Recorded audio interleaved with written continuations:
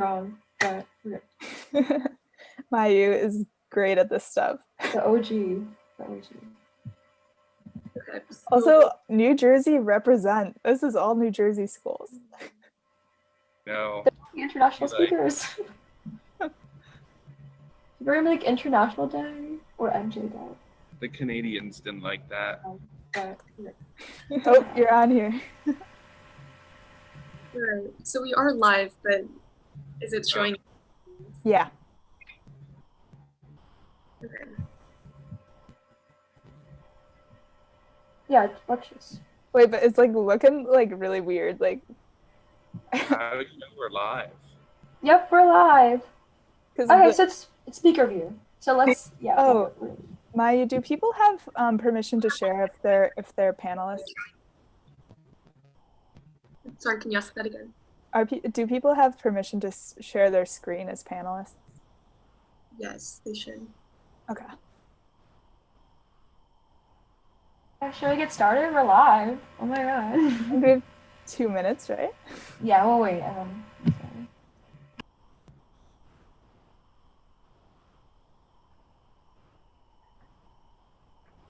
Yeah, so we can send one final bump in the chat and I'll turn my video off, but I'll be here. Perfect. We'll know that you're here in spirit. Yep.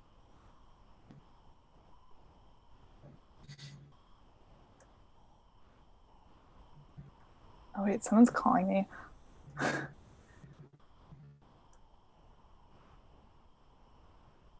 Hold on, I'm gonna go on mute for a second.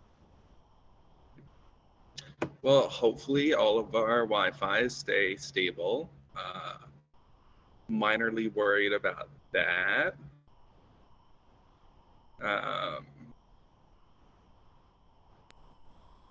It'll be okay. We're in quarantine. Things happen, but we're gonna try our best. And worst case, I got my Ethernet cable, so we're gonna be good. I get scared because I freeze like mid-sentence, and then I'm like, For anyone watching right now, we will be getting started in a few minutes. We're just gonna wait for more people to come, so just relax and get ready for an awesome day. Yeah.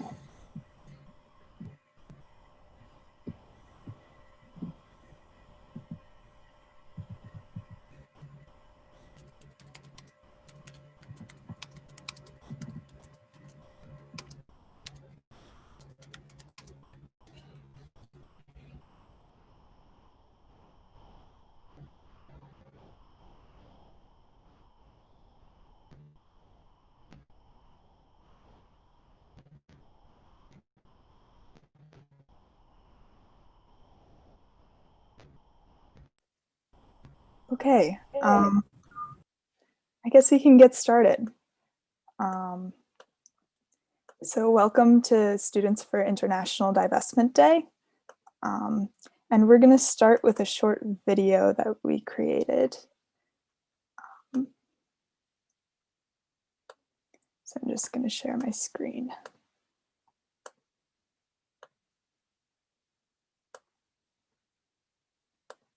There is no debate whether climate change is real. There is no time to waste. We must divest from fossil fuels. This is about human lives. This is about the future of humanity. This is about Our future. We are afraid for our lives. We are afraid of an uninhabitable planet. We must act now. Divest. Divest. Divest. divest. Divest. Divest. divest.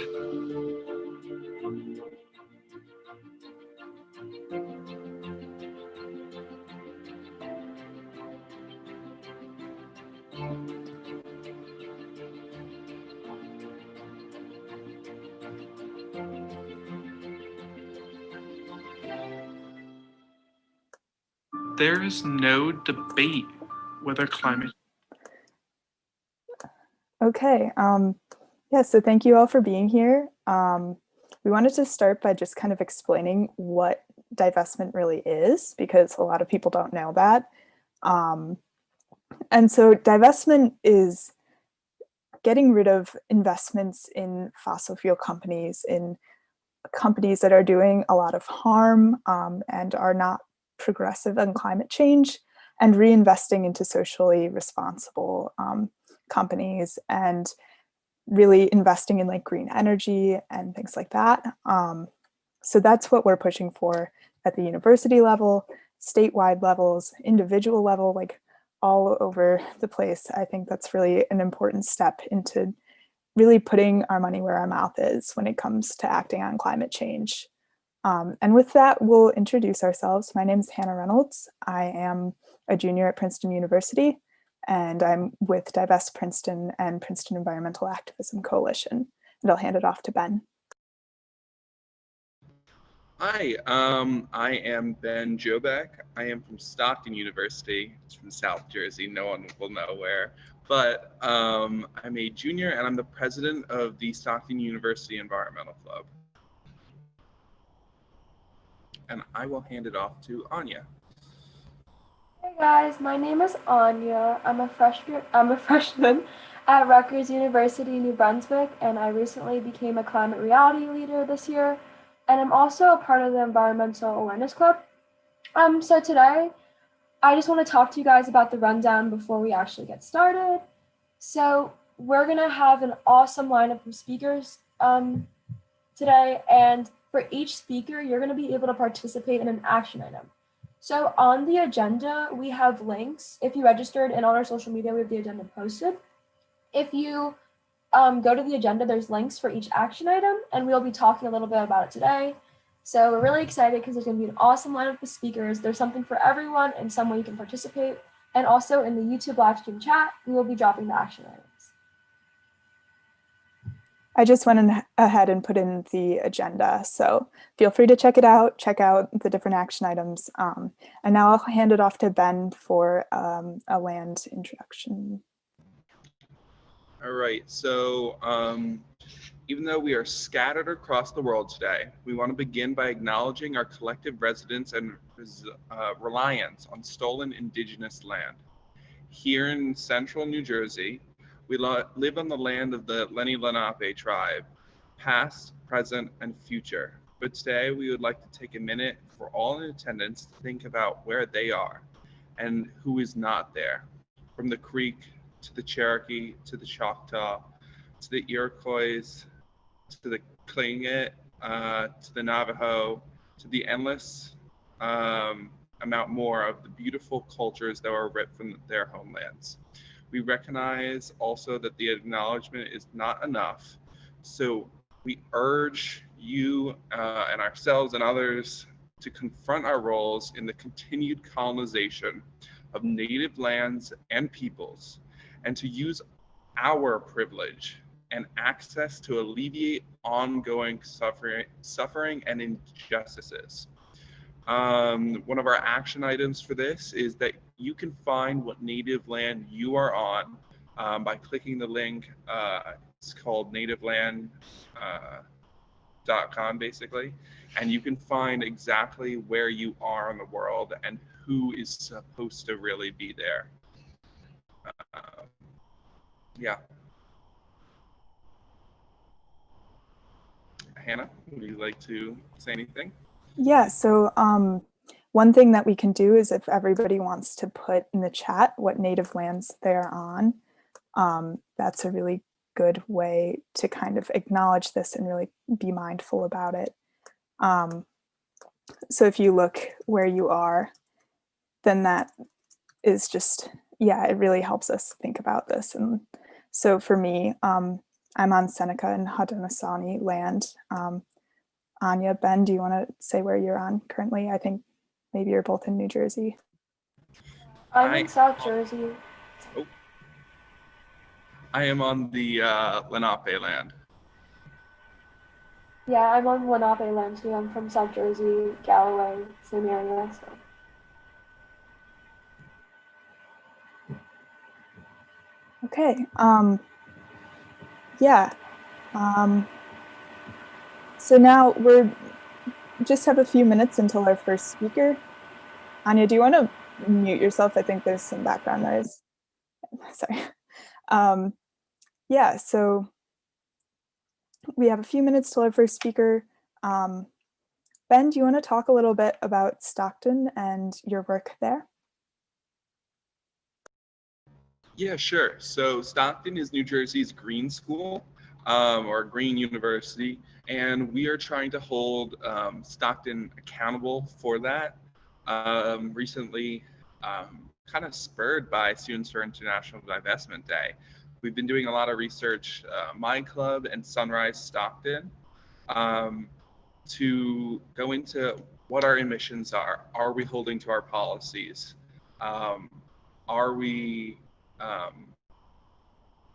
in partnership with any large fossil fuel organizations? And the answer is obviously yes.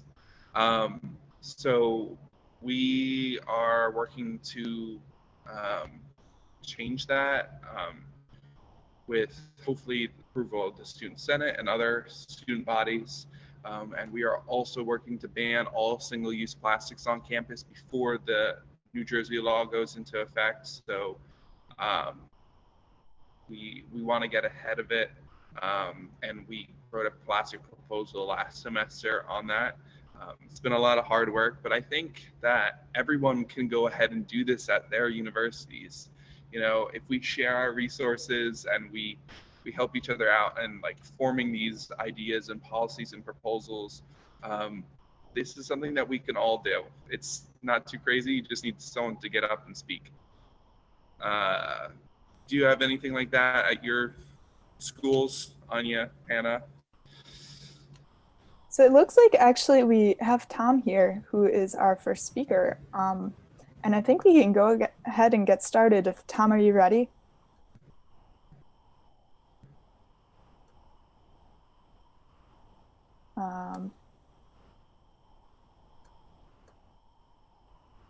Let's get it into PowerPoint mode. Yeah, okay, it looks like it's just a minute. Okay, well, I can introduce Tom. So I'm so pleased to introduce. All right, but otherwise it's ready to go? Yeah, perfect. All right. I'm so excited to introduce Tom Leyden. All right. Okay. Early solar pioneer and a Princeton alum. He's the developer of the first Princeton solar project, and he has been a leader in the renewable industry for years. Tom's currently the senior director at EDF Renewable Solutions, and he will be speaking about the potential for renewables to replace the fossil fuel industry. We're so excited to have you with us today. Thank you so much.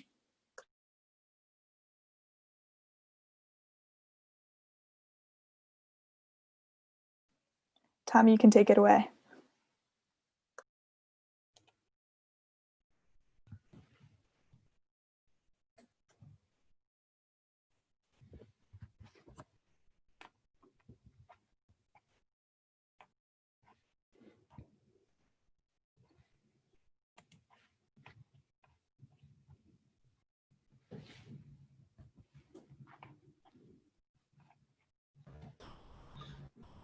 Tom, I don't know if you have your speaker on, if you are speaking right now.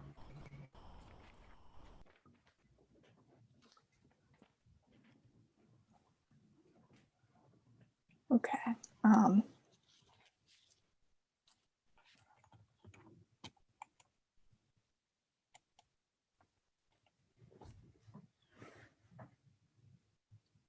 Tom, is everything working on your end?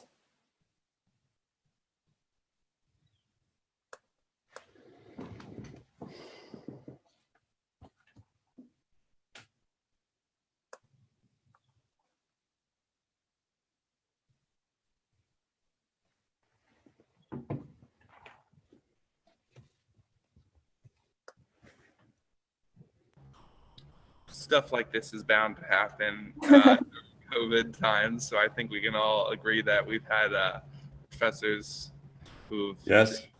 Oh, there we go. Perfect.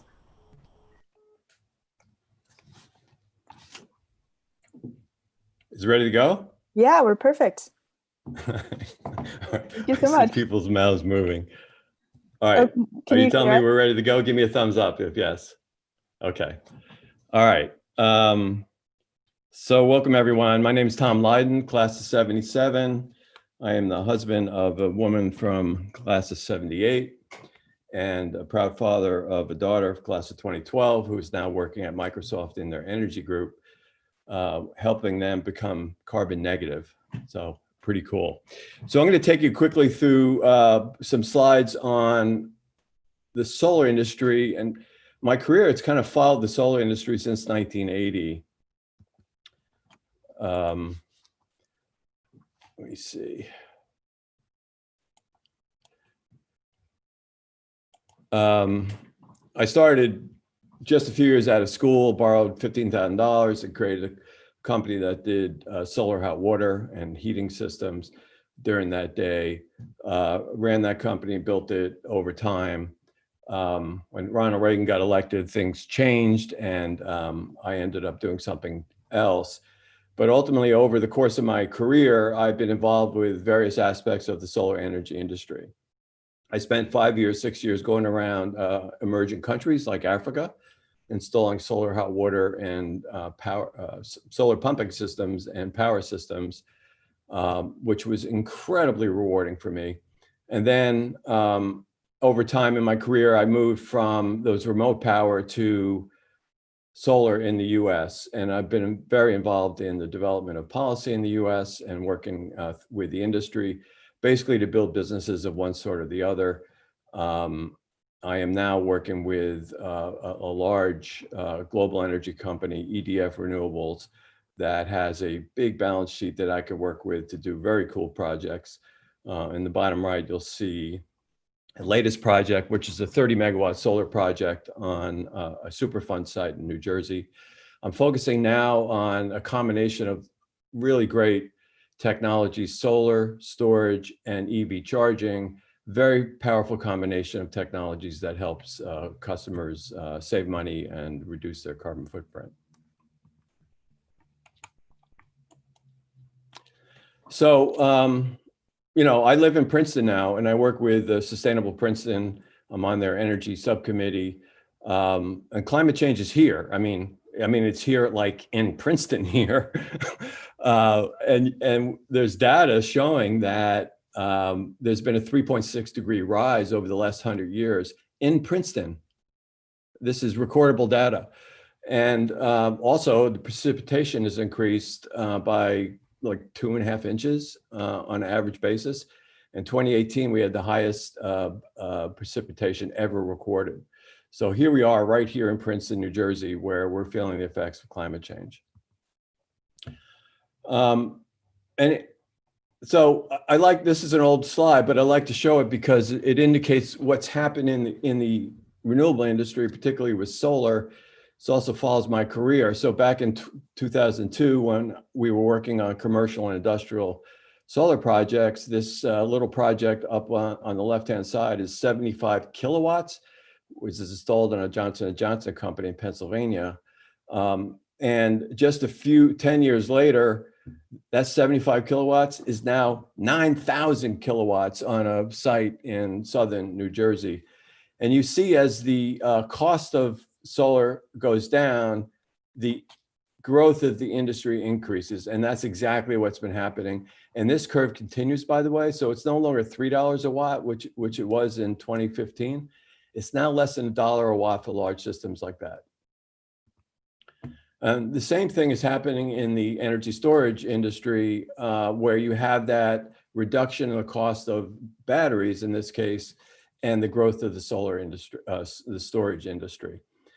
The important part, and the reason I joined and work on energy storage now, is because in order to get more renewables on the grid, renewables is an intermittent resource, as you know, we need to have something that is a buffer to that or can store that energy and use it at nighttime or when the wind isn't blowing. And so that cost curve's pretty much been following what's happened in the solar industry. And in this case, it's really electric vehicles that have driven the cost of batteries down. But we're a beneficiary of that. And as the costs keep coming down, again, the industry grows and grows. You may know also, I was the person who developed this project for Princeton in 2012.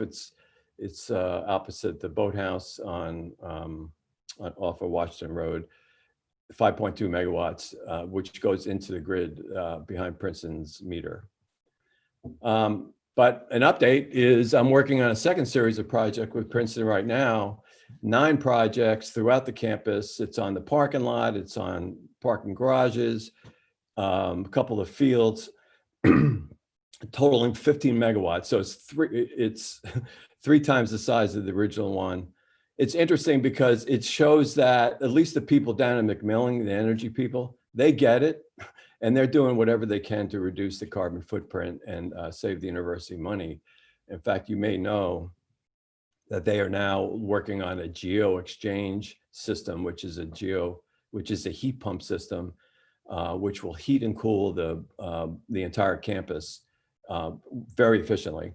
So a combination of that efficiency and adding solar is their effort, and they're part of the effort for Princeton to become carbon neutral by 2046, which is what the university is committed to. So it's interesting to note that the people of McMillan get it on carbon neutrality. And now we need to talk to the people that run our endowment to do the same thing. So, and 2020 was a really big year for our industry. The study by Rocky Mountain Institute shows very clearly that we've reached a crossing point that I've been working for all my career, where solar and wind and energy storage, demand management is now cheaper than building new power plants. And that's new gas power plants, which is what's been happening over the last few years. And so what that shows is like, there's really no reason anymore to be investing in these natural gas power plants because there's an alternative that's cheaper and environmentally better than natural gas. So the transition that people keep talking about has happened. We've transitioned. We are now in the new world where a clean energy portfolio beats any new form of energy. And interestingly, if you look at the cost decline and by 2035, even operating the old gas plants is more expensive than building new clean energy portfolio projects. So there's no reason for anyone who are making these decisions on big investments like gas pipelines and like power plants. It is not prudent anymore for them. Those plants will be out of the money in just a matter of years, and there's no reason to be investing in those. And the study showed, the Rocky Mountain Institute showed that there's a plan for about $29 billion worth of new gas generation over the next 5 years. We can avoid that and save $29 billion for ratepayers and avoid 100 million tons of CO2 a year. Big point here and exciting. And the other thing is, if you look at just investment portfolios, here's clear indication of all the sectors in the market, energy is the worst investment. That's classic, traditional energy. That industry is dying, and the smart investors are starting to understand that it's financially does not make sense to keep invested in fossil fuels. Another case, there are other investments available. They do not have to have fossil fuel in their portfolio. And on the left-hand side, you'll see the ESG, environment, society, and governance. Those portfolios are outperforming the others. XLE is the energy portfolio. I found recently, as an example, as an alternative, there's a solar ETF that was formed on the right-hand side, Invesco Solar ETF.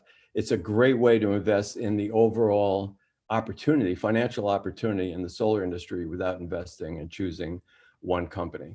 And I've invested in that, and if you just look at the graph, it looks great.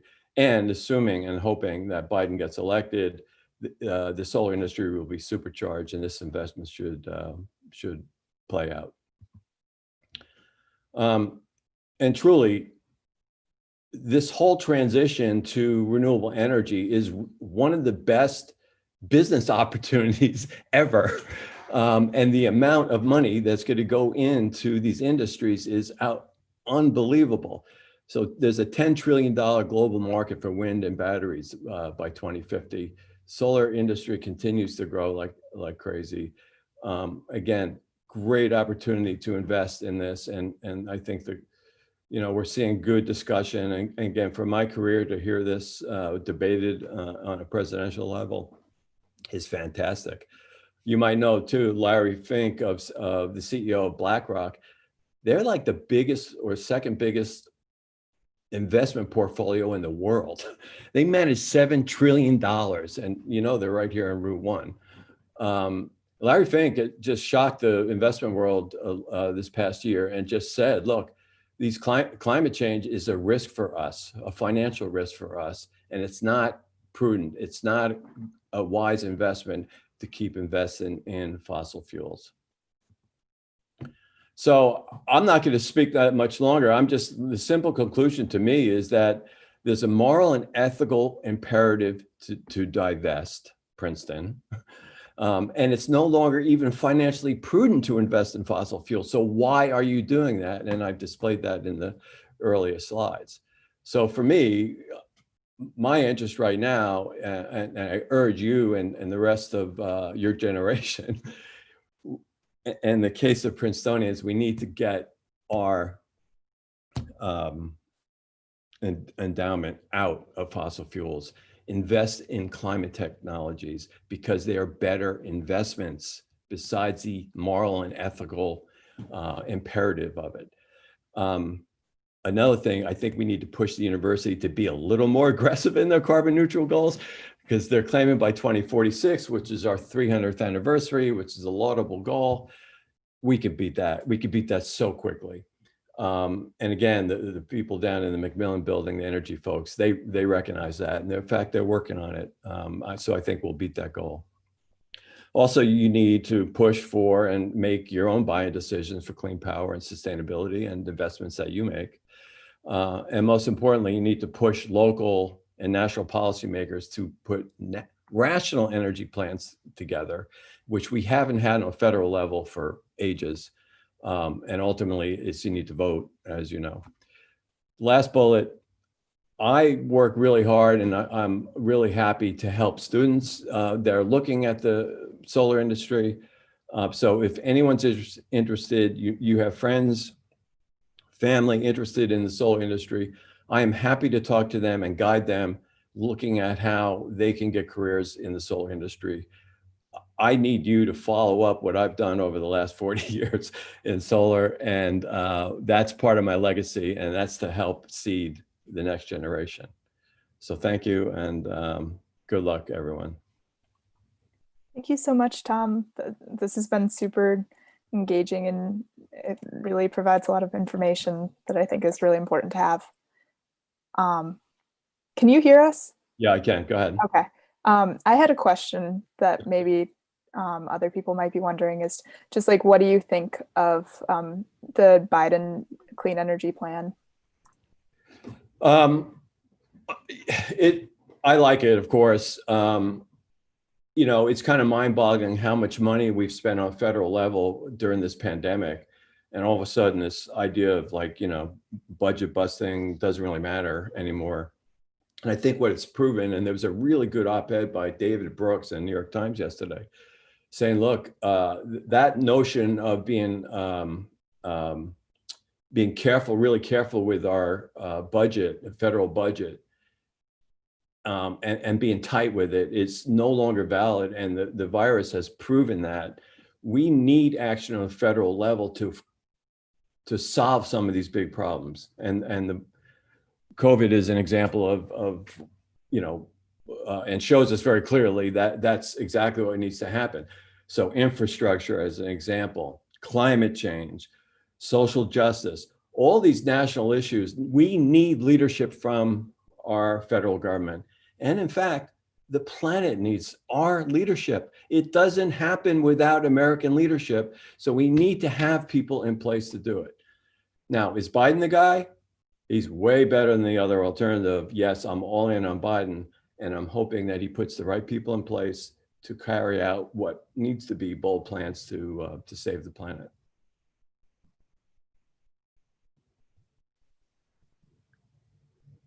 Yeah, definitely.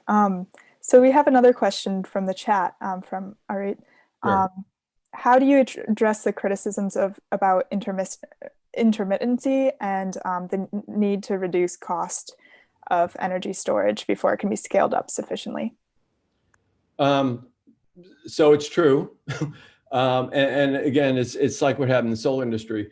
So if there's a societal benefit of doing, making investments, again, could be on a federal level, could be on a state level, then you need to make some investments. In the case of solar, they've created some incentives, the renewable energy credits. In the case of New Jersey, on a federal level, there's an investment tax credit. So what needs to happen is you need to bridge the gap a little bit to help reduce the price. And that's basically by volume and time. And again, in the case of battery storage, it's really electric vehicles. People are buying electric vehicles because they love to drive them. It's not just that they're environmental, they are fun to drive. And because there's volume there, you're starting to see a pretty radical reduction in batteries. So yes, wind and solar is intermittent, but it could be controlled. It's been proven in places where they have high penetration, like Hawaii as an example, Germany as an example. There are ways to manage the grid. We need to move away from the old paradigm with central power plants and into one that is a distributed system where you have energy going in and out of the grid, from your car to the car, from the house to, to the grid. And that's where we're moving. It could be accelerated, but we are moving there in the right direction. Thank you so much. We really appreciate all of your great insights. Thank you so much, Tom, for being here. You're welcome. Good luck, you guys. Thank you. Okay, bye-bye. Bye. So now I'll pass it off to Ben to introduce Maggie Thompson. I'll do the action item first. I just want to let everyone know that we have an action item in the comments that you guys can write to your representatives and ask for about energy innovation and carbon dividend act, and we could lobby them. Okay, so I am thrilled to be joined by Yale Forward's Maggie Thomas. Maggie has worked as a climate policy advisor for Senator Elizabeth Warren and Deputy Climate Change Director to Governor Jay Inslee. Maggie is currently the co-chair of Clean Energy for Biden and leads Evergreen Action. Thank you so much for being here, Maggie. Take it away. Awesome. Hey guys, thanks so much for having me.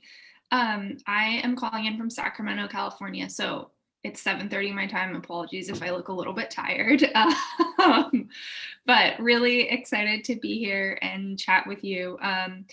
I thought that I would start just by telling you kind of a little bit about Yale Forward and what we're doing at Yale, and then open it up for questions, just so that I don't have to talk at you the entire time, and always curious to hear what people think, and use it as an opportunity to refine our strategy and what we're doing at Yale, and hear others' thoughts. So Yale Forward is a coalition of faculty, staff, alumni, and students at Yale that have all come together to elect a climate champion to the Board of Trustees at Yale. At Yale, there are two terms that are used interchangeably. The Yale Corporation and the Yale Board of Trustees are in effect the same thing, just two ways to describe it.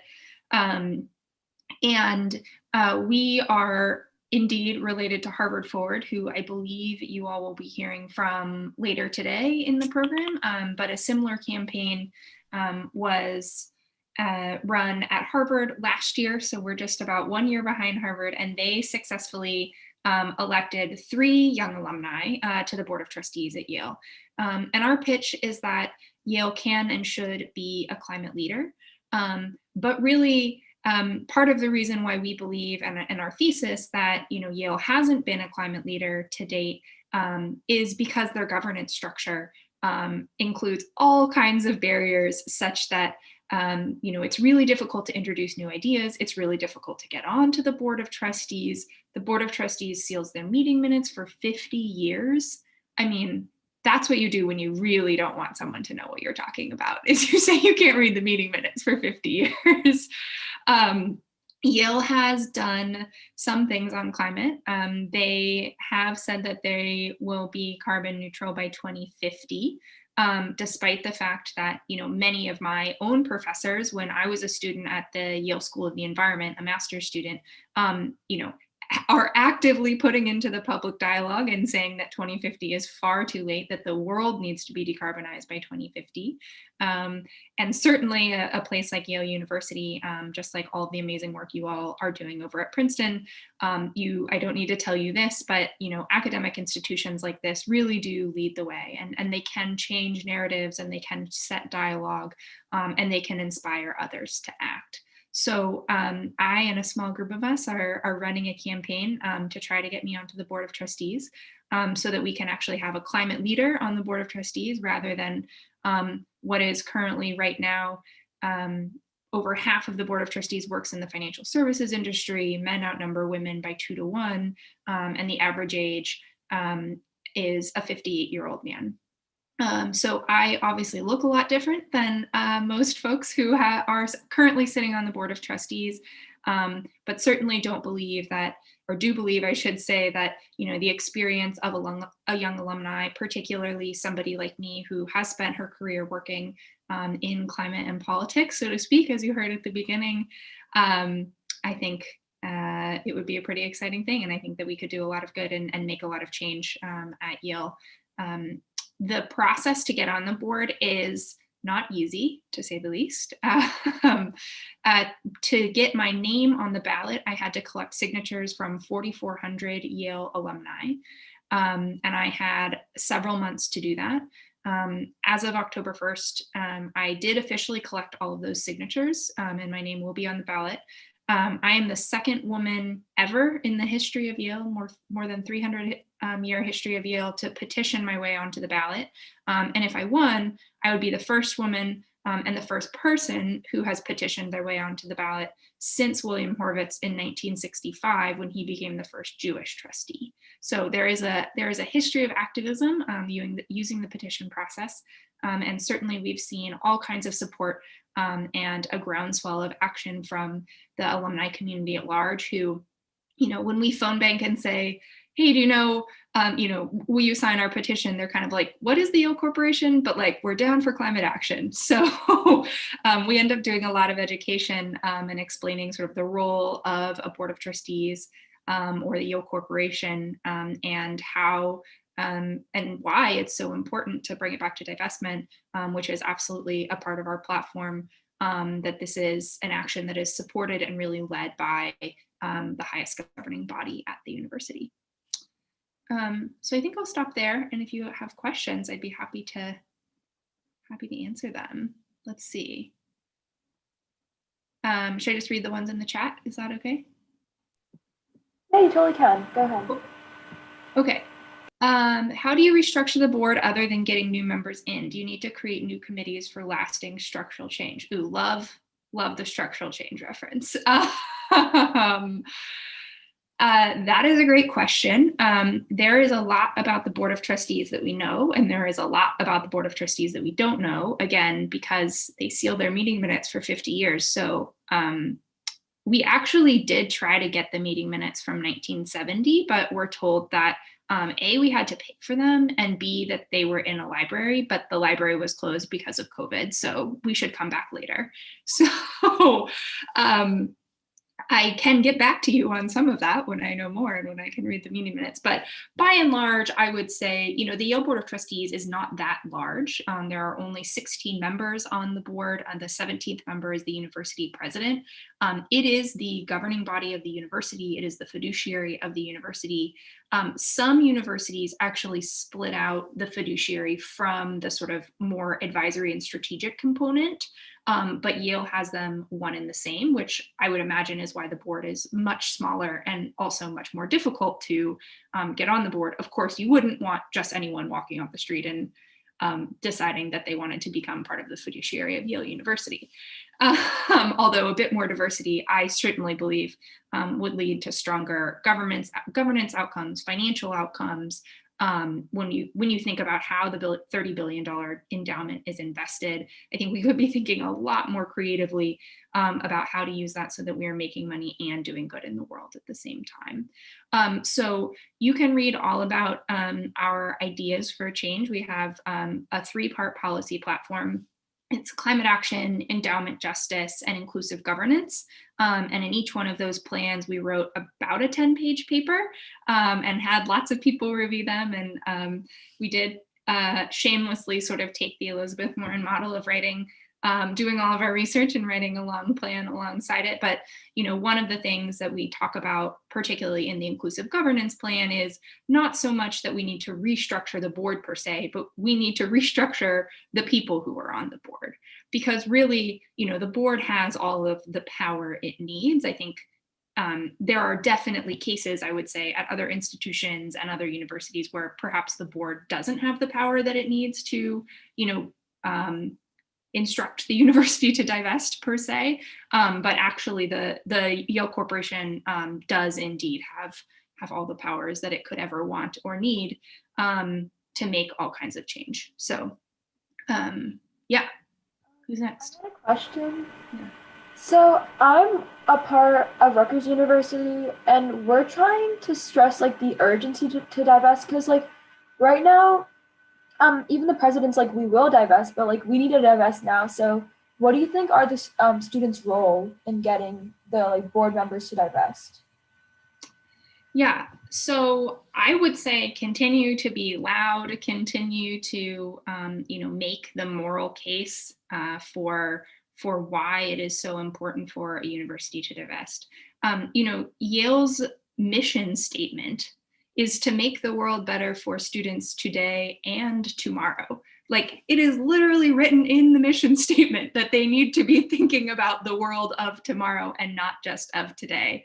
And that is something that we rely on a lot, in that, you know, if you are the greatest textualist of all time, if you want to read that, you know, read that university mission statement, baked into it is support for divestment, because there is just no way, as you know, that we can continue to be investing in fossil fuels and have a livable and habitable world for our students of tomorrow. So, you know, at Yale, the students, there are all kinds of well-organized groups and coalitions who are doing a lot of really, really great work.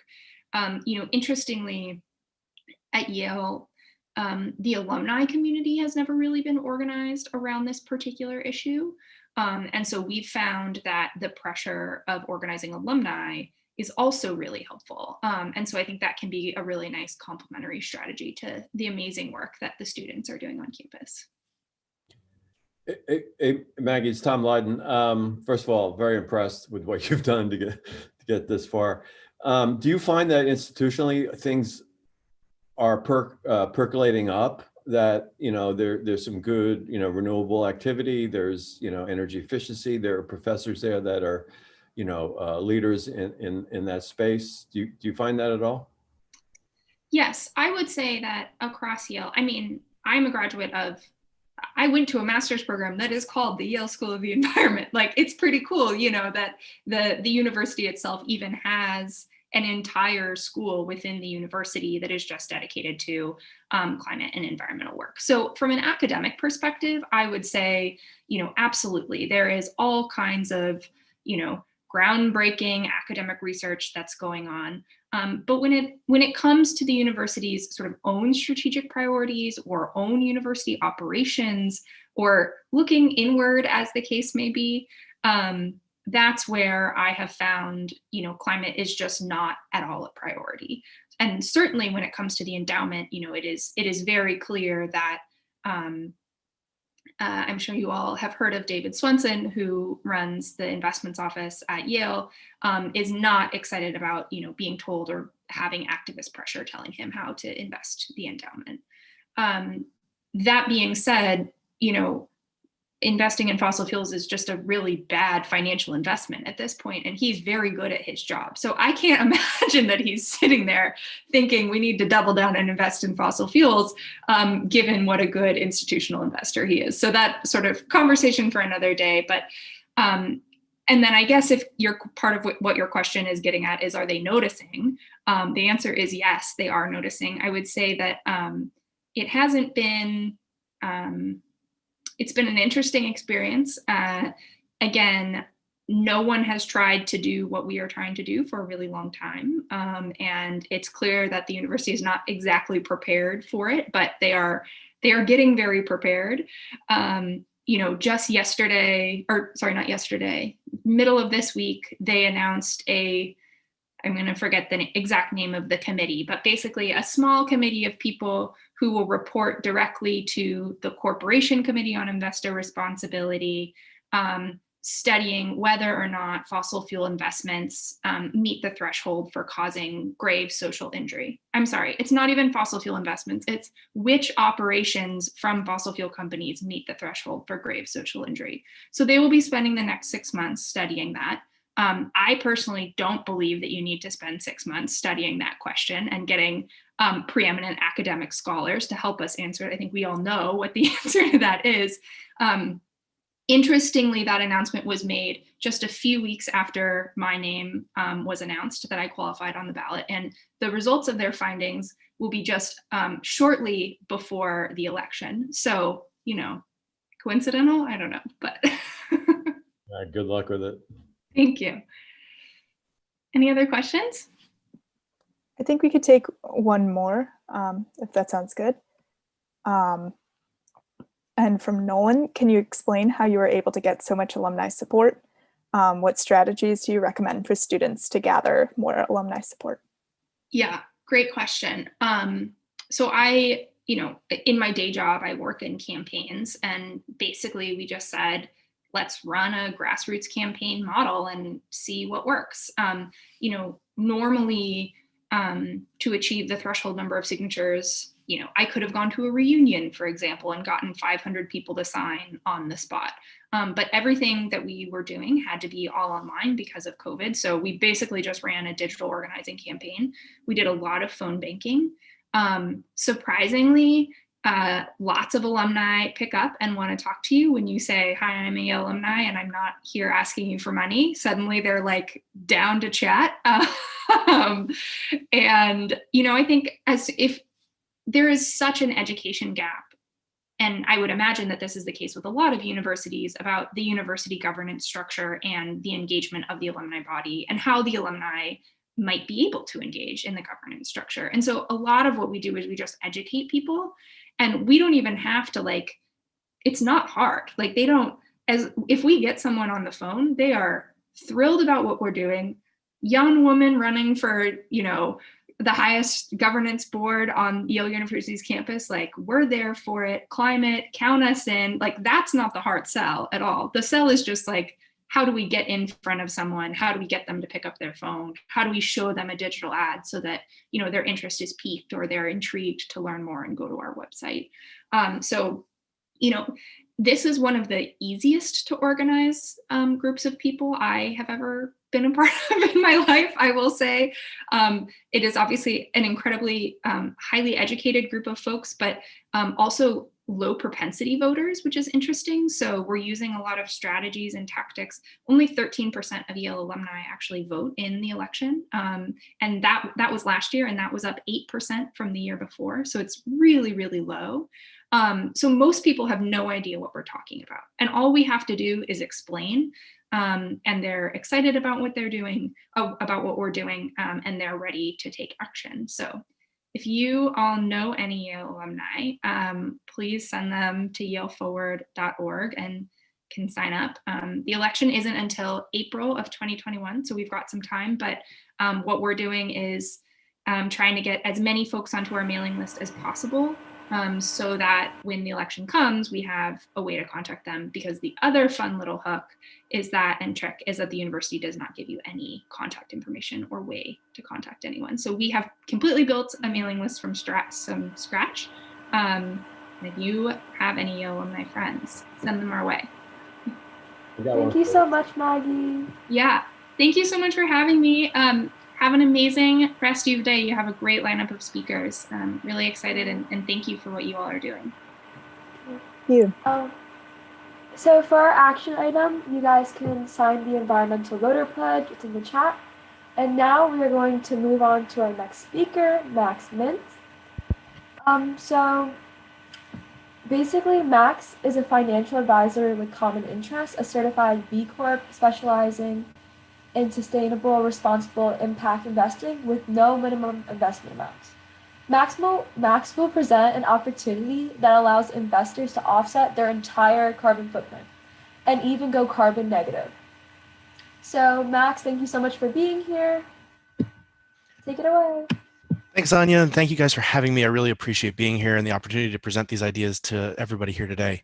As you said, yeah, we're a certified B Corp. We're one of 10 in New Jersey, and we're the only financial services B Corp in the state. One other fact about us is that, for what it's worth, we're also a signatory of the United Nations Principles for Responsible Investment, which is how we do shareholder activism and try to pressure companies to make changes in their policies. A couple other things about us. We also have a sliding fee scale based on our clients' ability to pay. So if you don't need a financial product or if you want to get a second opinion on your investment portfolio, we're really happy to work in any way that you'd like. I'd ask you to visit our website, which is commoninterestsfinancial.com, to learn more about us. And there's an appointment scheduler tool there in the bottom right-hand corner of every page that you can use if you'd like to get together with us on Zoom. I'm here for two reasons today. First, to talk about my firm and give you guys an actionable way to divest from fossil fuels. As I said, we have no minimum investment amounts, so we're able to do that for anybody who's looking to do that in a diversified way. We also work on what's called impact investing, which is a step beyond fossil fuel divestment. When we talk about impact investing, we're talking about investments that have both financial and extra financial impacts. We need to be able to track both the financial performance, but also measure what these investments are doing when it comes to social or environmental criteria. Now, these investments have been offered for a long time, but traditionally, they've only been offered to what's called accredited investors, those investors who have over $1 million in assets or $250,000 a year in income. My firm works to democratize access to impact investing, and we're very proud to be able to offer our first direct impact investment that we've had our hands in structuring. It's with a company called WorldTree, which is involved with planting trees. The company is built and the offering is built to create a measurable impact on 7 of the United Nations Sustainable Development Goals. And you can visit my website and commoninterestsfinancial.com to learn more and actually see how we're working on the SDGs. At the highest level, this offering is planting trees. And in fact, it's planting the world's fastest growing tree, which is called the Empress Splendor or Paulownia tree. It grows from sapling to full maturity in approximately 10 years, which compares very favorably to other trees, which typically take 20 to 30 years to grow. Now, the explosive growth of this tree is what powers all of the aspects of this deal. First, and most importantly for a divestment group, is the amount of carbon we're able to capture. Each acre of these trees is rated to capture 90 metric tons of carbon per year, which just for reference is the rough carbon output of the typical family of 4 in America. There are a lot of other benefits to this as well. These trees are regenerative, which means that after they're cut down for timber, and you actually have to cut them down for timber in order to maximize the carbon capture potential, because once you cut them down, they actually regenerate from the rootstock for 6 more growing cycles, which leads to 70 years total of carbon capture. The trees are going to be grown by small independent farmers here in the U.S., both in the southeastern U.S. and the Pacific Northwest, but also South and Central America, most notably Costa Rica, which is a really cool place to grow these trees because they have these giant shade leaves and they intercrop very well with other crops. So the farmers will often in Costa Rica be growing coffee under them, and shade-grown coffee is a great cash crop for them. those leaves are also, I mean, they're really the sort of secret thing behind the entire offering. Not only do they contain enzymes which power a heightened version of photosynthesis, again, helping with carbon capture, but they're also a nitrogen source. And when they fall each year, they return nitrogen to the soil, regenerating soil that has been depleted by traditional farming methods. The trees are rated to return about 100 kilograms of nitrogen to the soil per acre, which reduces the need for other pesticides and different types of things that are used. Another interesting feature is that the farmers actually get the trees for free, meaning they put no money into the deal. They get these trees for free, and then they own them outright after that first harvest.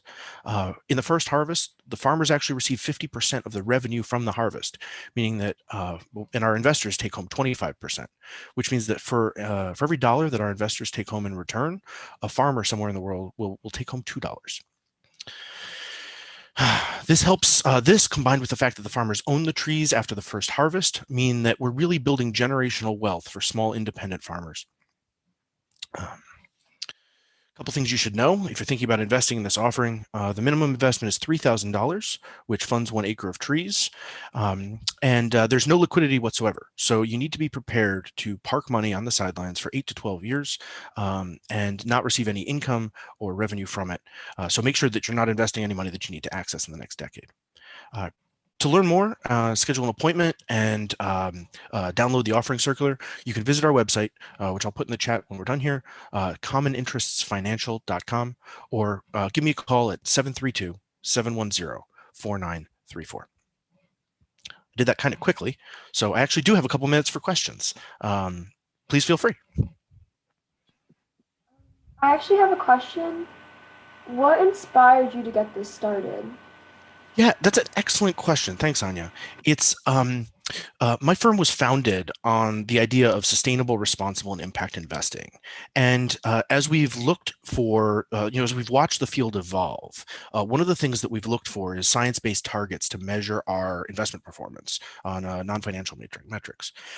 As we looked for ways to help, what's the biggest thing that we can do? We ended up focusing on the drawdown solutions.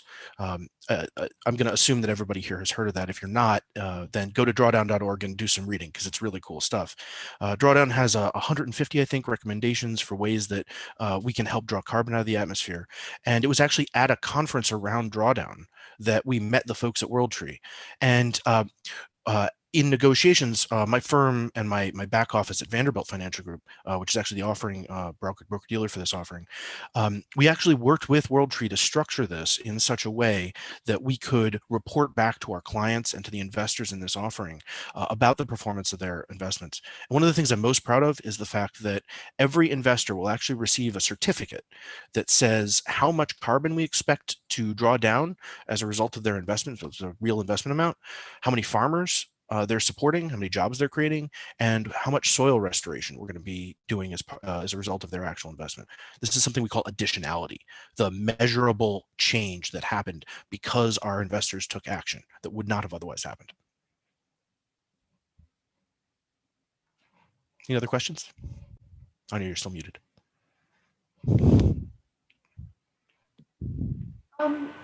Where do you see the future of finances going in terms of renewable energy and projects like yours?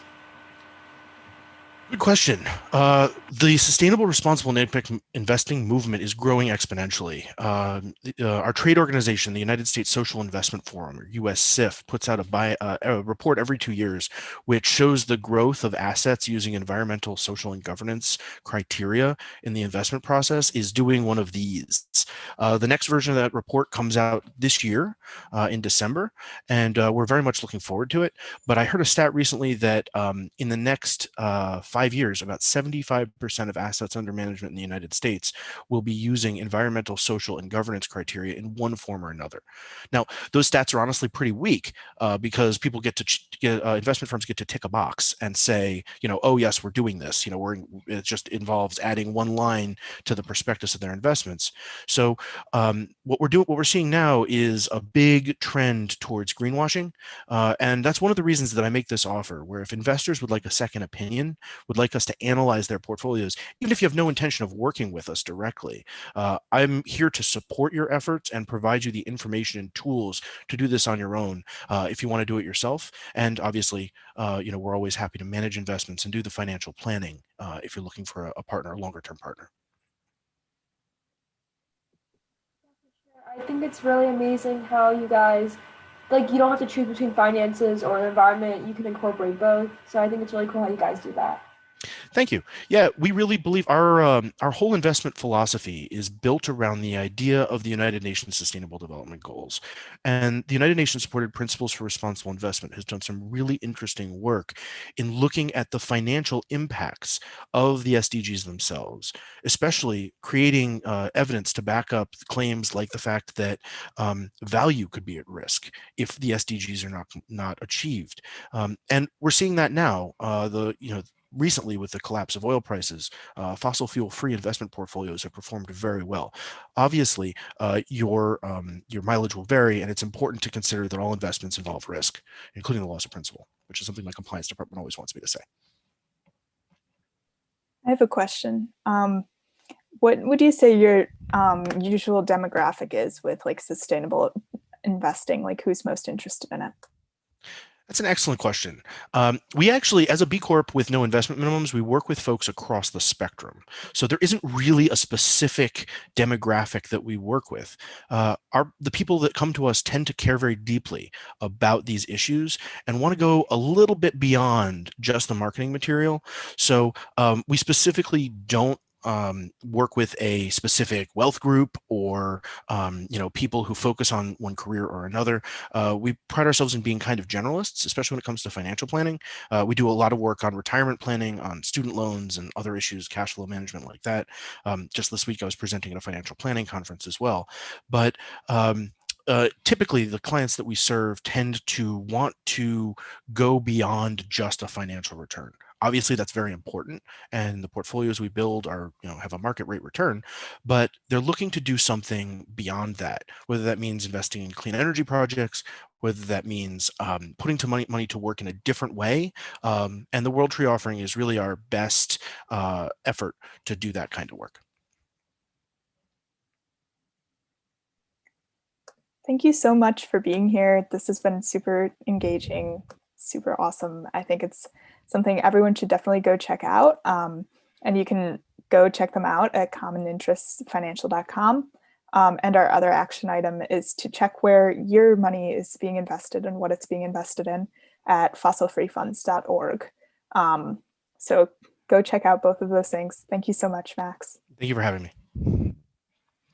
And now we'll introduce Casey Aldridge. I'm so excited. He's a Reverend and a Master of Divinity graduate of Princeton Theological Seminary and a Levine Scholar at the University of North Carolina at Charlotte.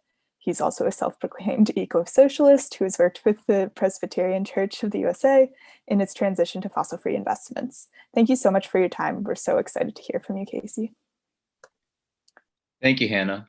Good morning or afternoon, everyone, depending on where you are right now. My name is Casey Aldridge. I'm the youth pastor at Pennington Presbyterian Church in New Jersey, on stolen Lenni Lenape land, fewer than 10 miles west of Princeton Theological Seminary, from which I graduated in May. I'm from Charlotte, North Carolina, originally a city built on the stolen homelands of the Catawba and Sugaree peoples, and home to a vile monopoly called Duke Energy. It was there that I cut my teeth as an activist and came to identify myself as an eco-socialist. Moreover, it was there in local struggles against Duke and its outsized power over people's lives that I began to recognize where God is at work in the world. I was first called to ministry in May 2014 at a protest I helped to organize with Charlotte Environmental Action and other organizations outside of Duke Energy's annual shareholders meeting. I've been trying to faithfully follow that call ever since. To follow the call of the creator of the universe is an ancient metaphor that comes to us from the Hebrew Bible. To be called by the creator is to put the creator's agenda before our own. To follow the call of God is to seek justice at any cost. Usually this following is less literal than allegorical. Those who choose to heed the call must disregard the path of least resistance and confront any and all authoritarians that sanction or maintain an unjust status quo, just like Moses confronted Pharaoh in the book of Exodus. And as you all know, ours is a profoundly unjust social order. Capitalism creates a wide rift between the many workers who make and the few executives who take. This year, Princeton alum Jeff Bezos and other billionaires have watched their net worth skyrocket, while millions of families have lost income, savings, housing, and healthcare. The picture doesn't get any prettier when we turn to consider ecological inequality. The top 10% accounted for more than half of all carbon output from 1990 to 2015, and 100 corporations are responsible for more than 70% of all greenhouse gas emissions, even though it will be the poor, colonized, and multiracial masses that are disproportionately affected by climate change. So following the call of justice means confrontation with these realities. And that kind of confrontation is what the Sunrise Movement is doing in their Wide Awake campaign, pledging to show up and make noise at the doors of the architects of this death economy from dusk until dawn. Those are their words, not mine. Sunrise is answering the call to confront the rich and the powerful, and reminding us all that the act of following the call of justice need not only be metaphorical. Every now and again, it involves picking oneself up in whatever way one is able and going somewhere, to a politician's home or to the institutions that are complicit with death-dealing industries. In June 2018, I and other Presbyterian activists similarly picked ourselves up to walk 210 miles over the course of 2 weeks from the Presbyterian Church's headquarters in Louisville to the 223rd General Assembly of our denomination in St. Louis to demand that the National Church divest from fossil fuels. Presbyterian Church has a long history of divestment as a strategic and moral tool. The Board of Pensions, which handles the church's investments, elected long ago never to buy tobacco, alcohol, or gambling stocks. They're labeled as sin stocks. Since 1982, we've had a broad divestment policy against military contractors and weapons manufacturers. In the 70s and 80s, the church adopted rules for divestment from companies operating in apartheid-era South Africa. The idea there was to outline human rights standards that companies must be able to meet. A group called Mission Responsibility Through Investment would then engage and seek to lobby or push companies to change corporate policies or else be recommended for full divestment. The church divested from 16 companies profiting off of South African apartheid until the racist regime ended in 1993. In 2014, a decade of unproductive engagement with companies complicit in Israel's occupation of Palestine concluded with a vote to divest from 3 American companies, Hewlett-Packard, Caterpillar, and Motorola. That same year, however, the General Assembly voted to table an overture that called for wide-ranging divestment from all fossil fuel companies within 5 years. The Assembly voted to pass the torch to MRTI to press companies to do better. But the problem is that we're not asking for fossil fuel companies to do better. We want them to keep carbon in the ground, which is to say that we demand that they cease being the very entities that they are, traders and profiteers of climate chaos, death, and displacement. Therefore, in 2018, I and my friends in Fossil Free Peace USA and the Presbyterian Peace Fellowship walked to prove that we did not need fossil fuels to get to General Assembly and to build momentum for this fight for our lives and our common home. Along the way, we connected with rural congregations in southern Indiana and Illinois. Every evening after hiking anywhere between 12 and 17 miles on country back roads and highway shoulders, we broke bread and worshiped with people that had agreed to take us in for the night. After worship, we coordinated teach-ins where we learned from local conservation activists, asked people in coal country about their anxieties around divestment, and amplified the voices of frontline communities in New Orleans, Immokalee, Florida, San Juan, Puerto Rico, Lima, Peru, and Lagos, Nigeria. Every conversation we had and teach-in we led built momentum as we made our way to St. Louis, and every morning we woke up early to hit the pavement again, singing songs of hope and faith. One of the songs that we sang was written by Matt Black, a singer-songwriter and fellow pilgrim for a fossil-free world. Matt led us in lyrics adapted from Jesus' Sermon on the Mount. Where your treasure is, there your heart will be. You cannot love both God and money. When we arrived in St. Louis, that was the message we brought with us. The church, which in principle at least exists as a body of believers called to love God and our neighbors as ourselves, cannot love both God and money. Jesus taught that no one can serve two masters. We will either hate the one and love the other, or be devoted to the one and despise the other. This is the choice before every religious denomination and institution of higher learning today. What will we choose to serve? Set aside all of my talk of God for a moment. What is our chief aim or ultimate concern? The chief aim of any capitalist corporation is only the accumulation of capital without end. Marx showed us that in capitalism, money is not a means to an end, but is itself the goal. The capitalist invests in the stock market or constructs a factory in order to turn a profit, and the pursuit of profit is his or her chief aim. Of course, infinite economic growth cannot be maintained indefinitely. In the words of David Attenborough, anyone who thinks that you can have infinite growth in a finite environment is either a madman or an economist. If 100 corporations are responsible for 70% of all greenhouse gases, and if corporations are moved by their only true God, the golden calf of profit, we have to make fossil fuels unprofitable. As we've already heard this morning, that process has already begun, but it is the job of the divestment movement to speed that up. In the long run, combating ecological devastation will demand that we discard capitalism and any economic model that puts profit over planet and people. In the short run, though, making fossil fuels unprofitable looks like divestment and student strikes and pipeline blockades in and beyond Standing Rock. It looks like electing people that can be moved by grassroots pressure and then giving those elected officials hell. It looks like forging coalitions with labor to fight for a Green New Deal that leaves no one behind, with BLM activists fighting to defund the police, and with indigenous communities working to decolonize this land. Part of why we need divestment now and cannot afford to engage these companies trading our futures for profit is because they have chosen which master they will serve. They are all devoted to mammon, that biblical symbol for the bottom line. Profit is the only language they understand, not moral pleas, not ethical arguments.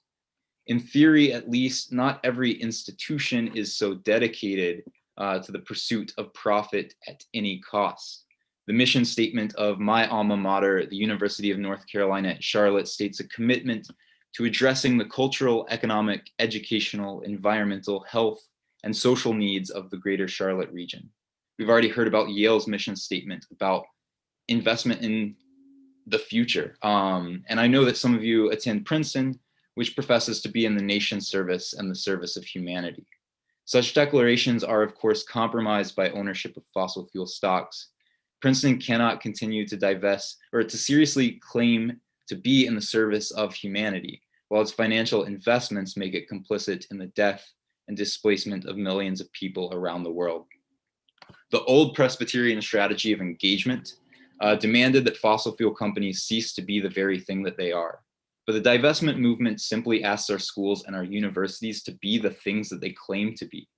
Students at UNC Charlotte want the university to actually address the environmental, health, and social needs of the greater Charlotte region. Princeton students are only asking for Princeton to actually commit to serve humanity, not only in its research, but also with its $26 billion endowment. While the endowment of the Presbyterian Church USA is a little smaller than that, we, with Fossil Free Peace USA, we're only demanding that the church put its money where its mouth is and live up to its chief aim, to love God and to love our neighbors as ourselves. Princeton cannot serve two masters. It will either serve humanity or it will continue to invest in fossil fuels, not both. Likewise, the church cannot simultaneously love both God and money. And yet, after all the momentum we built leading up to the General Assembly, and after nearly 50 presbyteries voted to concur with our divestment overture, which gave it the broadest base of support of any overture in Presbyterian history, the motion was defeated on the floor of the Assembly.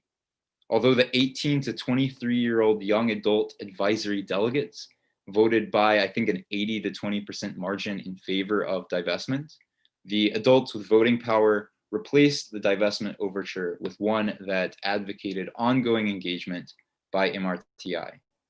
I was heartbroken, and I know that others felt betrayed to see the measure defeated by those who won't have to contend with the realities of climate change in quite the same way.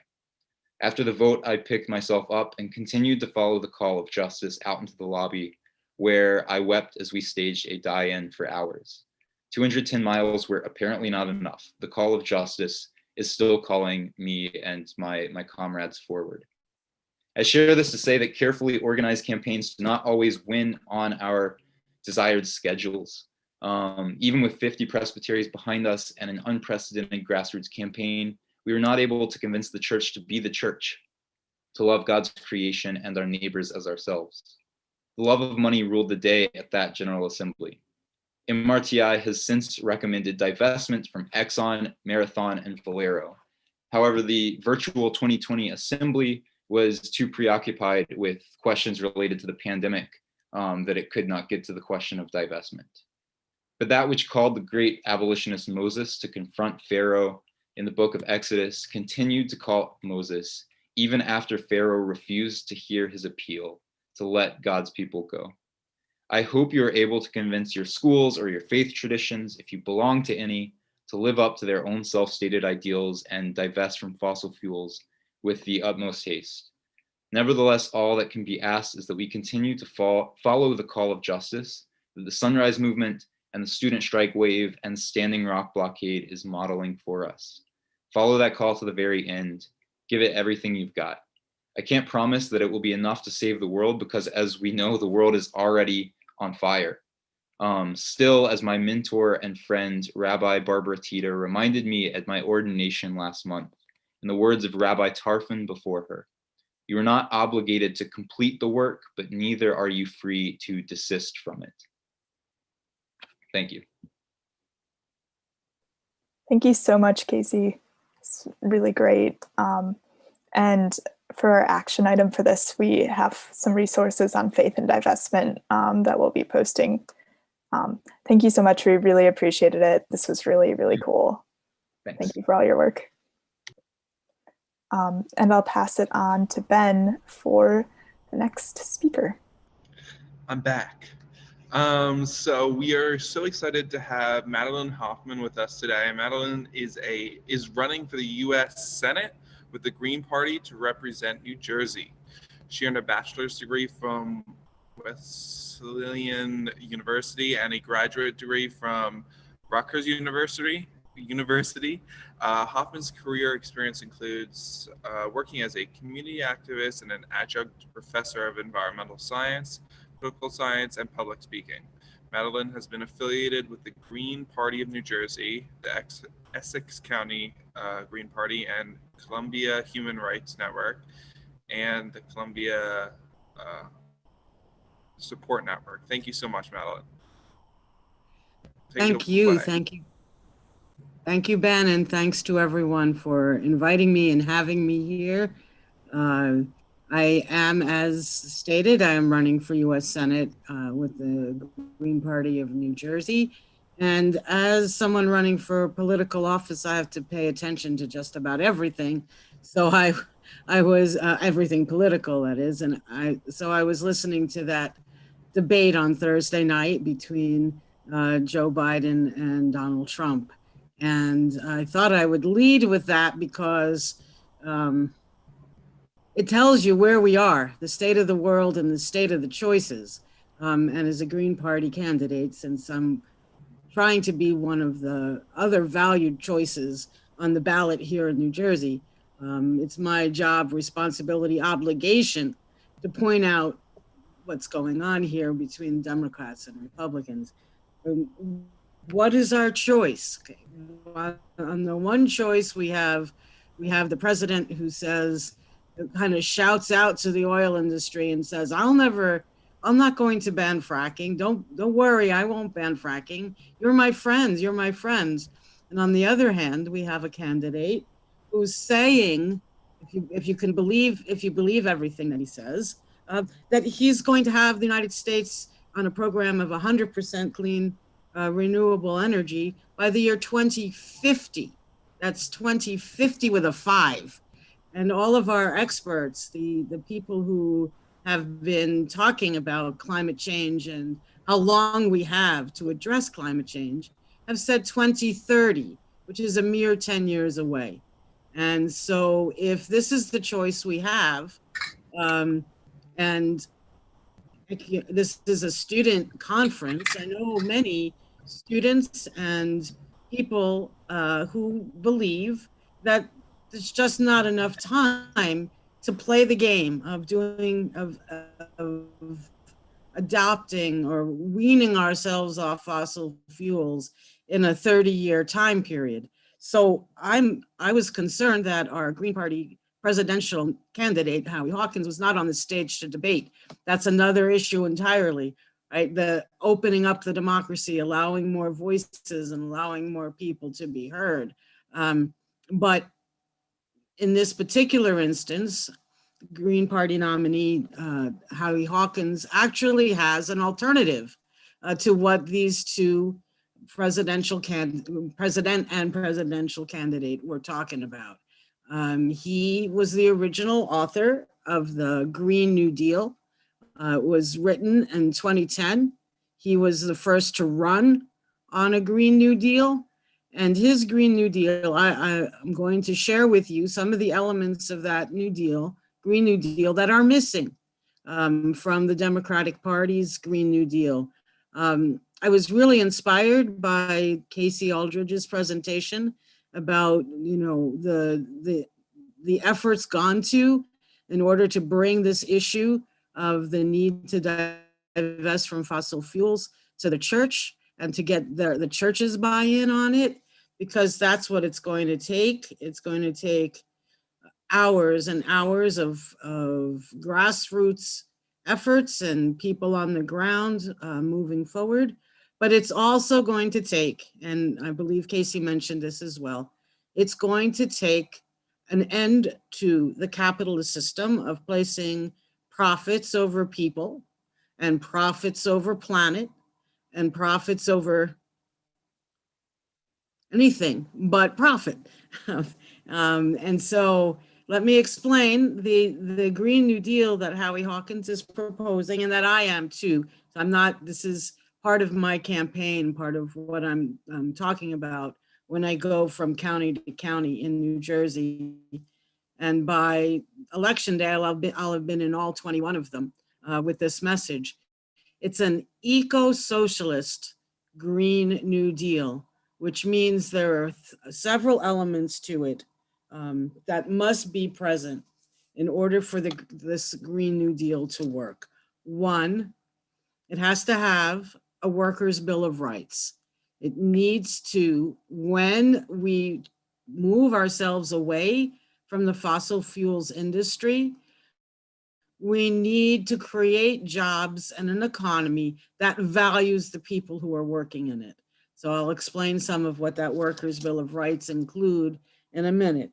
It's also necessary for this Green New Deal to include confronting the military-industrial complex.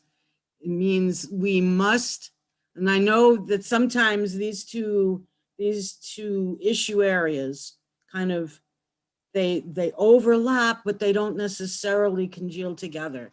And as an activist myself, almost 20 years on the environment and toxic chemical pollution issues in New Jersey, and then almost 20 years working for peace as a director of a nonprofit peace organization, I want to merge the two into an eco-socialist Green New Deal. And by merging the two, what I mean is that the US military consumes at this point $740 billion of the United States Treasury. That's $740 billion with a B. And that's just baseline. There's then money that's going into revamping the United States nuclear arsenal. What are we doing? Revamping, modernizing, and strengthening our nuclear arsenal so that it's larger and more powerful than it was at the height of the Cold War. When we're telling the rest of the world, you can't have nuclear weapons. And when the rest of the world, we are one nation short now internationally of getting the 50 needed to make a treaty to ban, for the prohibition of nuclear weapons into international law. The 49th came on board yesterday. So we have one more nation to go. Now the nuclear powers are nowhere near this treaty. So the United States has ignored it from 2017 till the present. But while 122 nations negotiated it, the United States is putting money in, sinking trillions of dollars into modernizing its nuclear weapons arsenal. And that's why, one other way or reason why we need to confront the military industrial complex. And that adds to the $740 billion I just spoke about in the military budget. We are engaged in at least 9 illegal wars at this point, and there are others that we don't know about.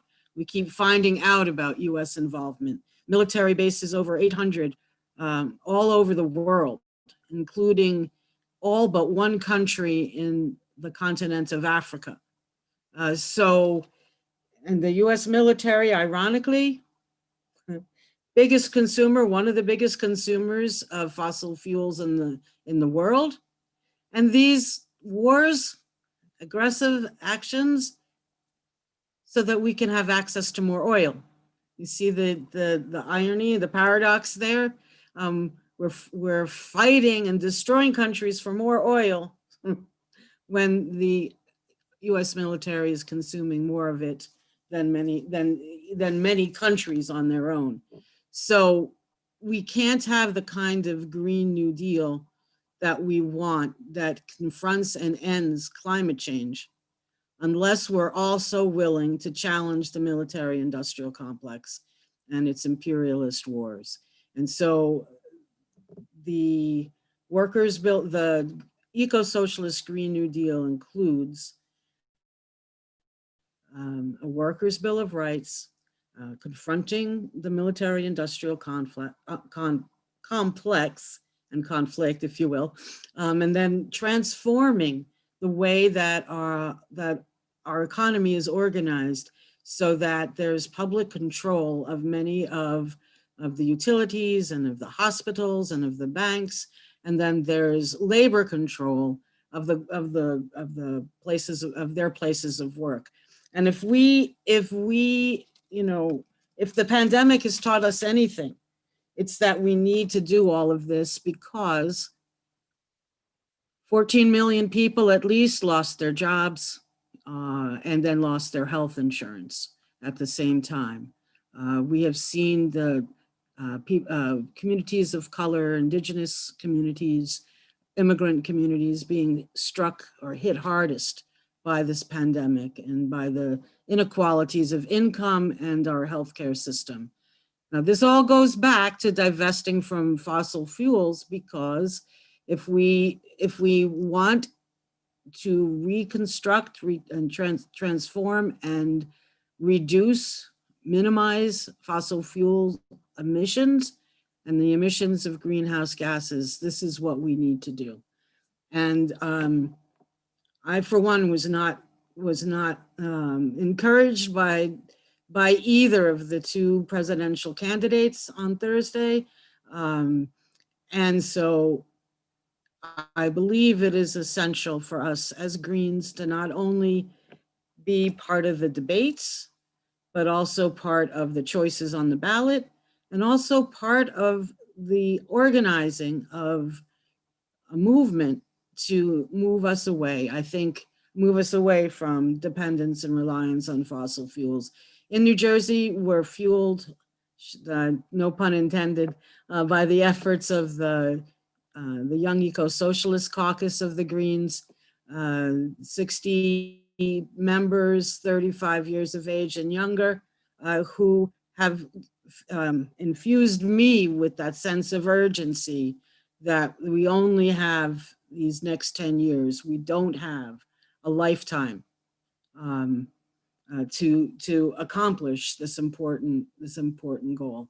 I want to give you one example of a place I visited last weekend, as a matter of fact, where you can see, where we can see how this issue of Green New Deal will make a difference. Now, this is down in South Jersey in Salem County at the Salem Nuclear Power Plant, not fossil fuels, obviously, but an energy source that's non-renewable. And there's a plan to build a wind turbine right next to the nuclear power plant. And so I was asked by a local resident what I thought about that.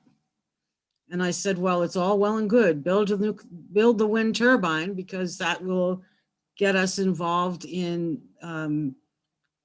renewables and can spawn a whole range of jobs and industries around the provision of wind power. But shut down the nuclear power plant. Why must we have the two side by side? And this is what a Green New Deal involves. It involves taking the polluting industry, whether it's a nuclear power plant, a power plant that uses fossil fuels, a pipeline that sends fracked oil and gas, to the power plant. It involves taking those symbols, signs, and enablers of the spewing out of greenhouse gases and the warming of the environment.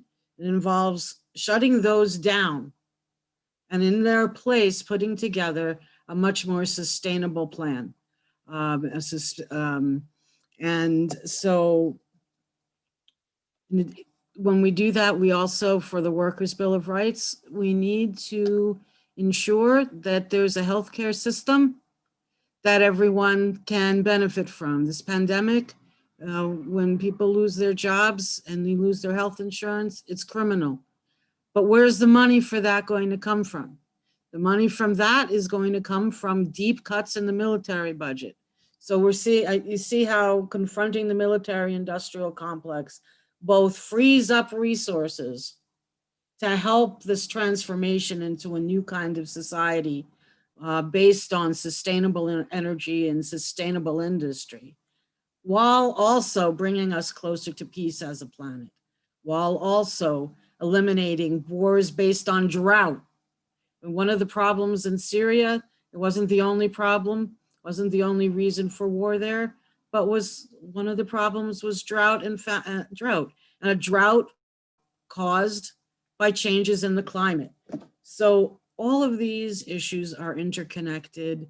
There are examples even here in New Jersey of side by side where we can address one and address the other at the same time. But it isn't going to be easy, as a previous speaker indicated. We can take 5 steps forward and then take 3 steps back. We can build and strengthen the movement and still have those who control the politicians by contributing big dollars. We can have them continue to control the agenda. My campaign and the Greens in general take no money from petrochemical industry, pharmaceutical industry, military contractors. We take no money from those corporations or political action committees. We need to do that. We need to clean out our political process. We need to have politicians or people representing us who care about the issues that affect us and aren't in it to line their own pockets. People who are in public office in order to transform the way this country is headed, the direction this country is headed in. And that's on a wide range of issues: economic justice, social justice, environmental justice, climate justice. I was honored to attend a rally that was organized by Sunrise Union in the city of Elizabeth about a month ago, showing how all these issues intersect.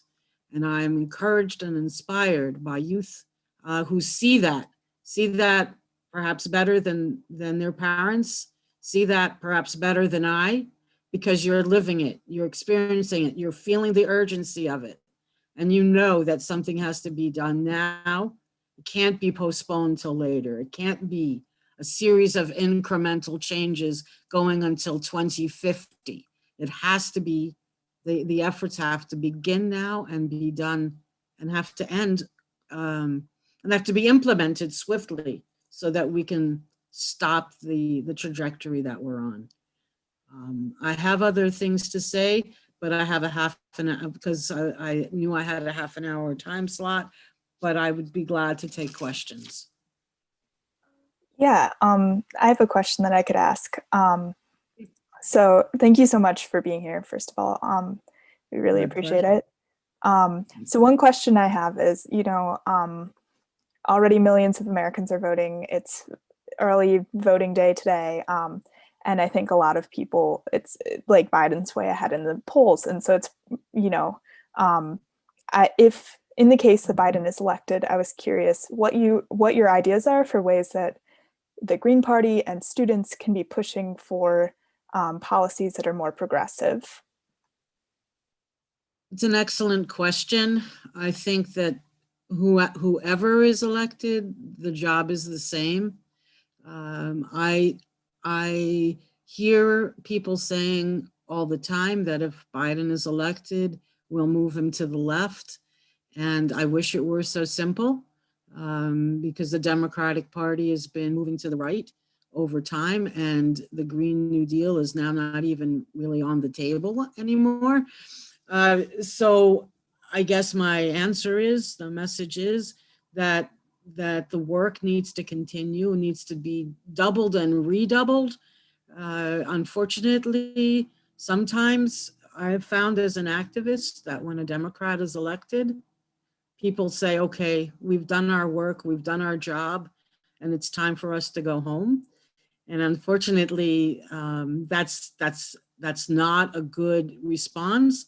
So what I would say is to continue to build the coalitions that have already begun, to not believe just because Biden is not Trump, that we're going to get the kinds of changes that we need, to work to implement the Green New Deal, a real Green New Deal, not one that's where the message is watered down and then eventually tossed into the wastebasket, because that's where it is as far as the Democratic Party national platform at the moment, and to insist that the United States stop its endless wars, stop investing 57 cents on every tax dollar into a destructive kind of effort, both destructive of people's homes and lives, but also of the environment, and to insist that there is no tomorrow. I mean, this is the problem exists now. We see the wildfires raging. We see Siberia, with record high temperatures. We see so many examples of where climate change has already hurt people and hurt the planet. And just to hold your ground, I would, also say to align with people who are standing where you want them to be, not people who have to be pushed there, but people who are already there, and that together we'll either change it or, we'll go down fighting. Not sure which one it's going to be, but I'd rather be amongst those who are fighting to change it, and gladly work with students, international students, for divestment to promote what the agenda that you all are promoting.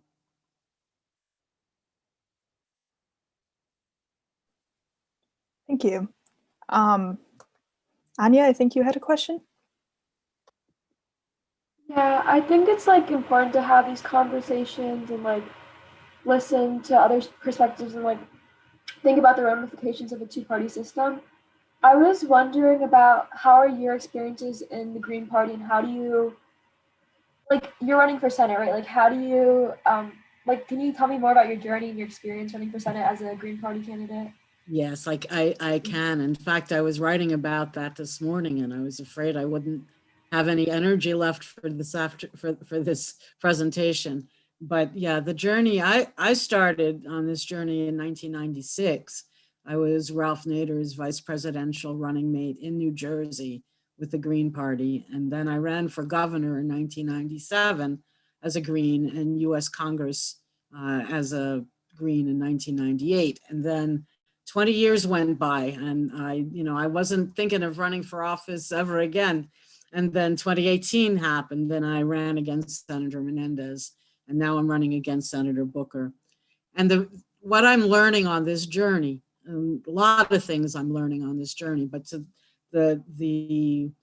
get to the question about the two-party system, I remember in 1996, Ralph Nader said, if we keep voting for the lesser of two evils means we're still voting for evil, and the evil becomes lesser and lesser. I mean, the evils, the people become lesser and lesser. And by that, I mean more and more evil.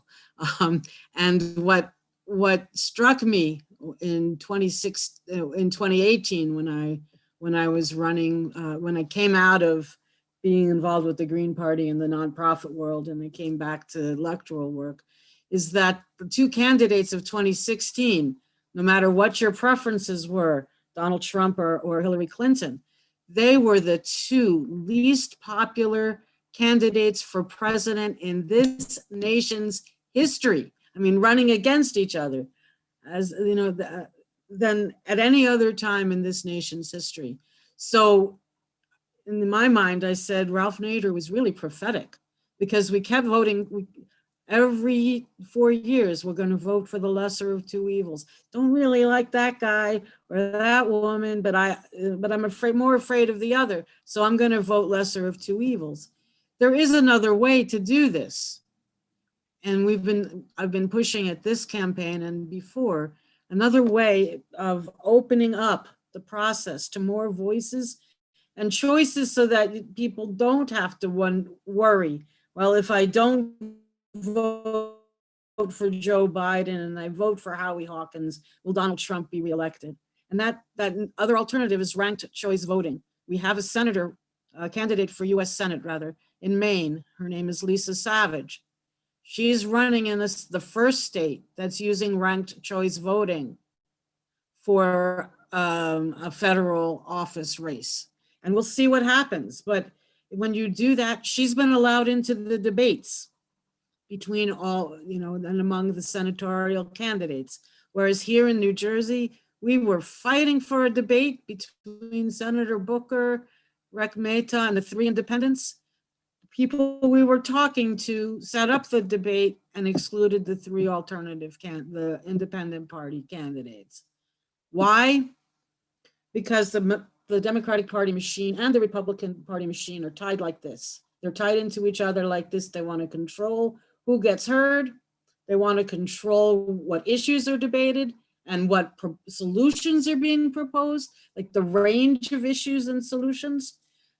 So putting in place something like ranked choice voting, which we're working on and will continue to work on after the election, will help to get us out of that bind. And that will be essential. And continuing to push, whether we succeed or not, to be included in these debates, offering our own solutions, holding our own debates, which we did a couple of weeks ago. On my Facebook page, you can see Hoffman for Senate 2020. You can see the recording of that debate. You can see other recordings, videos, live streams. I mean, as much as we possibly can, flooding the social media and other media with a different voice. As long as our election system, our winner take all, as long as the electoral college is in play, you'll have your swing states and your solid blue and red states. And that also both limits debate, but also limits, it makes people feel like they don't have a voice. And if people feel like they don't have a voice, they're not going to vote. And at least 50% of the New Jersey's people eligible to vote sitting out elections. Don't like it. I wish it didn't happen, but they're sitting out for a reason. They don't feel like their votes don't matter. It could be, 51 to 50 at the end of the day, or 51% to 49% at the end of the day in New Jersey, which it won't be, solid blue, but it could be.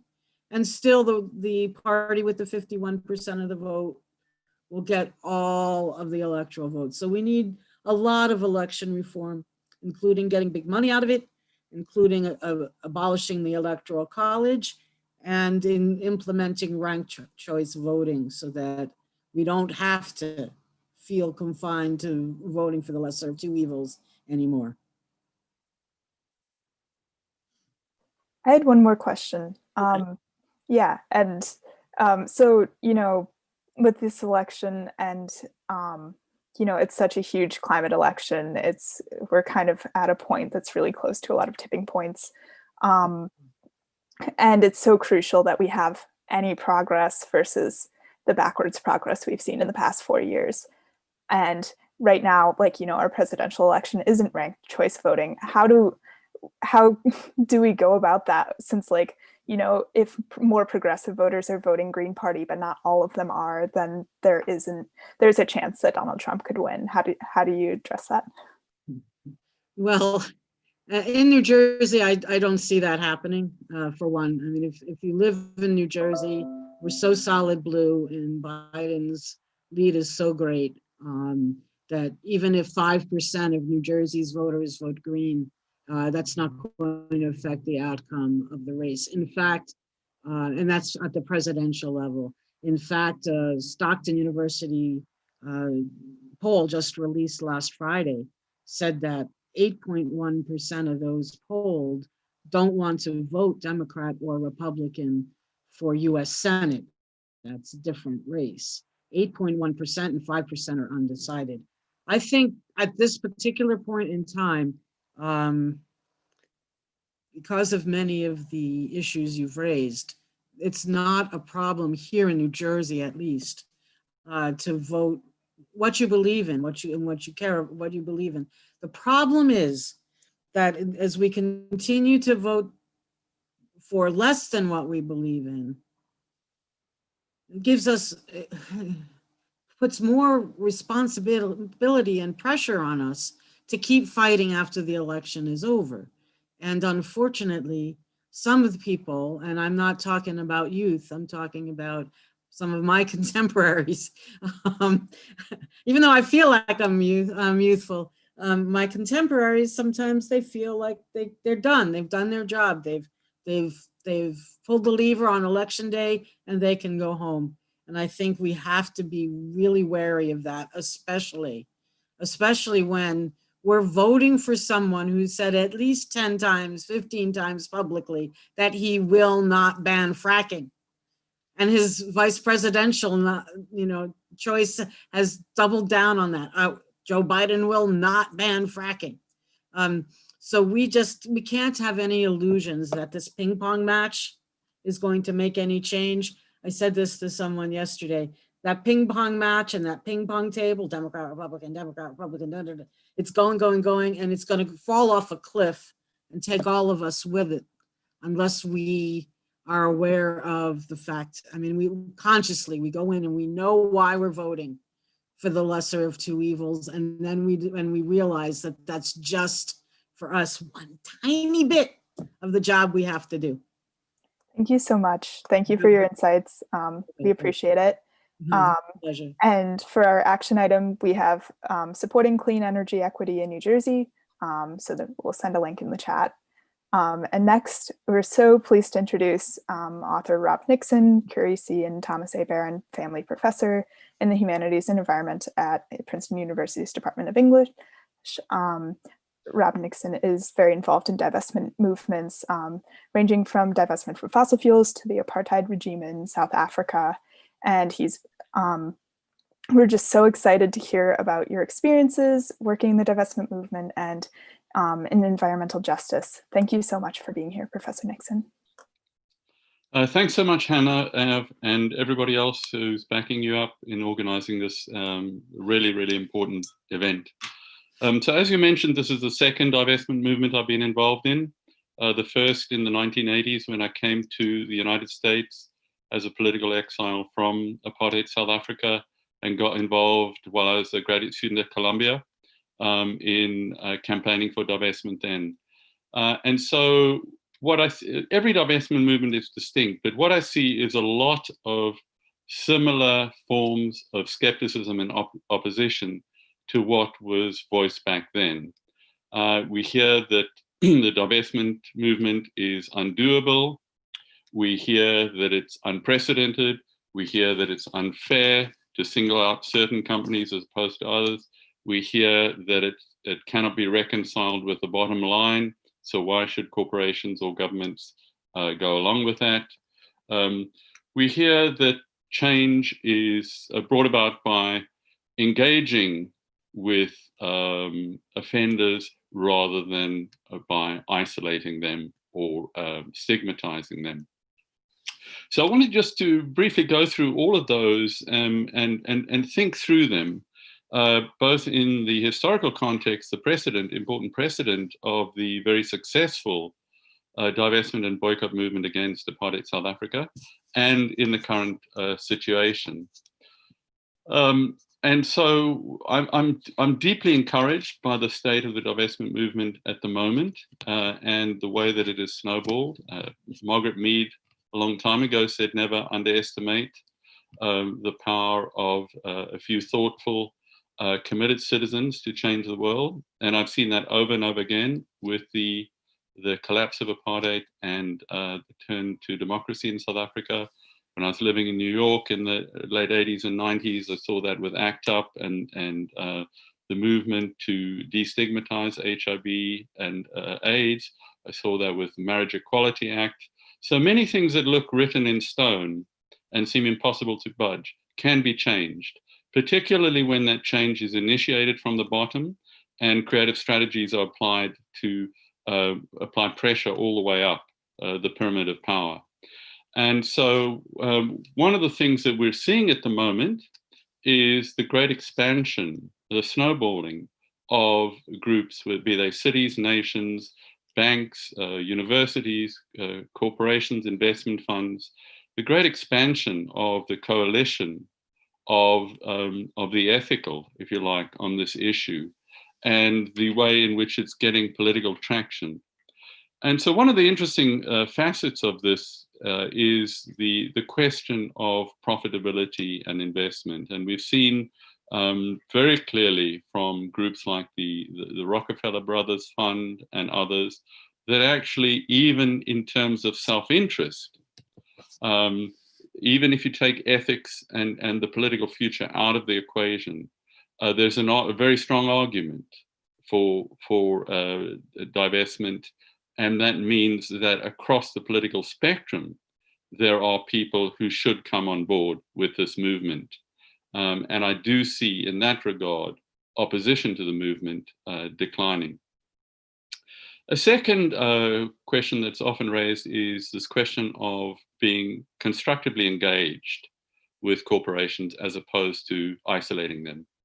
And if we go back to the 1980s, Margaret Thatcher and Ronald Reagan advocated a constructive engagement, that was their term, with apartheid South Africa. And they made exactly this argument that if you isolated companies or isolate an offending nation, they will just dig their heels in and you've lost your pressure. And of course, the regime in South Africa rubbed their hands in glee. It bought them time. We know from the perspective of planetary health and human health and viable futures, we do not have time to play with. And so constructive engagement, I think the moment for that has passed.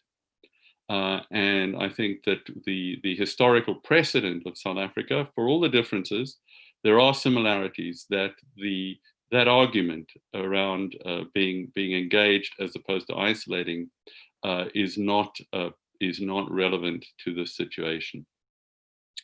A third objection that was sometimes raised is, well, to single out fossil fuel companies is unfair. And just if we go back to the 80s, people were saying, well, why single out South Africa? There are other regimes people mentioned, you know, everything from Brazil to Saudi Arabia to Israel to China. There are many forms of injustice, that perceived injustice. But what's so distinctive about the fossil fuel companies is that you have to start somewhere in terms of applying moral and political pressure. And the fact is that of the 10 most polluting companies in the present and historically, all of them are fossil fuel companies, and all of them have been hugely subsidized by national governments, by getting deregulatory provisions. And part of it has to do with the way in which neoliberal politics have eroded regulations and have also allowed mega corporations to flourish to the point where, particularly in the global south, these corporations are often bigger and more powerful than the countries they're operating in. And so a facet of that is the role of these corporations in global environmental racism and environmental injustice, so that we know, for instance, that when Shell was operating in Europe, it had one set of protocols. Operating in Nigeria, it would have another. The same with Chevron in Angola. There are many, many examples of that. So the idea that there is not a level playing field is a huge part of this. So another point about this is that people have said, well, why not just target Exxon, say? And people have flagged Exxon's, really iniquitous record going back to the 1970s of conducting research that indicated the deleterious impacts of fossil fuels, and then the public image is and the actions are very, very different. So the long history of hypocrisy, the long history of companies like BP proclaiming beyond petroleum 20 years ago, while simultaneously contributing to the funding of anti-science on the impacts of petroleum. Okay, so I think that there's a history there that demands that we take decisive action. And one thing that is also reminiscent of the situation in the 1980s is that divestment and boycotts are necessarily a blunt instrument. And there were times when people in the 80s were saying, well, if we're going to have an economic boycott, we're going to have divestment, we're going to have a cultural boycott, why not have certain exemptions? So that, say, a black theatre troupe from Soweto could come and perform, whereas white groups would not. But even those groups who could have benefited from such a discriminatory or fine-tuned assessment of who deserves an exemption of the boycott or not, opposed such exemption, because they said in the public mind, it's really important to have a simple formula and a simple set of pressures. Otherwise, it just becomes too diluted. And I am convinced that all fossil fuel companies, while they may not be equally culpable, are collectively historically culpable and have capitalized on a regulatory set of free passes and subsidies that have allowed them to internalize the profits and externalize the damage. And that's a fundamental principle of environmental justice, is that should not be permitted.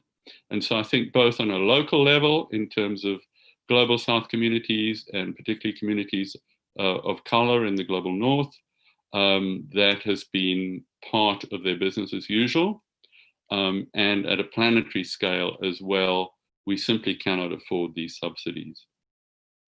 And so if we look at a figure like Desmond Tutu, who's been a moral lodestar, and on the right side of pretty much every issue going back to the 1970s, he has been very, very adamant that he feels that there is as strong a case to be made now for divestment from fossil fuels as there was for divesting from apartheid back in the 80s.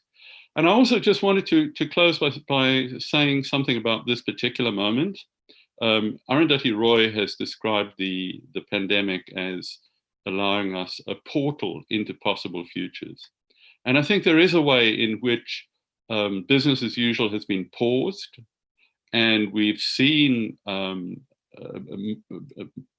across the board questioning of our priorities in terms of values, who is valued, what work is valued, and what kinds of futures we can imagine and plan for in this completely completely disturbing but also abnormal moment. And what it does is it allows us to recalibrate the assumptions of normalcy and the sense that how has business as usual got us to this position. And the global pandemic has shown us that a kind of a leaderless chaos of self-interested parties doesn't present global and just solutions, and we just stagger on in a kind of a random and chaotic and self-interested way. So I think that the thinking through climate futures from this position is that we're given a very rare vantage point to, across the board, reassess our hierarchy of values and rethink our political strategies for making possible futures that might have seemed in the past unviable or marginal. And so from that point of view, I'm very encouraged by the rising visibility, and we even saw this in the last presidential debate, of questions of environmental justice, which 25 years ago when I started working in this field were quite marginal to the idea of environmentalism. And now the powerful connections between environmental health and public health are there for everybody to see, and there's become a very strong and energetic movement to link environmental justice to the divestment strategy. Thank you. Thank you so much. We really appreciate it. It's very insightful. Thank you for sharing. And our action item for this is to help out Princeton. It's going to be signing a template to send to the Princeton administrators about divestment. And I don't believe our next speaker is here yet, but I absolutely loved that little presentation, especially because, you know, mentioning the things that people, how they're against it. You know, like we're asking for an unprecedented solution to an unprecedented problem. And I think that's just like a big part of it.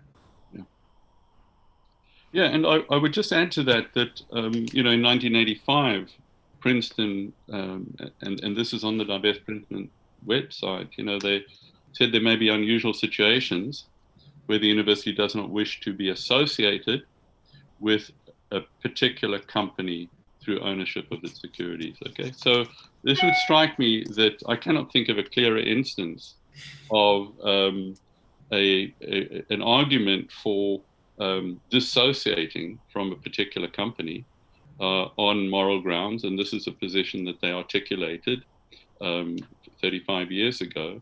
And so I think the situation is both unprecedented, and there are these partial analogies to ethical decisions that have been made. And I feel that now we are seeing a snowballing of these actors from all branches of society that are recognizing that we are complicit in the positive branding of these companies if we do not call them out and isolate them and refuse to participate in their greenwashing of their image. Mm-hmm. Yeah, that's it right there. And we can see across all universities, large and small. I don't exactly know about the things that Princeton's doing, but I'm here at Stockton. Our name is everywhere under the website. It's New Jersey's Green School. Yet we don't even post our emission standards anymore. And we don't, we haven't met the reduction of emissions that we set out for us 10 years ago. So holding all institutions accountable is a really important thing for everyone to do, no matter who or what or where these organizations are. Yeah, I think using examples of universities, peer pressure really does work. And we saw that even with universities trying to figure out the protocols of coping with COVID and whether to be in person or so forth. When one university breaks, and then another does, and then another does, you do get this momentum. And we are seeing that. We're starting to see that internationally. You know, universities from Australia to UK to South Africa to US are getting on board. And institutions do watch analogous institutions very carefully.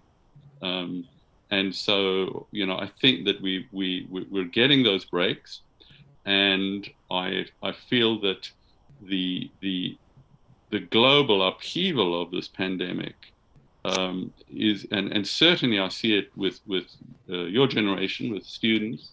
They, you know, you're very quick to see the connected challenges between the spread of zoonotic pathogens and deforestation and industrial farming and all of those problems, connecting that to the global challenges of actually a sustainable environment and a transition to a different world order in terms of our moral and political priorities. So I think those analogies are very, very powerful. And this moment, particularly for you guys who are living more of the future, you can see the alignment between public health crises, leaderless public health crises, and leaderless environmental crises.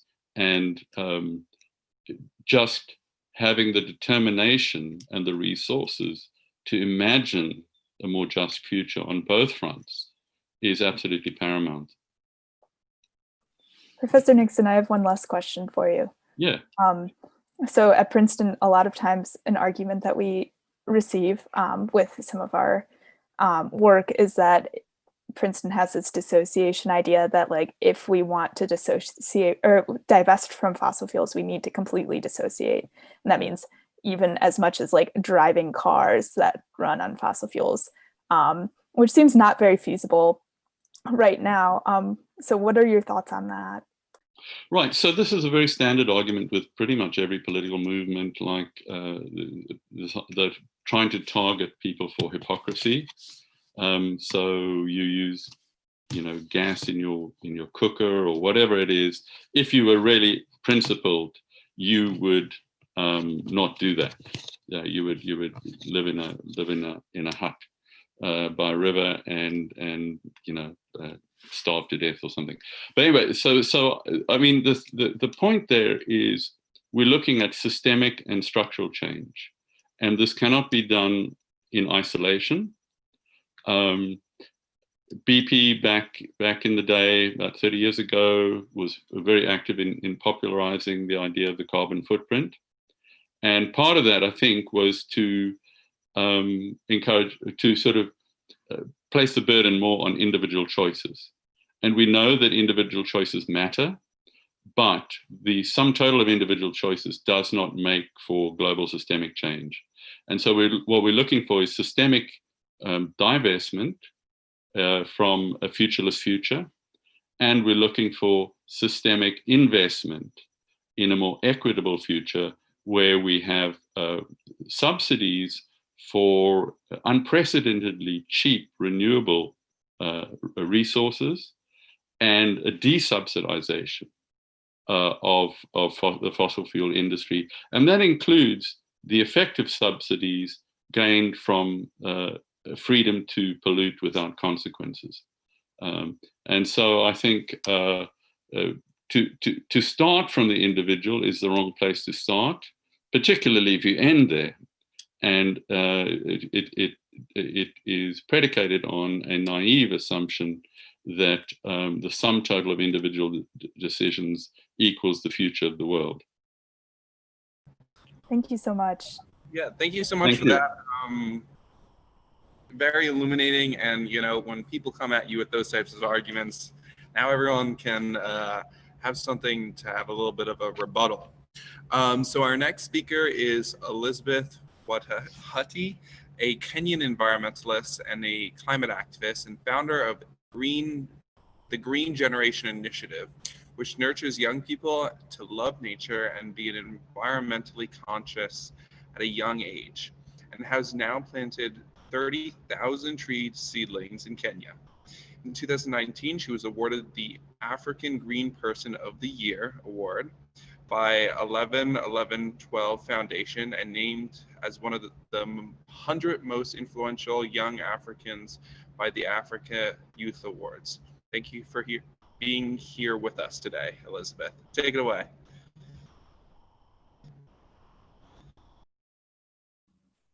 Thank you so much for having me here today. My name is Elizabeth Wathuti, an environment and climate activist from Kenya.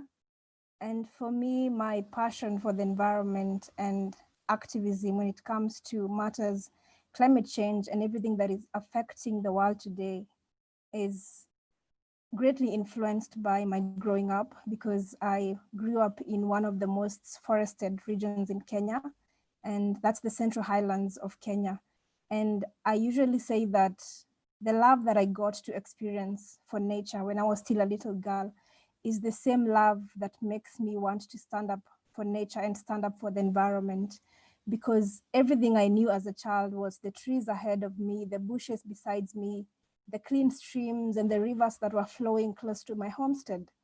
And all these things greatly influenced my love for the environment, which is why I usually emphasize on having people reconnecting back to nature and reconnecting back to the natural world so as to help us address some of these challenges that we are facing today. And so that we can also have a higher population of people who are into conservation and who are into making sure that we have change in our world. And it has to be something that comes from deep within them, and it's not just a duty that is imposed upon them to be able to conserve the environment. And so for me, nature has always been my greatest teacher, and I love nature, and every time I spend with nature, I spend that time understanding nature. And that is why in the process, I also feel the pain of nature. And I do believe that people protect what they love. And that is why for me, I founded Green Generation Initiative to be able to also make sure that children and young people get that love for nature and be able to also reconnect back to the natural world. Because right now, humanity is at war with nature. And that is why we are facing some of the challenges that we are facing in the world today. And of course, for us to be able to address some of these challenges that we're talking about, it calls for the entire human race to reimagine the relationship that we have with the natural world. And that is the only way that we are going to be able to address some of these challenges that we are facing today. So as a child and being able to understand and feel the pain of nature, I wanted to understand more and read more about what was happening to the environment. And in the process, I got a chance to also plant my first tree at the age of 7 years old. And during this time, there was some kind of connection that was being established in me with the natural world. And that is why I wanted to read more and watch more documentaries about the environment.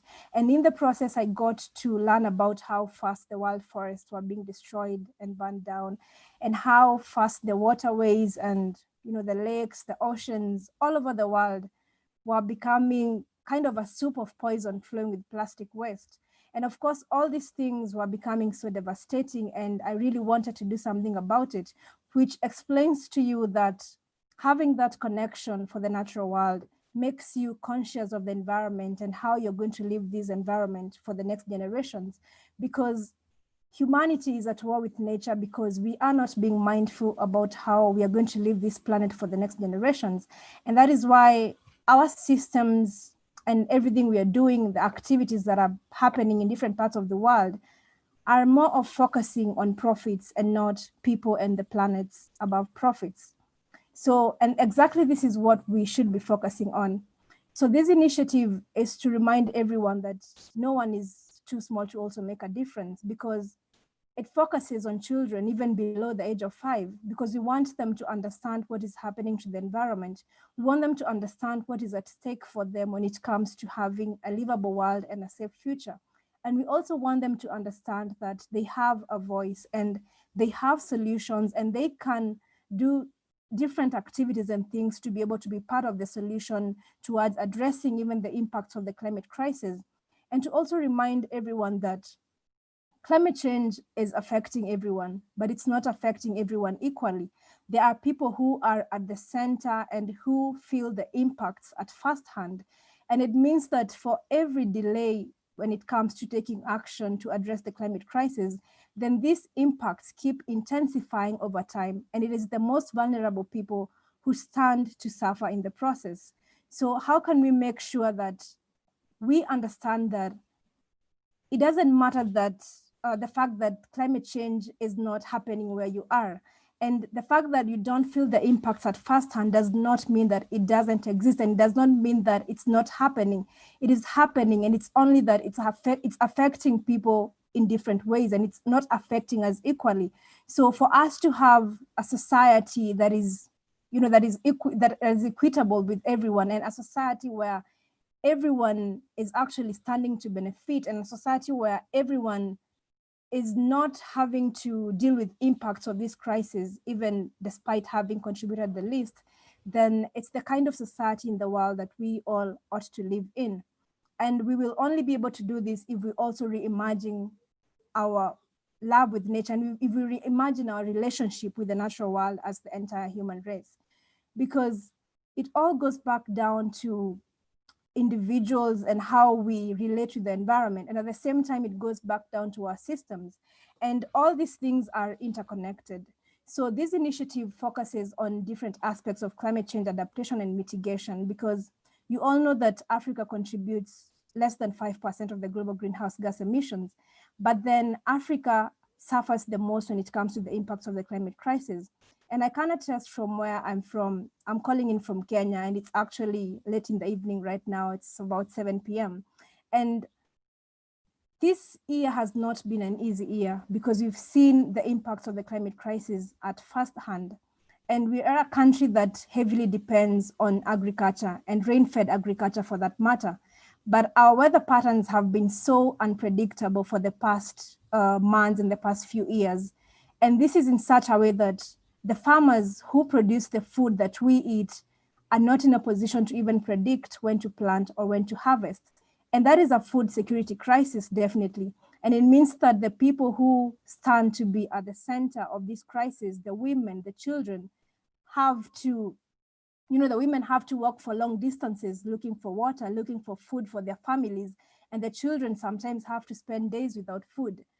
And these impacts are just examples of what has been happening, because you've probably seen the statistics online of instances where we've had extreme weather conditions that have caused mudslides, landslides, and people having to lose their lives and also their livelihoods to this crisis. And of course, it is not fair when these people are having to suffer every day. And at the same time, despite being the people that are at the center, these are the same people who are showing a lot of resilience.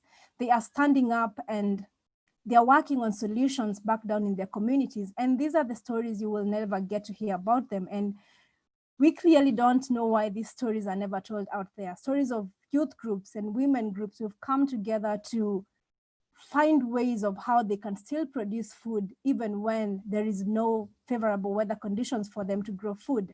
People who have teamed up to make sure that they are feeding the nation even when the conditions are just a sad situation for everyone.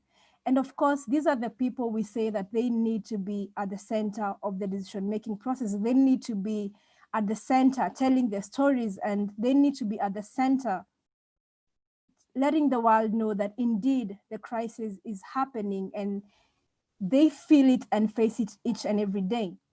So the reason why I made this focus on children is partly because it is inspired by how I grew up and how I feel every time I see different things happening to the environment, different things happening to nature, seeing trees being cleared everywhere, you know, deforestation, the use of fossil fuels that I know end up risking the lives of the people who are the custodians of this planet. And all these things are devastating because there is this connection with the natural world, which I believe we should definitely be focusing on. And what we do, for example, when it comes to the children, we want them to have practical solutions that can connect them directly to the environment.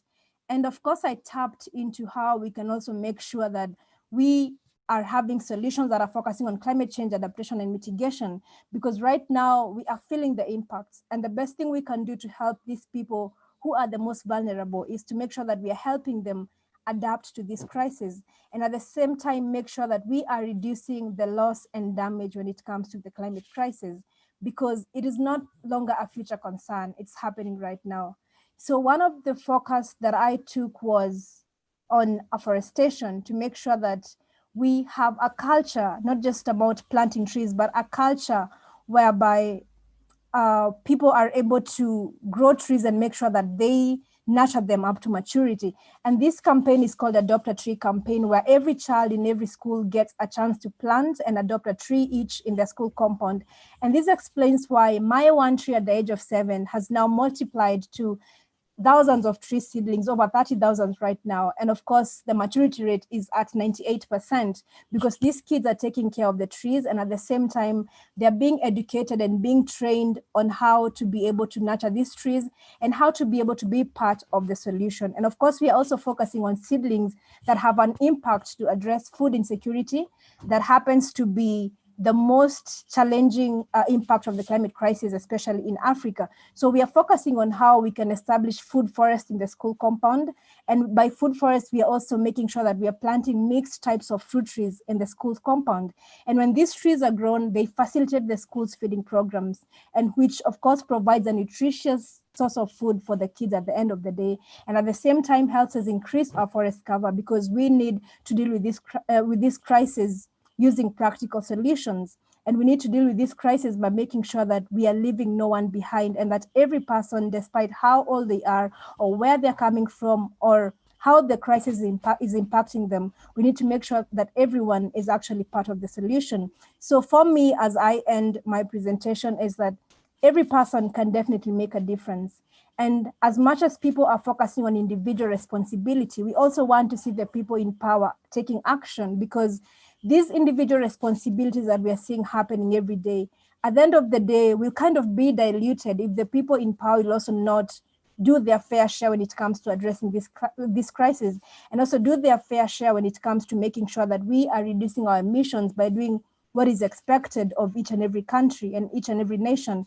And at the end of the day, all those small acts multiplied by the millions of us are eventually going to make a difference, and we will not downgrade any individual responsibility if every person and the people in power also step up and make sure that we are addressing this crisis as a nation, because it's a global crisis and it's affecting us globally. So what we need is global solutions, and we need everyone from all over the world to be part of the solution.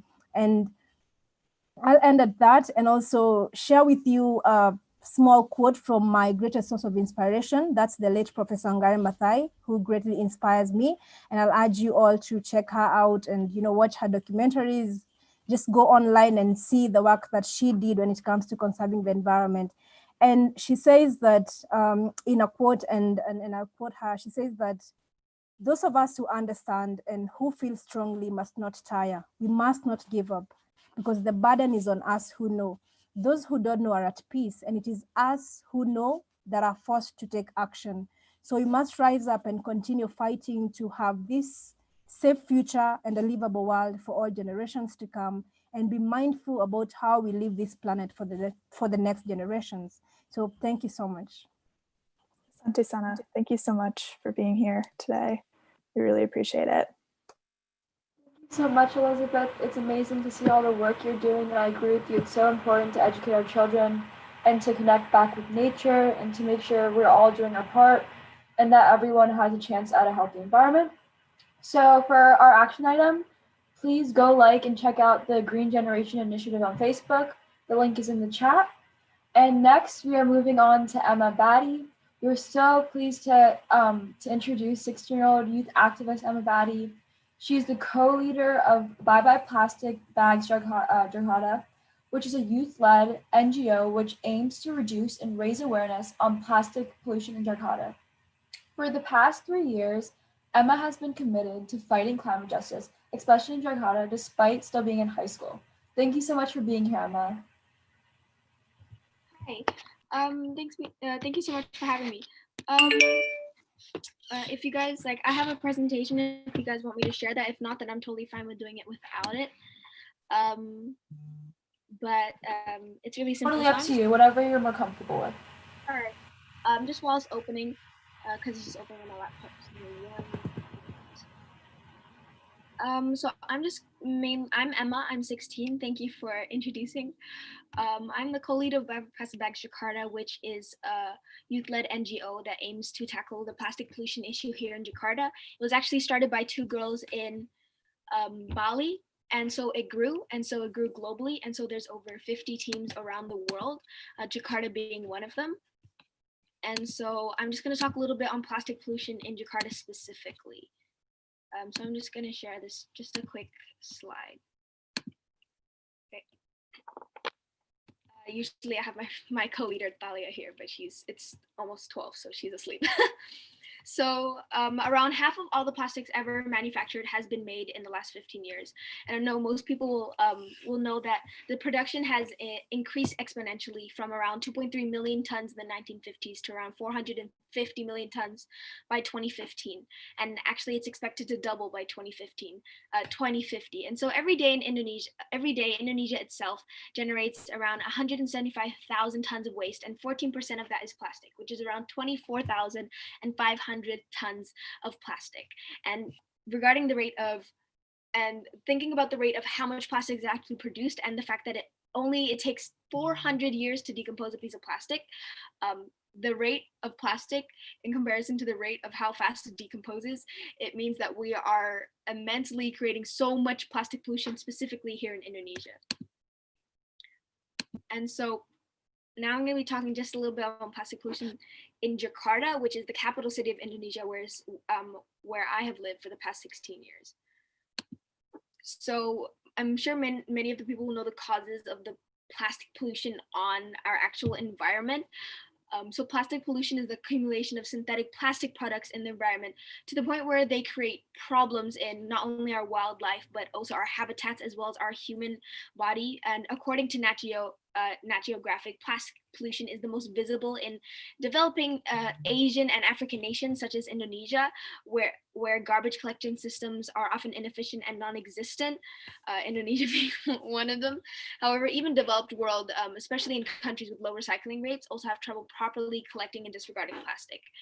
And some of the causes, especially here in Jakarta, is the fact that single use. So of all the plastic we use, around 40% is just used once, and every year we use several billions of bags, bottles, trays, and food packaging.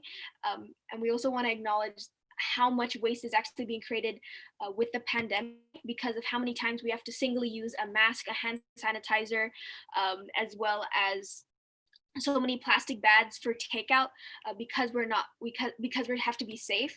But all of that plastic is almost doubling here in Indonesia.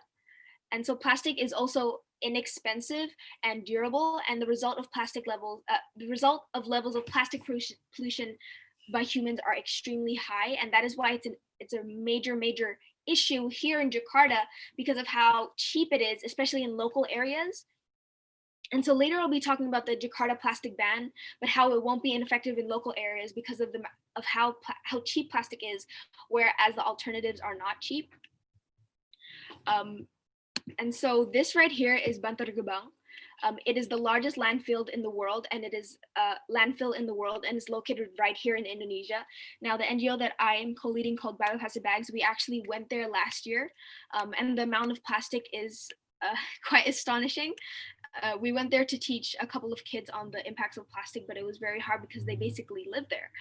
And so it is a district in Bekasi City here in Jakarta. It's one of the largest dump sites in the world, and it is home to many workers as well as farmers, and it will slowly grow over time, and it's apparently meant to reach maximum capacity by the end of next year.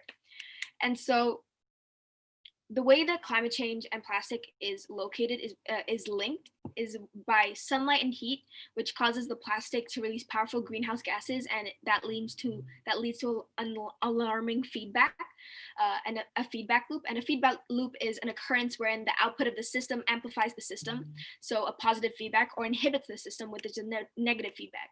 And in this case, the positive feedback would be it amplifies climate change, and the overall negative effect it has on the climate is the negative feedback. And as our climate changes, the planet gets hotter, and this breaks the plastic down even more, which lets out more greenhouse gases, methane and ethylene, increasing the rate of climate change, and so on and so on. And other ways that it can majorly impact, especially here in Indonesia and all of our rivers, is the way that fish tend to think that it is food, and so we eat the fish, and then larger animals will eat the fish, and so this can impact our food system as well as our food chain, which can impact the habitat and the population, and overall it's a major mess when you think of it on a larger scale. Now, luckily and happily, thank God, Jakarta actually had a plastic ban here in July, and as it says in the chat, in the screen, so it regulates the use of single-use plastic bans in traditional markets, modern supermarkets, and mini markets across the city. And it took effect, it was actually passed in January, and it took effect this July because of the recent coronavirus outbreak. And so the policy will be instrumental in reducing the plastic waste disposal in Bantar Gebang, which is the landfill I showed before, and hopefully it'll increase awareness and make people use single-use plastic bags more wisely. But one of the issues that we have is trying to get more local areas to use plastic, to use alternatives to plastic, because of how durable plastic bags actually are. But at the moment, if you were to go to a supermarket, or if you were to go to a mini market store, they will not offer you plastic bags, and you have to either bring your own or you have to buy a separate one. And so this is a major benefit for Jakarta's environment, something that we're very happy about. It's all thanks to these two NGOs called Divers Cleaning Division as well as DKP. And so this is something that Jakarta Bioplastic Bags is so grateful for, and that we're trying to advocate and trying to get more cities in Indonesia to do as well. And so lastly, we just wanted to talk a little bit about the way the bioplastic bag works and bioplastic bag itself. And so it started in Indonesia, down in Bali, and then it slowly grew because it was started by two girls called Melati and Isabel. And so they were able to get reached out by so many people because they had a TED Talk all the way in America, and they were reached out by so many people that now they have many branches around the world and a global team, and we work together to make events and campaigns. And so right here is one of the reasons why Bioplastic Bag as an NGO is able to coordinate and run global movements and events. Take World Cleanup Day, for example. A couple of days ago, there was World Cleanup Day, which is where we get together and we clean up our streets, which is the main idea for Bioplastic Bags, because it started off as a clean up the beach campaign, and then it slowly grew. And of course, due to the coronavirus, it was limited to what we could do. So obviously we couldn't go on our streets, but Bioplastic Bags aimed to make it a global event still and get a global audience, and find other ways. So we try to advocate for instead of digital waste instead of waste on the street, we did digital waste, which is deleting all your emails instead of archiving them, which apparently has major impacts on the carbon emissions, as well as your own food waste at home and your plastic waste when you order in and out, as well as your masks and your hand sanitizers, as I said before. And this is done through the communication of the branches through emails and WhatsApp and group notifications, as well as collaborations with a lot of other NGOs. So we collaborated with UNICEF on their campaign, which was #TrashHack. And then BBPBJ ourselves, we collaborated with other local NGOs in Jakarta, because actually the one plus side about quarantine is there are so many here in Jakarta, there's so many youths that are making new NGOs and that are starting new campaigns as well, because they want to get involved. And so we took this opportunity to try and reach out to as many people as we can. And we think this is one of the ways that we can use the quarantine to our advantage, is by utilizing social media and utilizing our advanced technology as a way to reach global audiences and trying to get people to become aware of the situation here in Jakarta. And it worked, because we now have a plastic ban, which was in the making of like 4 or 5 years. But we do want to take a step further and try and get it to not only single-use plastic, but other major plastics, and also all around Indonesia, because it's only in Bali and Jakarta at the moment, but those are the two of the biggest cities in Indonesia. And so hopefully we're trying to get other Indonesian cities to follow along. We have 3 other Bye Bye Plastic Bag Indonesia teams around Indonesia. And so we're hoping that through this and through the events and through communication, that we will tackle the plastic pollution problem here in Indonesia. That's all I have for today. Thank you everyone for having me.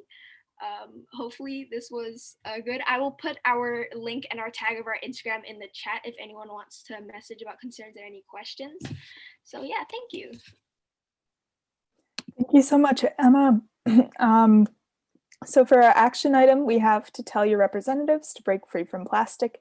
You can find that in the comment section. And now I'm so pleased to introduce Dr. Tina Weishaus, the leader of the divestment NJ movement in New Jersey. We're so excited to have you. Thank you for all of your amazing work. Well, thank you. And you can hear me, right? Can you hear me? Yes. Okay.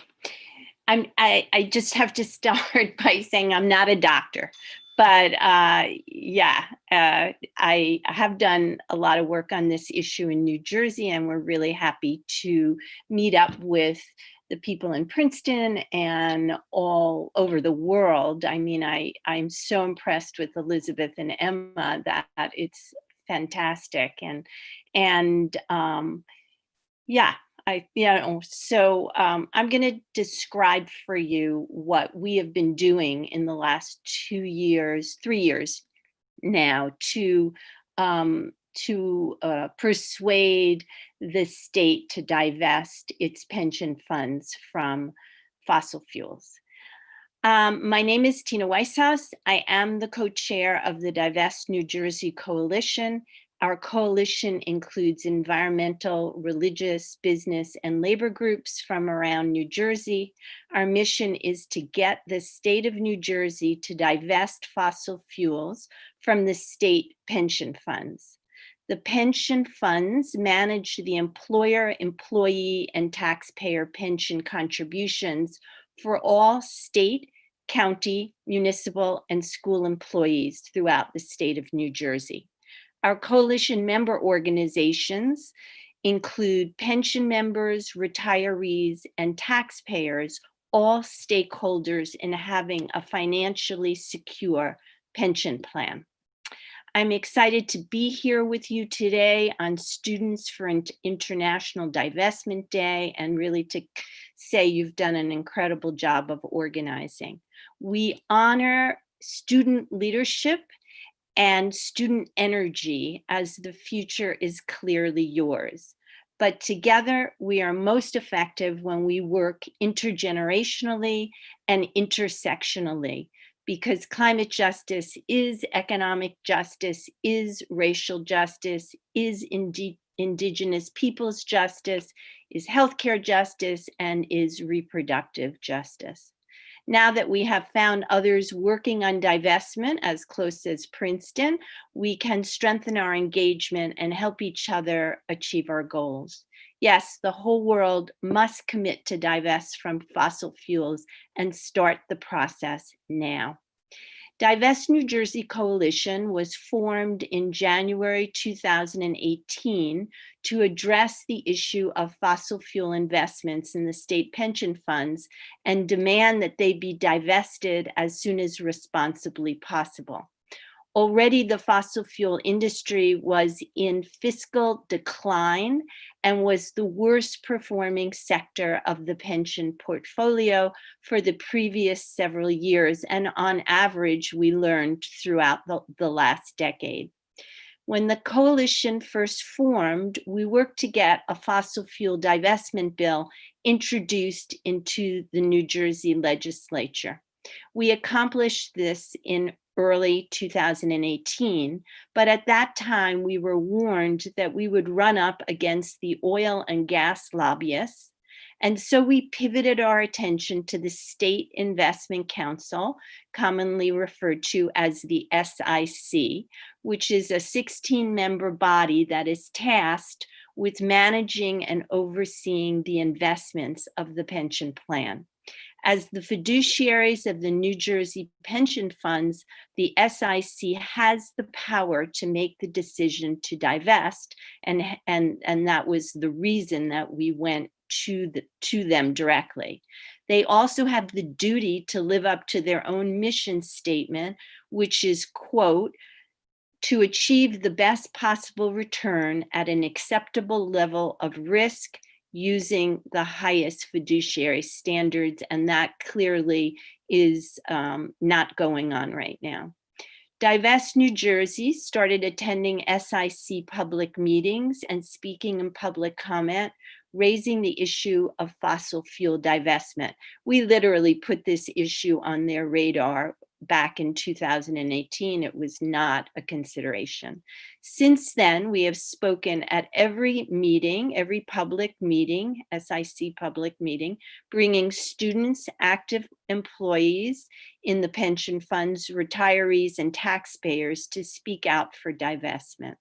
In 2018, it was already easy to make the financial argument to these fiduciaries.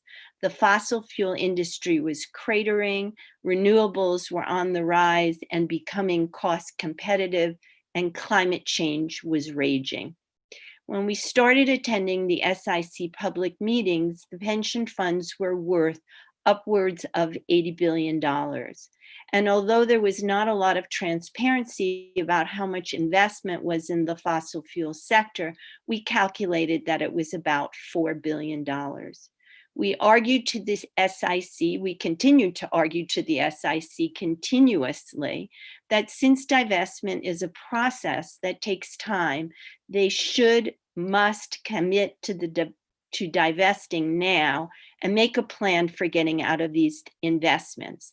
We insisted that every day they did not divest, they risked losing more money as it became clear that the future of the oil and gas sector was bleak.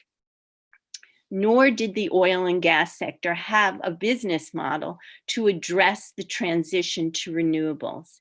Even today, I mean, this was in the newspaper the other day, ExxonMobil is sticking to their failed business model, insisting that nothing has changed and the fundamentals remain the same.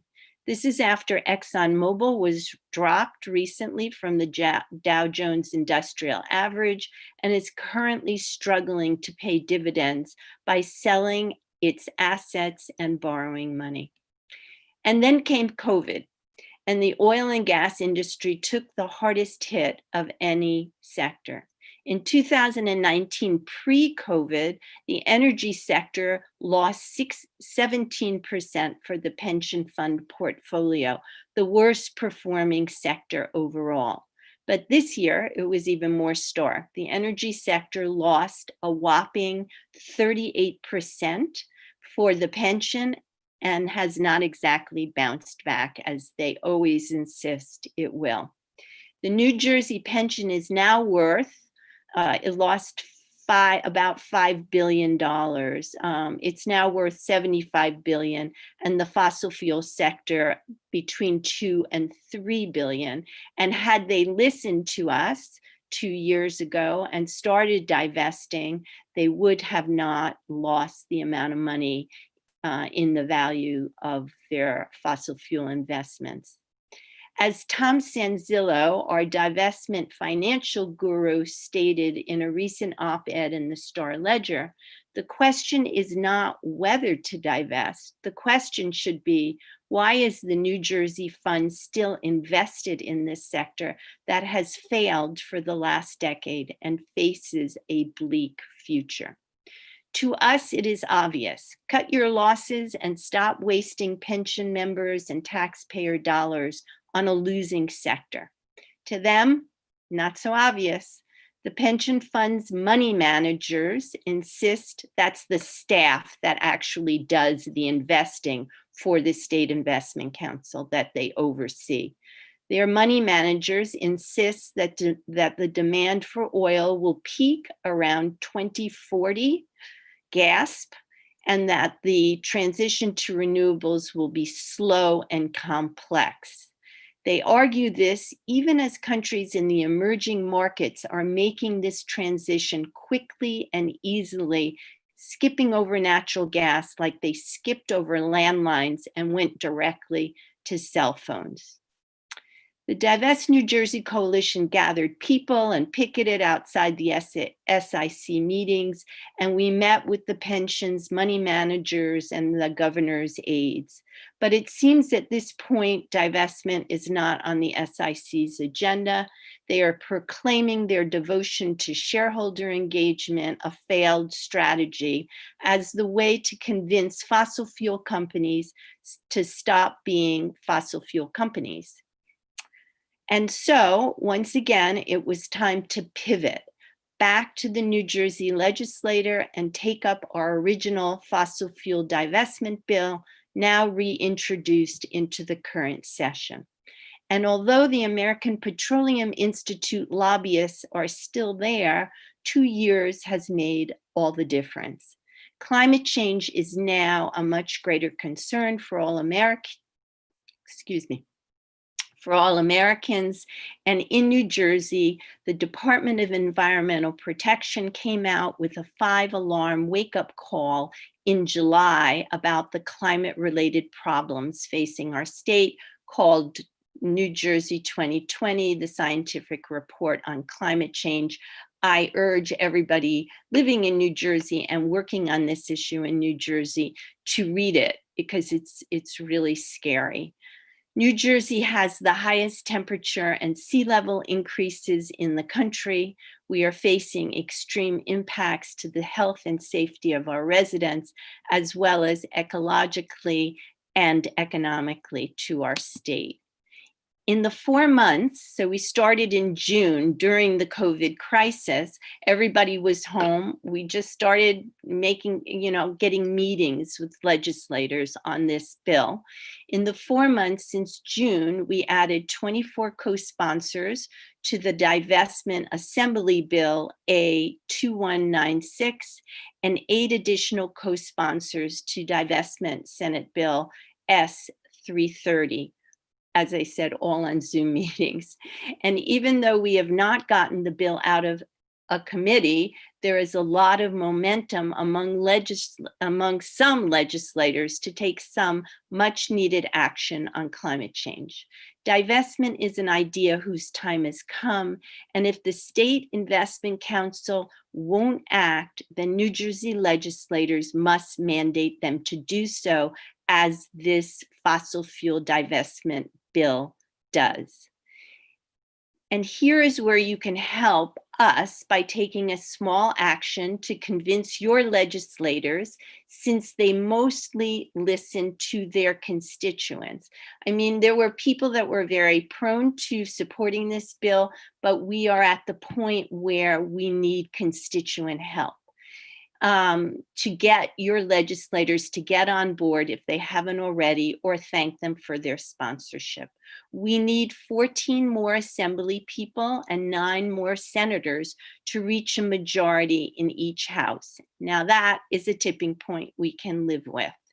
You can go to www.divestnewjersey.org, which I think is on the chat already, right now or after this event, and follow the easy instructions to find your legislative district and the legislators who represent you and your family. And if you are not a New Jersey resident but go to school here, click on Princeton or whatever town you live in. You can also call or email Senate President Steve Sweeney and Assembly Speaker Craig Coughlin.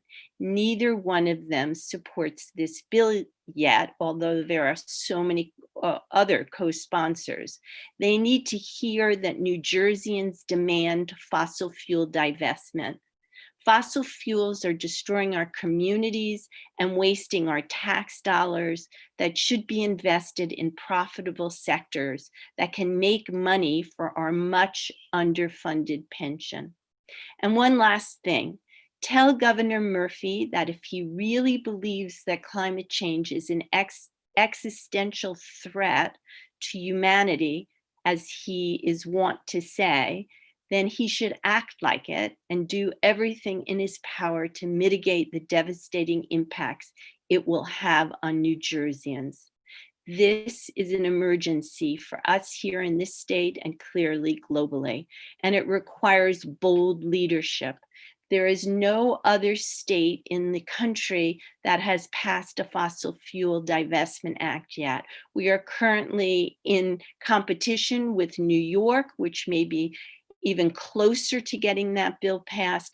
Governor Murphy can be a leader on divestment, as he is now on the new plastic ban bill he just signed, which is the boldest in the country. We can do this together. We must do this together. Time is clearly running out, and the more we support each other and put grassroots pressure on those in power, never giving up until we win, we can grow our movement and win victories like fossil fuel divestment that will make a difference to our futures, as we just had a victory with the New Jersey Transit, who was going to do a fracked gas power plant, backup power plant. They are after a year of speaking at public meetings, they have now agreed to go forward, if possible, with solar. We can do this. Please go to www.divestnewjersey.org and contact your legislators and tell them that you are a constituent. Tell them that you are a climate voter and you want them to co-sponsor the fossil fuel divestment bill. Go to our website and tell your legislators to divest the state pension plan from dirty, destructive, and life-destroying fossil fuels. Together, we can and must win. And that's what we've been doing in our Divest New Jersey coalition. I also, just as an aside, I want to announce that another event called Students, Educators, and Environmental Organizing will occur next Tuesday at 7:30. I think some of you in Princeton are participating in that. We'll share it on social media and put it on our website as well. So, thank you so much, Tina. We really appreciate it and you taking the time to be here today. And for our action item, we will have people sign up to help out with Divest NJ and get involved with their work. So, good. Yeah. And we'll do what we can. I mean, I think some of us know Princeton graduates, alumni, and we can, and Yale alumni. I heard the earlier speaker. I think that we can, as older people, we know alumni, so we can make that contact for you. Yeah, thank you so much. We really appreciate it. Thanks for taking the time. I don't know. Sure. Yes. I don't know if anybody has any questions. I will forward you any questions that come up, but right now there aren't any, but thank you so much. We really appreciate it. Thanks. You do great work. Thank you. So now we have some videos that were sent in from people who are in different time zones or maybe couldn't make it today. So first we have a video from Togonan Severin Togo from Mali, who's 25 years old, and he's a climate activist and trainer in environmental protection. So I'm going to share my screen. Working on, let's see.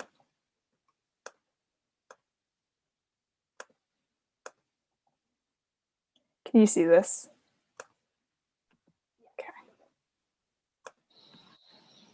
Hi, I'm Togonan Severin Togo from Mali. I'm a climate activist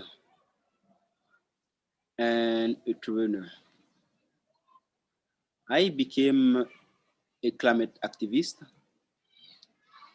because right now our planet is healing. And it's very important for us as young people, and me particularly as a young man. It is now time, right time. It's high time for us to act and to find solution to climate change. Because here right now we cannot ignore the climate change. Climate change is reality, and we are obliged to do our best so that to find a sustainable solution to this global problem. This is the climate change, global warming. So nothing can be done if we don't give a hand. So through this video, I would like to send a message to all young activists around the world.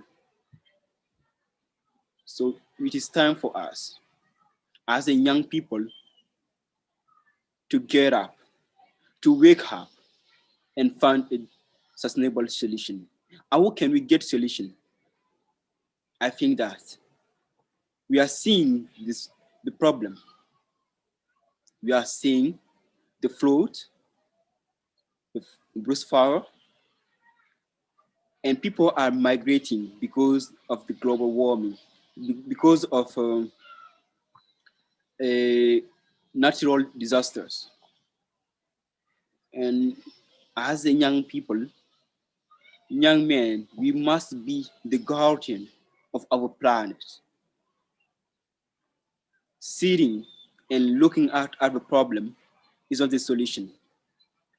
So we have to get up to find the solution. That is why, as a young activist, I started to teach environmental protection to young people, particularly the young students around me. I'm working with many schools here in Mali, so that to explain to them the real problem, help them check the solution, and act together to make our dream a reality. So make the planet we would like to see in the future.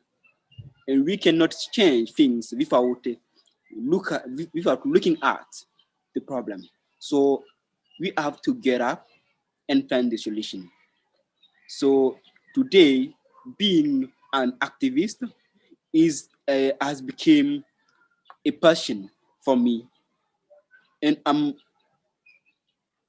don't know what I can say, but I'm proud to be an activist, and I'm proud to act to find a solution for our planet so that we can live in a peaceful environment. This is what I'm trying to do as an activist here in Mali. But I know that many young people can do that, and we have to act together to force our leaders, our governments, to find solution to the global problems, which is global warming. So it's high time for us as a young people around the world. So we have to get up, to wake up is the time. We don't have to waste time.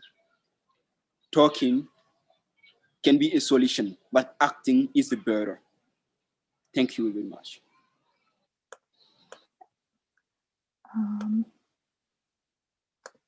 Okay. So next, we'll show a quick video from Ybe Morris from Uganda, who's a 20-year-old activist.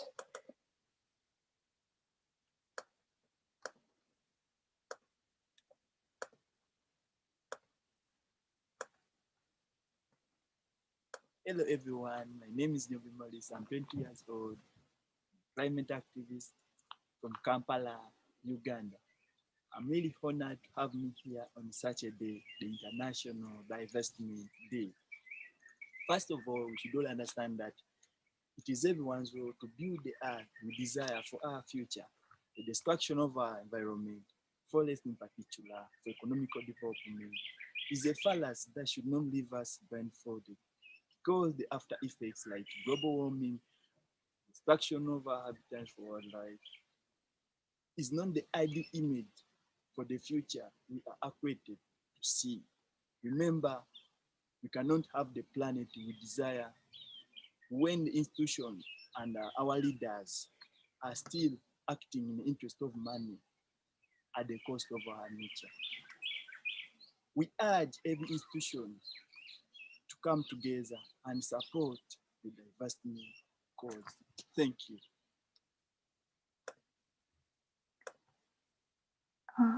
Sorry. And then we have one last short video before we introduce our next speaker, and that's from Sang Shin, who's another climate activist.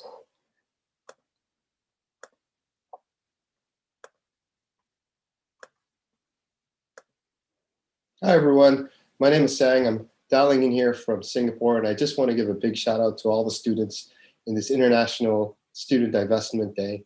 This is such an important topic. We used to be in a situation where we weren't sure, or we could find an excuse for not really knowing.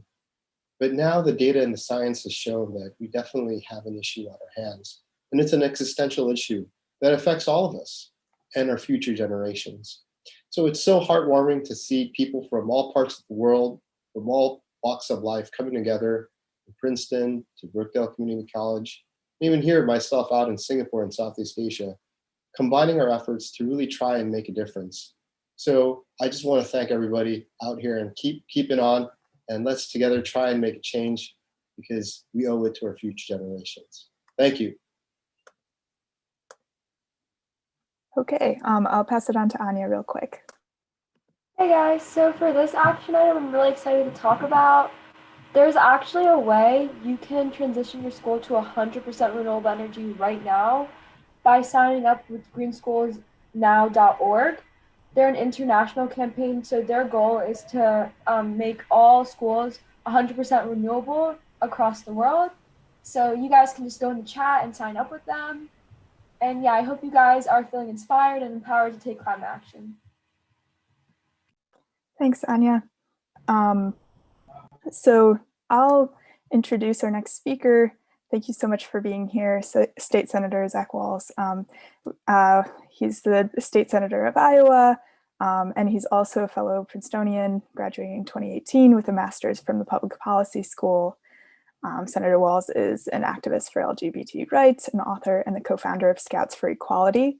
He's been engaged in political activism for much of his life, delivering a very moving speech in front of the Iowa House of Representatives on gay marriage at 19 years old. We're so excited to have you with us, Senator Wahls. Thanks for being here. Well, Hannah, I want to say thank you and to everybody involved in putting this event together. I really appreciated hearing from you and being invited to participate. I'm really excited to have the opportunity to share a little bit about my story and hopefully how some of the lessons that I learned from that speech that you mentioned before the Iowa House of Representatives to the work that I did with Scouts for Equality. And now as a state legislator myself, serving in the Iowa Senate and trying to help folks who are on this call and who are watching at home to understand how they can take their activism from the campus and have that go with them for the rest of their lives as they continue to work in the rest of their work. So with that, I'm going to go ahead and try to share my screen here, and hopefully this works all right. And I'm going to kind of get going here. And so just real quick, there are a couple of things that I want to touch on in the presentation today. But the first thing that I just want to kind of give everybody an overview of where we're going to go today and kind of what the key lessons are that I've learned in my journey, and the 4 rules that I have for changing the world that I've learned along the way. The first one is deciding what work is for you. Anya was saying just a moment ago, for the folks who are back on their campuses, if that for you means signing up and trying to get your campus to divest from fossil fuels to help make that renewable energy future possible, that's a great piece of work that might be a great fit for you and your friends on campus. And in fact, when I was a student in my undergraduate University of Iowa, I was involved in some very similar work trying to help get our campus moving in the right direction on solar energy. And we actually played a role in helping them change the different fuel mix that they use on their on-campus physical plant to power campus. So that was something that was the work that was appropriate for us at that time. Another thing is to meet the world where it is. Now, it's so important, and I know that there are some visionaries who are going to be joining you all later today who can see the world in a better and frankly, really exciting place. And for those of us who want to change the world, it's kind of our responsibility to help see that vision that our visionaries have, and then meet the world where it is to try and transition it from where we are today to where we want to go. So we have to meet the world where it is, and I'll give a few more examples of this later. I think one of the things that's really important for those of us who often feel like we're overwhelmed, there's so much happening in the world, really staying focused on what we can change. And again, that's part of why I love this idea and this movement here with divesting on campuses, because this is something that students really have a say in and can actually really move the needle on. And then finally, and this is a very important lesson that is a lifelong lesson that all of us need to learn over and over and over, is maintaining humility and an open mind as we change our work. Because if we want to be effective at changing the world, we have to understand that we may not have all the solutions right away. And it's going to be through the process of meeting other people, learning from them, and working together that we can learn the things that we really need to do in order to drive change. So we're going to come back to these a little bit later. But those are the 4 things I just wanted to start off with. Now, as Hannah mentioned in her introduction, my kind of beginning of my activism really started with a short speech that I delivered to the Iowa State House back in what feels like a long, long time ago. For me, it kind of feels like it was yesterday, but it was almost a decade ago now, in early 2011, about same-sex marriage. Iowa was the 3rd state in America to legalize marriage equality, but shortly after it became legal, it was under attack again by Iowa conservatives who decided that this was a big priority for them, reversing that marriage equality. And I gave a short speech that kind of put me on the map. But my story really starts with my mom, Terry, my biological mom, who grew up on a family farm in northeastern Iowa. This is an aerial photo of the farm from the 1970s. When she was about my age.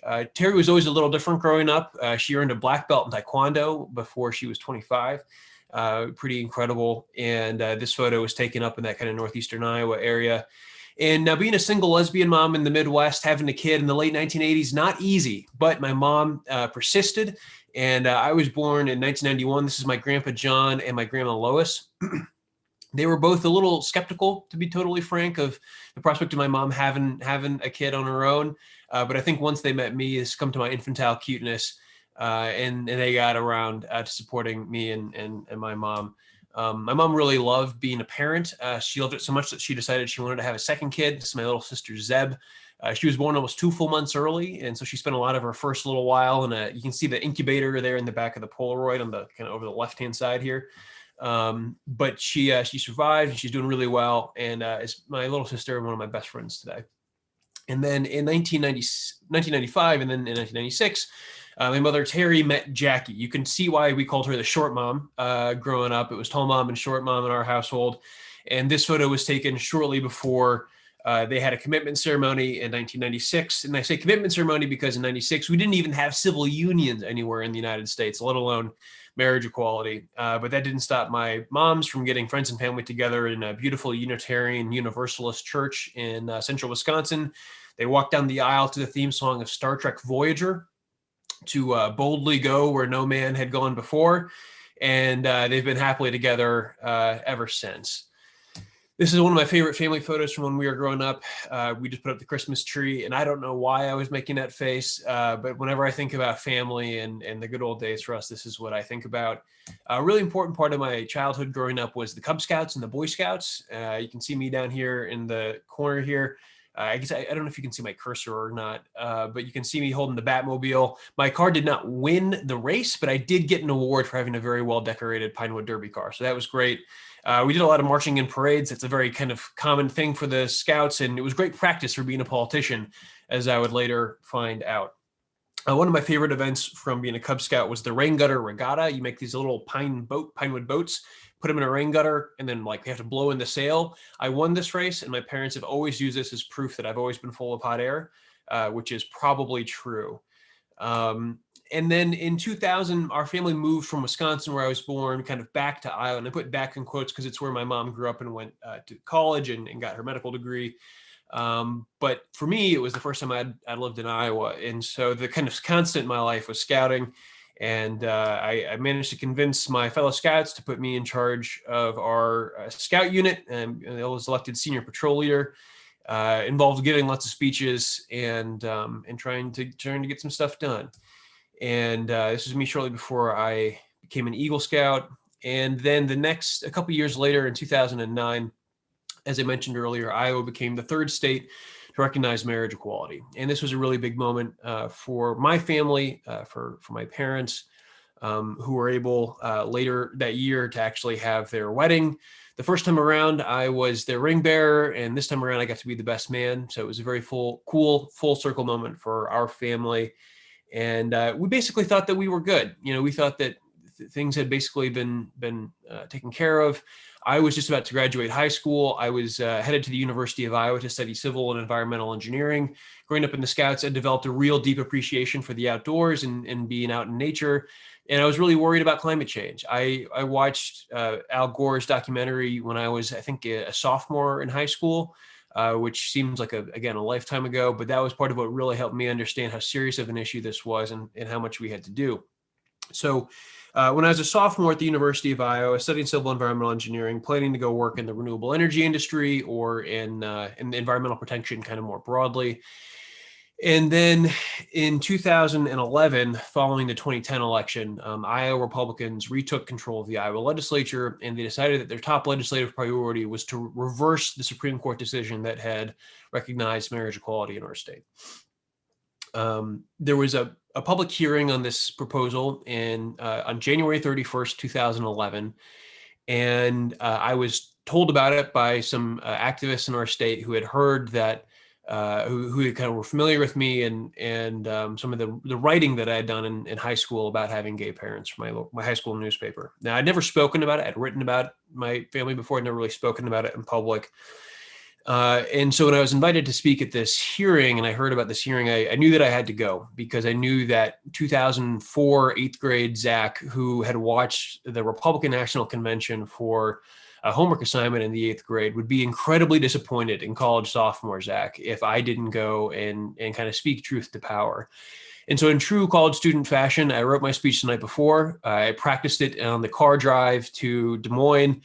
And then I delivered a short 3-minute speech. It's very easy to find if you want to watch a later Zach Wahls speech. And a video of that speech was uploaded to the internet. I did not realize this video was being recorded. Critical thing. I had no idea. I could see some TV cameras in the back room. I did not see the Democratic intern with a flip cam. You probably don't even know what a flip cam is, but back in the old days when cell phones didn't have high definition cameras, they had these separate little like camcorder things called flip cams. And this intern had a flip cam.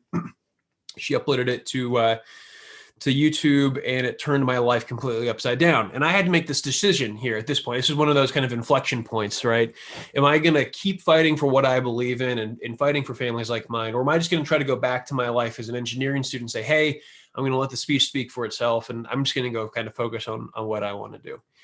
And I took that opportunity to say, no, I'm going to keep fighting. I recognize that this was an opportunity and that I had a chance here to kind of, again, meet the world where it was, to change things in a way that was going to be really meaningful and to try and learn some stuff along the way. So I wound up writing a book called My Two Moms, Lessons of Love, Strength, and What Makes a Family. I went on The Daily Show with Jon Stewart, which is like the coolest 8 minutes of my life. It's been all downhill from there.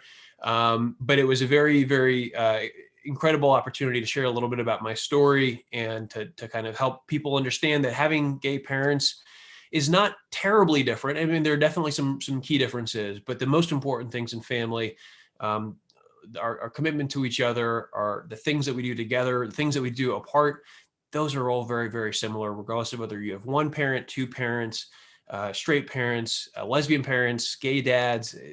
Love is the most important thing when it comes to success of children. And by being able to share that message, I was able to kind of get out there and again had this new opportunity to help launch Scouts for Equality, which is a campaign to end discrimination in the Boy Scouts of America. I had learned growing up in the Scouts that there was like this weird policy where my parents were kind of technically allowed to participate, but they couldn't really talk about their relationship. And it was very weird. And basically the Boy Scouts had a don't ask, don't tell policy.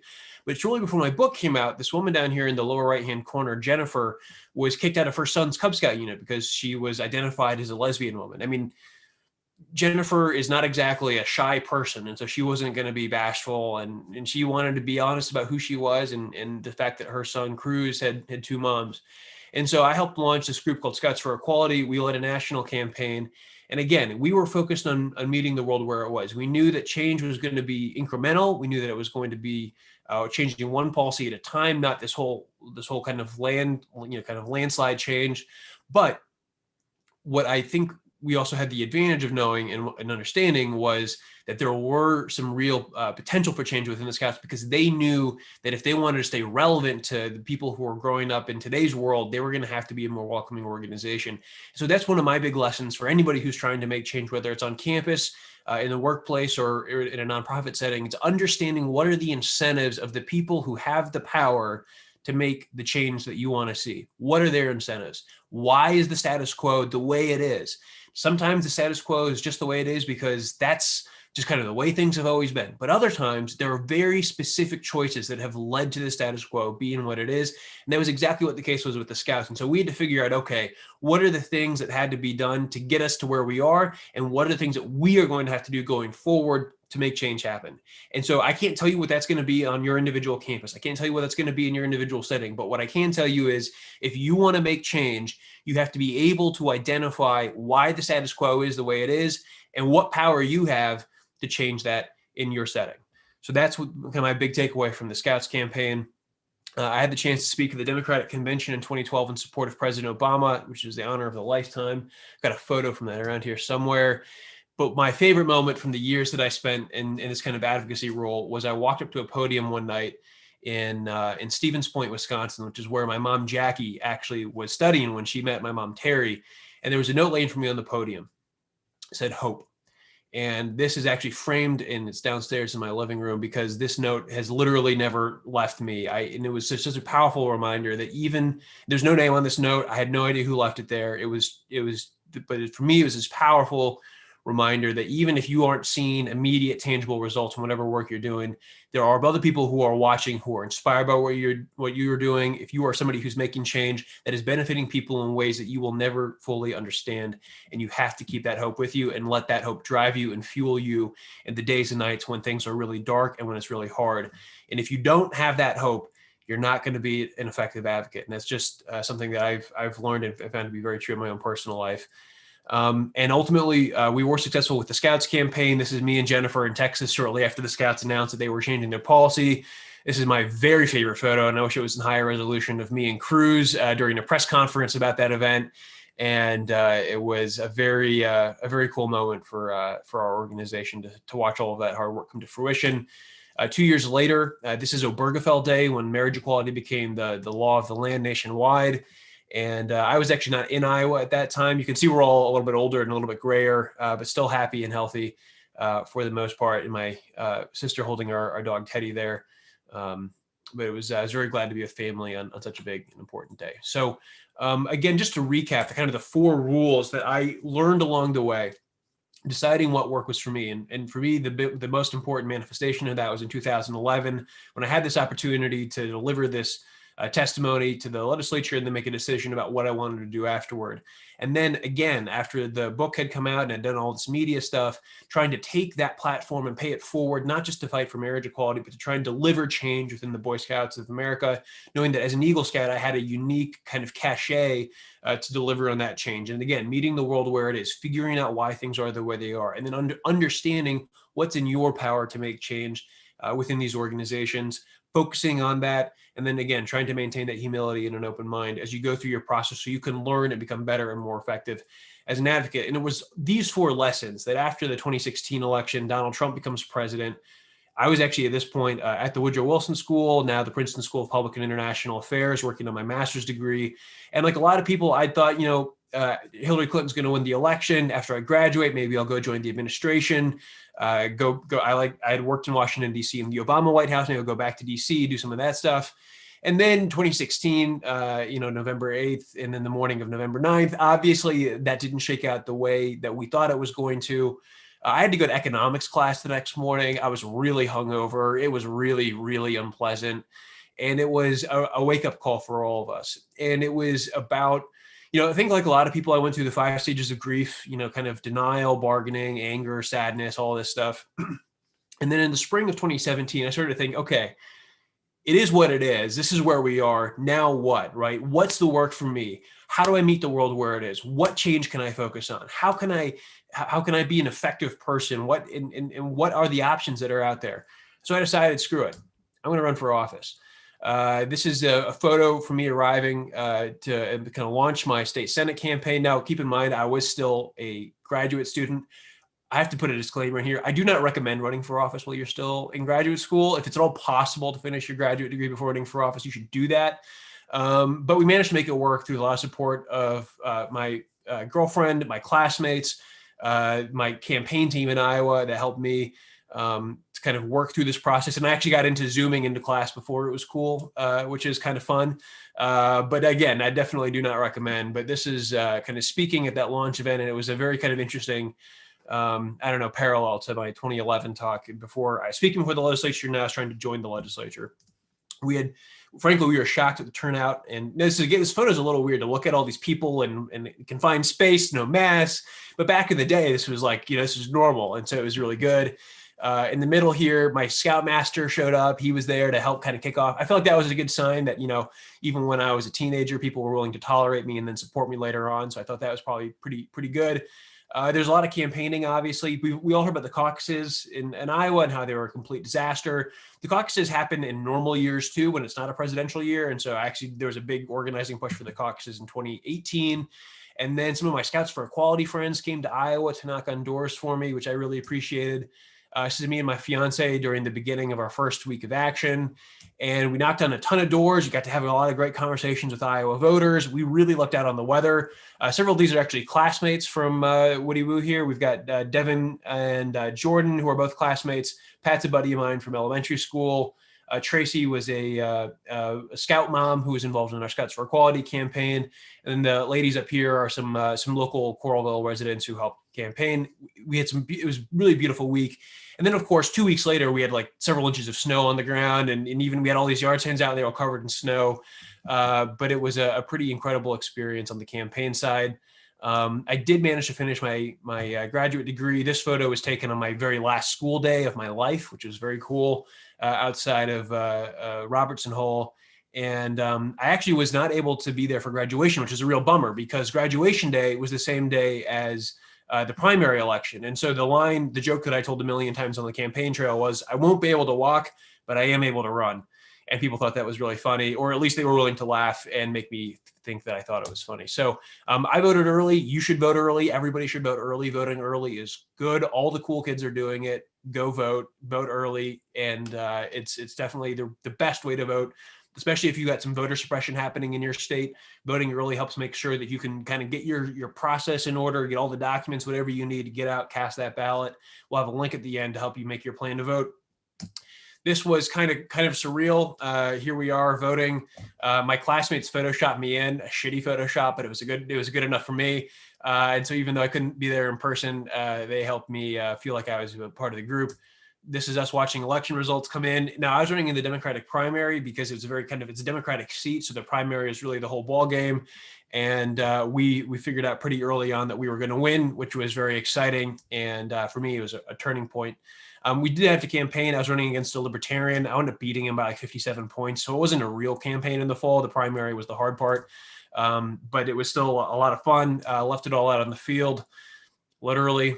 And then next thing you know, we were out of days before the election, and we won. And now this photo is not me realizing that we had won. This is a photo of me realizing that Chris Kobach had lost the governor's race out in Kansas. You might not know who Chris Kobach is, but he's like the worst vote suppressor in America. And I was thrilled that he had lost. It was such great news.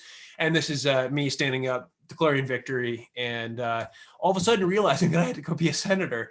It was this really wild thing where they mail you a manila envelope. You have to fill out an employment form, and like you have to figure out how you're gonna pay your taxes and all this stuff, because it's a job. It's like literally just a job. And that was one of my big insights. We'll talk about this in a second here, but like all the state legislators, just normal people, just people who are working jobs and like going to the Capitol and doing stuff. So we had this new members orientation to help you learn like how to use the software and the laptop and stuff, and like set up your email. I got sworn in, and this is a kind of a live shot of my family and Chloe's family in the Senate chamber. We went and got lunch afterward. It was very exciting. The Capitol looks very nice at night, very dramatic. And the thing that I normally kind of end the presentation here, but I wanted to include for this presentation, the photo of the very first piece of legislation that I filed, Senate File 312, which called for amending the Iowa Energy Plan, our state strategic plan for energy, for us to reach 80% renewable energy by 2030 and 100% by 2050. Now, the Republicans took my very nice bill and they stuck it in a drawer, and it hasn't seen the light of day since. However, when Iowa Democrats retake the House this fall, which is exactly what we're going to do in about 10 days here, we are going to be moving on this kind of legislation. Now, it may not be exactly this form, but this is the importance of having young lawmakers who believe that climate change is an existential threat, who understand the science, and who know that if we don't take dramatic action now, we are going to be living with the consequences, not just for the rest of our lives, but for hundreds and hundreds, if not thousands and thousands of years. And so my message to anybody, any young person out there who's thinking, how can I get involved? What can I do on the legislative process? What you're doing today with this disinvestment campaign is a phenomenal start. When you are ready to take that next step and get into the political realm, whether it's supporting somebody else who's running for office, running for office yourself, again, my 4 rules apply in whatever you're thinking about. Decide what works for you. Meet the world where it is. Focus on what you can change and maintain that humility and that sense of an open mind. Understand that you may not have all the solutions right now, and that's okay. There are people out there who can help you, who can help make change, and who can put you in a position to succeed and be that change that you want to see. And the closing thought I want to offer, if we have a little bit of time, Hannah, for some Q&A, or the panelists want to ask some questions, we can do a little bit of that as well. But do not be daunted by the enormity of the world's grief. Do justly now, love mercy now, and walk humbly now. You are not obligated to complete the work, but neither are you free to abandon it. And that's where we are today. If you have not already, please go to www.iwillvote.com, make your plan to vote, get your ballot in early. The sooner you vote, the sooner people will stop bothering you and texting you and emailing you and knocking, maybe not knocking on your door, but like trying to get you to vote. The sooner you vote, the better. And I'm happy to answer any questions that people might have. And I'm going to take a sip from my glass of water here because I'm very thirsty. Yeah, thank you so much. We really appreciate it. I guess one question, and take your drink of water, but is just like, what is your message to young voters who maybe feel like the people on the ballot don't represent everything that they want? Yeah, absolutely. Look, Joe Biden is not my preferred candidate. I've got a one of these, and let's see here. I think she might, the good news is that Joe Biden's plan is actually a lot better than it was during the primary. It's gotten a lot better. Huge credit to Bernie Sanders and the work that Congresswoman Alexandria Ocasio-Cortez did on the unity task forces to help move Biden's plan substantially in the right direction compared to where it was in the primary. I know that we had this like kind of really depressing little thing in the debate the other night about the oil industry.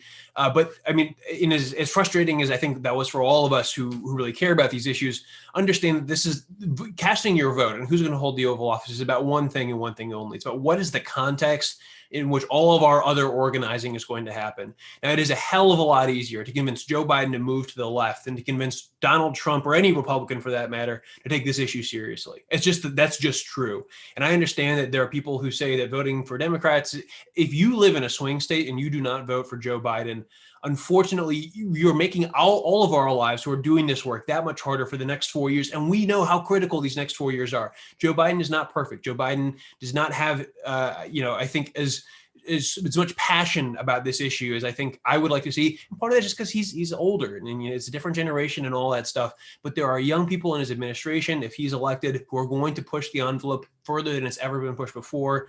We are going to do a lot of really important things. We're going to be making these investments and we're going to be doing things. First of all, we're going to be taking it seriously for the first time in 4 years. We're going to rejoin the Paris Climate Accords. We're going to accelerate the deployment of electric vehicles, accelerate the deployment of renewable energy. And again, we're going to be taking it seriously in a way that it simply isn't being taken seriously by this administration or Mike Pence or whoever else Republicans are going to run in 2024 either. So that would be my simple message. Voting is not necessarily about being in love with Joe Biden. I'm not in love with Joe Biden, but I do want to live in a country where the organizing challenge for us is how do we get the Biden-Harris administration to move more aggressively on climate, not how do we survive long enough to get to the next election, which is kind of what we've all been doing for the last 4 years. So that would be my single biggest thing. And again, I understand that people may not be super thrilled about the choices on the ballot, but let me tell you, you can be very excited about the prospect of this administration being willing to listen and engage with us. And again, take this seriously in a way that the current administration does not. Thank you. That was great. That was awesome. I had another question too. What are you working on right now and what are your hopes in the next? Yeah, it's a great question. So the Iowa legislature is part-time. So we are actually only in session for about 3.5, 4 months a year. So when we are not in session, all of us have other, or I guess those of us who are not retired anyway, have other work. I work for a local credit union where I help support special projects to benefit our low and moderate income members. And recently I've gotten very engaged, I think like a lot of people have, on racial equity work and the role that lenders, especially small independent cooperatives like ours, can play in supporting racial equity, especially trying to close things like the homeownership gap, the wealth gap that we see, which is in Iowa, one of the worst in the country. We're like 6th worst in terms of the homeownership gap. So we got a lot of work to do. And so that's what I'm working on in my day job. My legislative work, we're getting ready for the session, which will probably be resuming sometime in January. Obviously with the pandemic, things we're in a really weird spot. We don't know where things are gonna be with the winter wave. Like a lot of other states, things are getting worse in Iowa, not better. We're breaking records this week for hospitalizations, for daily death rate. So, obviously there's a lot of attention on the pandemic and trying to make sure that we are able to take that more seriously. And again, I think that actually is going to start with a new national administration. We're what, 9 months into this pandemic at this point. There's still no national strategy because the Trump administration has just completely kind of waved away any responsibility that they're trying to take for this pandemic. And I actually thought the debate on this the other night was very eye-opening. Basically, Trump was asked, "What's your plan?" And he said, "Well, it's going away."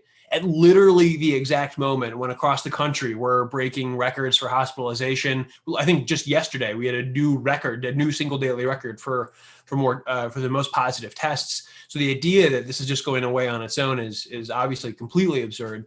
And we have a lot of work to do at the national level and then obviously as well at the state level to try and get this under control so we can get moving again in the right direction. Thank you so much. That's great. That sounds like awesome stuff. And for our action item for this one, it's to go check out Senator Wahls' speech. It's really awesome. I recommend it. Yeah. Thank you so much for being here. Oh yeah, no, well, thank you, Hannah. If you want to find the speech, again, super easy, just to search Zach Wahls' speech on like any search engine. Should be pretty easy to find. I'm on Twitter at Zach Wahls. Thank you for putting this together. Congratulations on such a successful event. Good luck. I look forward to continuing to support your efforts into seeing Princeton and other colleges and universities across the country divest from fossil fuel companies that are choking our planet and robbing us, our children, and our grandchildren of their futures. Thank you. Thank you so much. Yeah, so that was absolutely like inspirational. And I was gonna say for this to follow him on Twitter because I did the other day and it is solid. Anyway, so we're gonna liven it up a little bit now. I'm excited to introduce Nate and Hila, a comedic eco-science hip-hop duo based in New York City. And I'm honored to be able to invite them to share their music with you all, especially because of the connection where this first started, which is just me seeing a video of them on TikTok over the summer. They are activists in most social justice movements, from environmentalism to Black Lives Matter to women's rights and so much more. So get ready to get up and move around, people. And Nate and Hila. Hi, everyone. Hey, everybody. Thanks for the introduction, Ben. How y'all feeling? You feeling good? You gotta unmute yourselves for a second, or go like this. Yeah, you can make motions. Yeah, all right, that's what I'm talking about. Cool. Yeah, it's nice to meet you. I'm Nate. I'm Hila. And we're Nate and Hila. And yeah, as Ben said, we rap about the environment. That's the quickest possible way we could put together, what we do. Yeah, we love Earth. Yeah, so that's our thing, and we're honored to be a part of this. We caught the tail end of Zach's talk and his question and answer that he was doing, and just seems like there's a really good vibe going on. We're going to be kind of blipping in and out, apparently, of appearance, because that's what we're going to do. No, I think I'm going to change it. I'm just going to turn it off. Are you going to turn it off? I think so. You're gonna do the clouds. Yeah, I feel like that's the vibe right now. Still be the problem, same problem. So we were thinking, just to get work, because we haven't done a whole lot of Zoom shows. They're very strange and very, bizarre. But in order to sort of get loose and to get to know each other, we were thinking we could start off with like an improvised song, a freestyle, make something up as we go. And since there's so few of you, you can collaborate with us by giving us some possible topics, like maybe some things that have come up as salient themes, over the course of the conference so far, or just whatever's on your mind. What would you like to hear some bars about? Yeah, give us like three suggestions. Yeah. Obviously, divestment. That's what we're here for. Divestment. Yeah, this would be the obvious choice. Oh yeah, we can see the YouTube comments too. So if you can read those, that could also be a source for them. So divestment will definitely be one. What else? Come on, people. There's a bunch of people watching right now. Anna, you got anything? Come on. How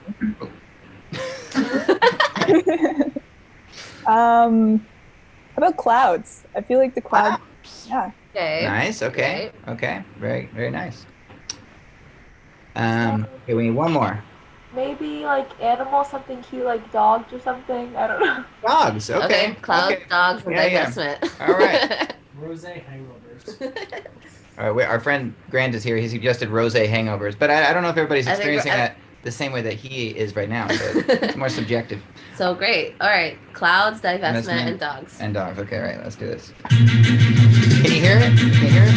All right. Great. My name is Nate and I like to spit it hot. I'm gonna do a song about clouds, divestment, and dogs. Yeah, here are the hard bars that I've been spitting. Dog poop is a big source of carbon emissions. That's right. Yeah, you got the gas. Here we are. We're just coming for the laughs. We're comedic and eco. We like to pass the ball. Passing the ball. Check out the way that we rock it. It's a very small Zoom conference. It was hard to find the topics. It's okay. Up at the top, I do my thing and I wreck it. I'm trying to get naked like divestment. Oh, divestment. Take your vest off. Yeah, that's right. Going off the top. Don't stop. Yeah, I wear lace. I'm divesting from Chase. From Chase, I'm doing my thing so wild and free. Hopefully we can save the world, but the future is cloudy. Yeah, I'll be kicking that funky rhyme, but sometimes the clouds part and we see a bit of sunshine. Yeah, I want to restore the streams and the lakes. I want to give and not always take. I want to put up some logs. I want to hang out with the animals and dogs. The animals and dogs, I be like spitting those raps. You and me, we go together like dogs and cats. The music just went away for some reason, and we don't know why. So that's the end of that song. Oh my goodness, what happened? Why did it go off? Everything turned off. Did it just like automatically turn off, or? It's so weird. Back now. Okay, play it. Uh-oh. No, it's not even the same thing. It's not, because this is on now. It says DVD. Could you guys hear that as you know, how on did your it sound? end? Did it sound okay? Were you able to like hear things? Sounded great. Yeah. Oh, great. Okay. Cool. Yeah, I don't know why our sound just cut out all of a We sudden. need to like redo the whole thing. No, but it's not running through the TV. It's just running through. Oh, but this just turned off. Yeah, but. You just gotta make the input. Great. So we're happy to hear that universities are divesting from fossil fuels. That is a great step in the direction that we all want to go. We are hoping to make the songs and anthems for this movement of ecological awareness and regenerative solution-based actions.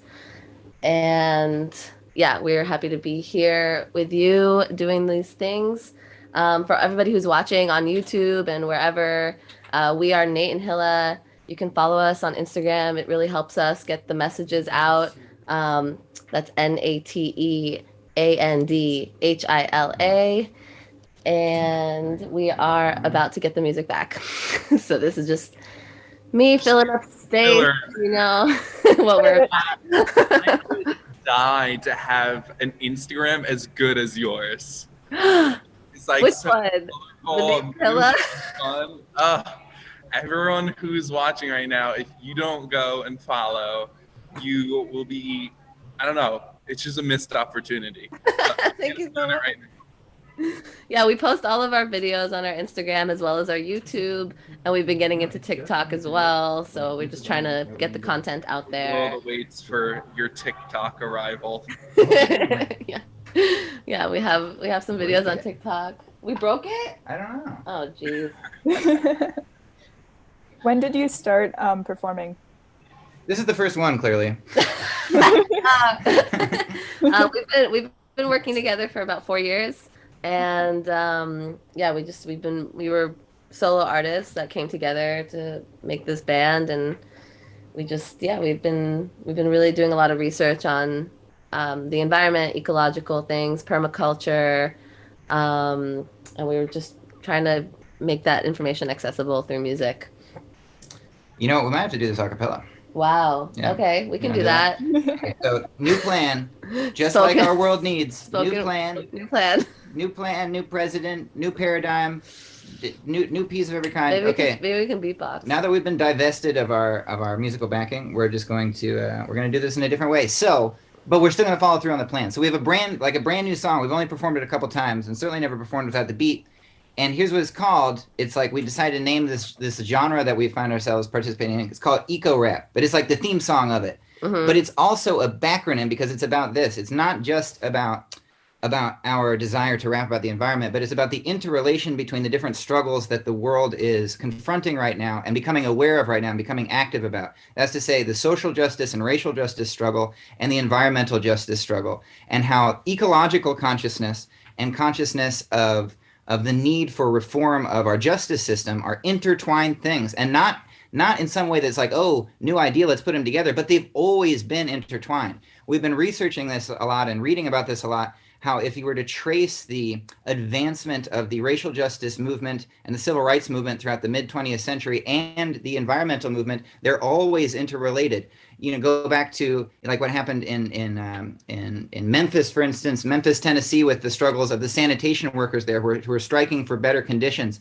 King came and joined them. Black sanitation workers, who were the people who were responsible for making that city clean and making it livable, who were enduring conditions that were unfair and unjust as sanitation workers and as Black people. And that formed part of the sort of one of the early arcs in the environmental justice movement and the racial justice movement. Mm-hmm. Cut forward to North Carolina in 1982, where you had the PCPs that were being dumped in mostly Black neighborhoods. And that too was a simultaneously civil rights and environmental rights movement. And so these two things have been intertwined since their inception. And so this is what this song is about. And then we came up with, sorry, I'm like hogging this whole intro. Please. So then we came up with this backronym, we made an acronym. So eco-rap is not just a genre, but it's environmental consciousness of racist American policies.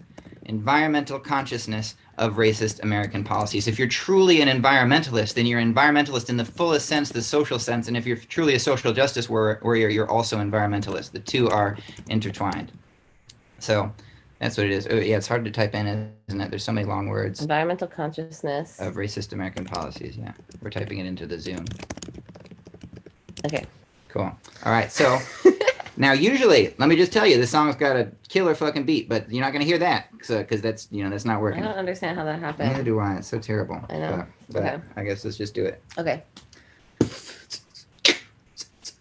Okay. Eco-rap. Eco-rap. Where the plants, animals, and people at? Eco-rap. Eco-rap. No, Where the plants, animals? I don't think so. Oh, okay. Right? Let's do it. Okay. Do you want to? Can we play it on the computer? Oh, that's such a good idea. The other computer. Can you do just the beat from Logic? No, it's gonna take too long. It's gonna take too long. Okay. Eco rap, eco rap. Where the plants, animals, and people at? Eco rap, eco rap. Where the plants, animals, and people at? Eco rap, eco rap. If you're gonna speak, be speaking facts. Don't just speak, but speak and act. Eco rap, eco rap. Eco rap, what the freak is that? It seems kind of niche. Does it really slap? It ain't mainstream, but it's lakes and streams. It's the air we breathe. It's the water on tap. Word, I feel you. I'm down with the earth. But aren't there other movements we should rap about first? People getting capped by police in every borough. What's that got to do with ice caps and David Attenborough? Everything. Eco means everything. Eco is earth and its people's economy. Speaking to power, the ecos is ours, but companies eat up and seize up its sovereignty. The things that, wait. It's so hard. It's harder to do. But yeah, but what the cops are protecting and people. The thing they're protecting is companies' property. But that's not the way that it's got to be. Defund the cops and defund the monopolies. Y'all are rappers, y'all got egos, you are you and it's your art. But it's also about your eco, that whole of which you're a part. Yes, it's dope that you're a rapper, especially if your raps are dope. But put your ear into the earth and put the hip hop into hope. Hey, eco rap, eco rap. Where the plants, animals, and people at? Eco rap, eco rap. Where the plants, animals, and people at? Eco rap, eco rap. If you're gonna speak, be speaking facts. Don't just speak, but speak and act. Eco rap, eco rap. Eco rap calls out the colonists. They thought that they got some new continents. They called the world new, but it sure wasn't new in the worldview of all of its occupants. Was it not obvious? That here was a civilization of multiple nations possessing an intricate system of hunting and land cultivation. I guess that it wasn't. Guess that it wasn't quite clear. Must get smoke in their eyes and their ears. Hindsight's 2020. That's this year. History's history, but it's still here. Let me take you back to '68 then. Memphis, Tennessee sanitation. A strike started then by the black garbage men and the company that crushed and underpaid them. Somebody got to handle that waste. Did Black Lives Matter or was matter out of place when 2 men died in a trash compactor and King got shot there 2 months after?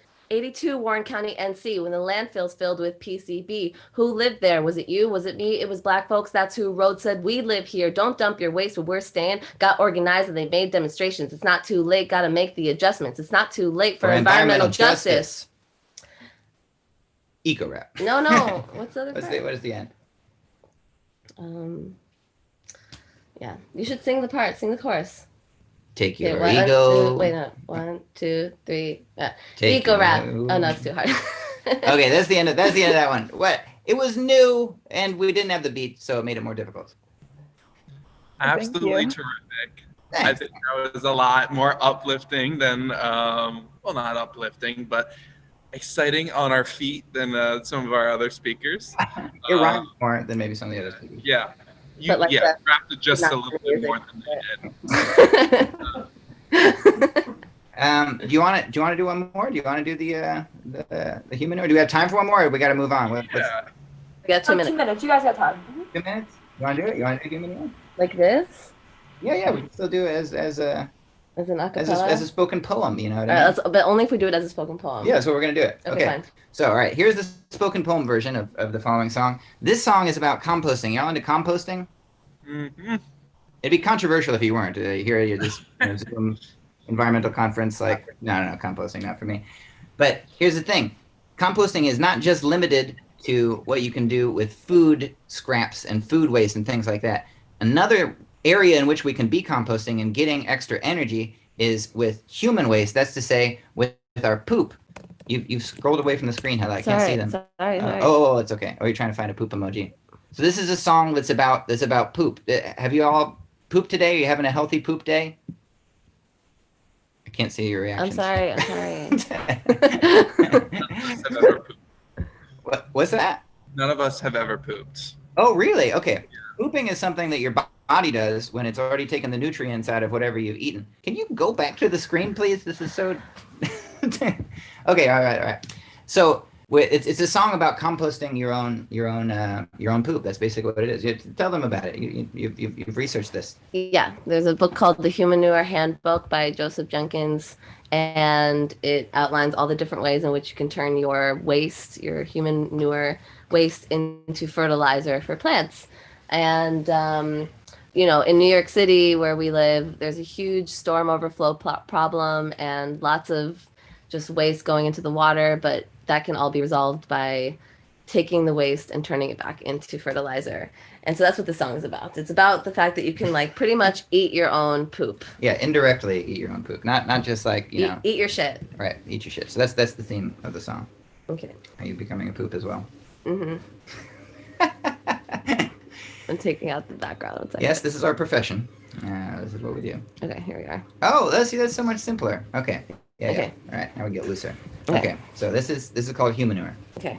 The first ever a cappella performance.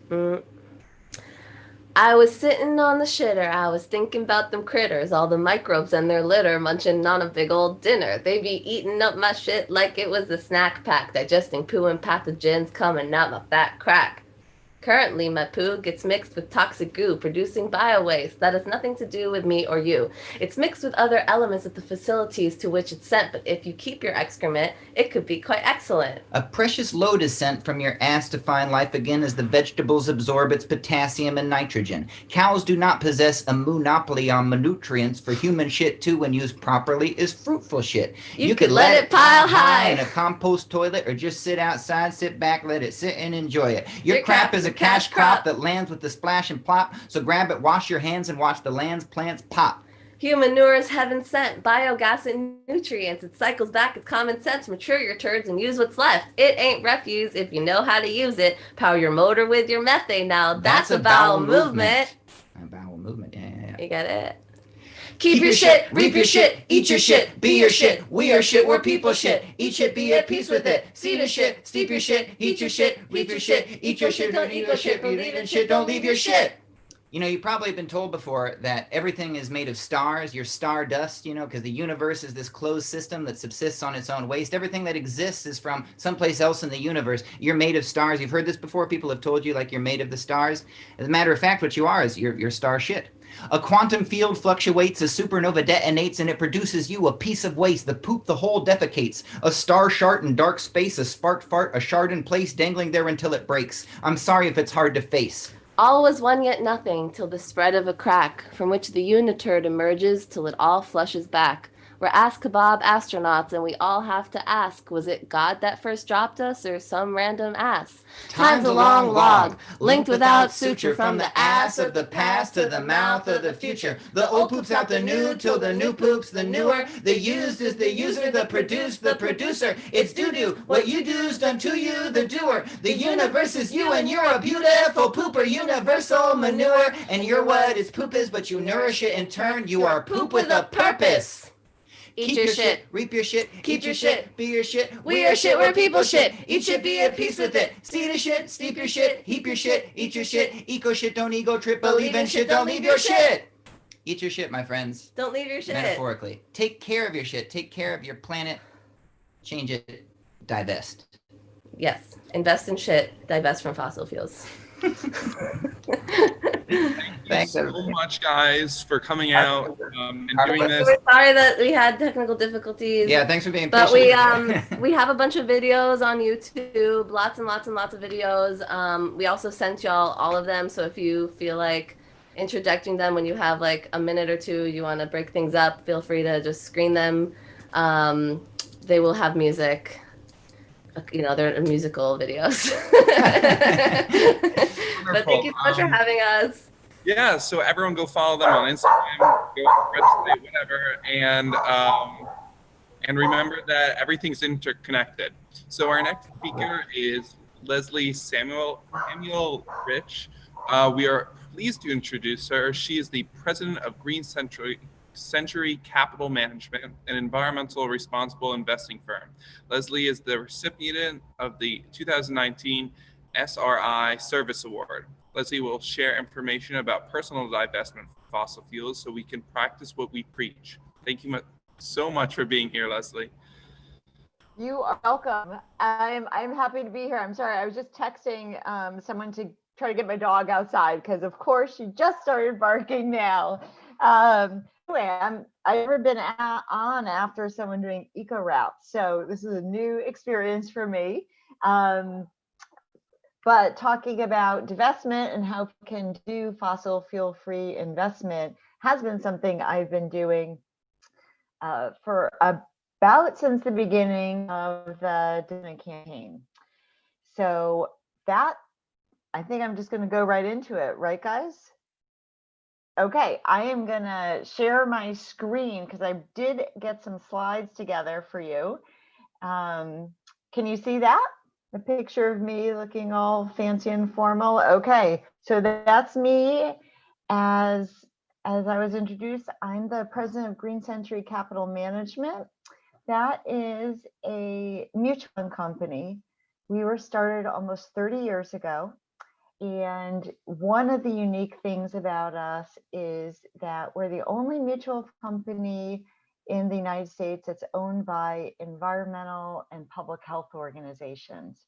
So in addition to be able to invest fossil fuel free with us, our investors get to see 100% of the profits that we may go back and support other environmental campaigns, which are more focused on sourcing clean and renewable energy, reducing greenhouse gases, or passing state bans on plastic bags and polystyrene. Oh, okay. I'm going to try to move this slide. Oh, there we go. That's just the background on us, so you know and see our name. Our approach is threefold. So again, I'm going to spend almost entirely the whole time talking about how to invest in sustainable companies and avoid fossil fuel companies, which is absolutely possible for you, your friends, your parents, who maybe you're trying to convince now that you're more at home, or anyone else that cares about this issue. We also do, though, since we own shares in companies, we also work with those companies, sometimes friendly relationships, sometimes it's a little bit more locking horns out there to get them to adopt policies and programs that are more environmentally sound. So whether that is reducing their use of non-medically important antibiotics, or again, sourcing more clean energy. That's a big part of it. And then the third one I mentioned already, it's about our profit support. So I assume I'm one of the only speakers just talking about investing, looking at the quick lineup. So I'm gonna just run through some terms that people may or may not know. So the first one is called ESG. That stands for Environmental, Social, and Governance ratings. And what that does is pick the companies best in the sector. So in the banking sector, or the transportation sector, or the consumer goods sector, that compared to their peers are doing better at monitoring and managing the relevant environmental, social, and governance factors that appeal to them.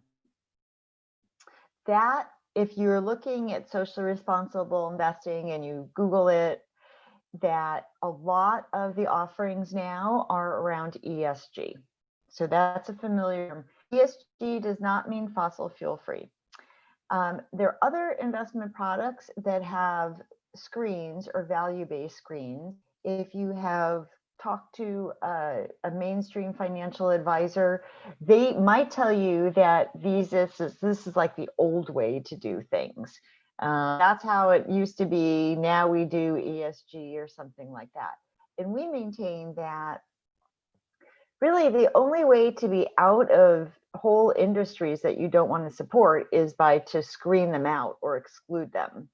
So for a long time, we've excluded tobacco, firearms, military weapons, nuclear energy, nuclear power, and, in the last couple of years, GMOs. We break out the fossil fuel screen as something special and different, and we outline the ways that we do it. So these are one of the things to look for in your investments when we come back to it. So when we first started doing it, everyone was more focused on carbon reserves, right? The top 200 coal and then oil and gas companies that have the high number of reserves. And I assume if you're tuning in, you know why that's important. So that is a good marker. To this day, and I say this all the time, I have not met anyone who says, well, I don't want to be in the 200 companies that have the most carbon reserves, but I'm totally okay with 201 in 2002. It just doesn't happen that way. If people don't want to, and you don't want to invest in fossil fuels, you probably just don't want to invest in fossil fuels, period. So you don't want to just look at the carbon 200, and you don't have to for your individual investments. So I totally understand and support why that is that is the divestment campaign ask, and that is what universities and colleges and faith groups and other institutions focus on, because that is the most possible thing to get and does have the biggest impact. But if you're looking to just have a clean portfolio out of fossil fuels, you want to look for carbon reserves. You really want to focus on that first one, the exploration, extraction, processing, refining, and transmission of coal, oil, and gas. And then the last one that we have, that middle one, is excluding companies that burn fossil fuels to make electricity.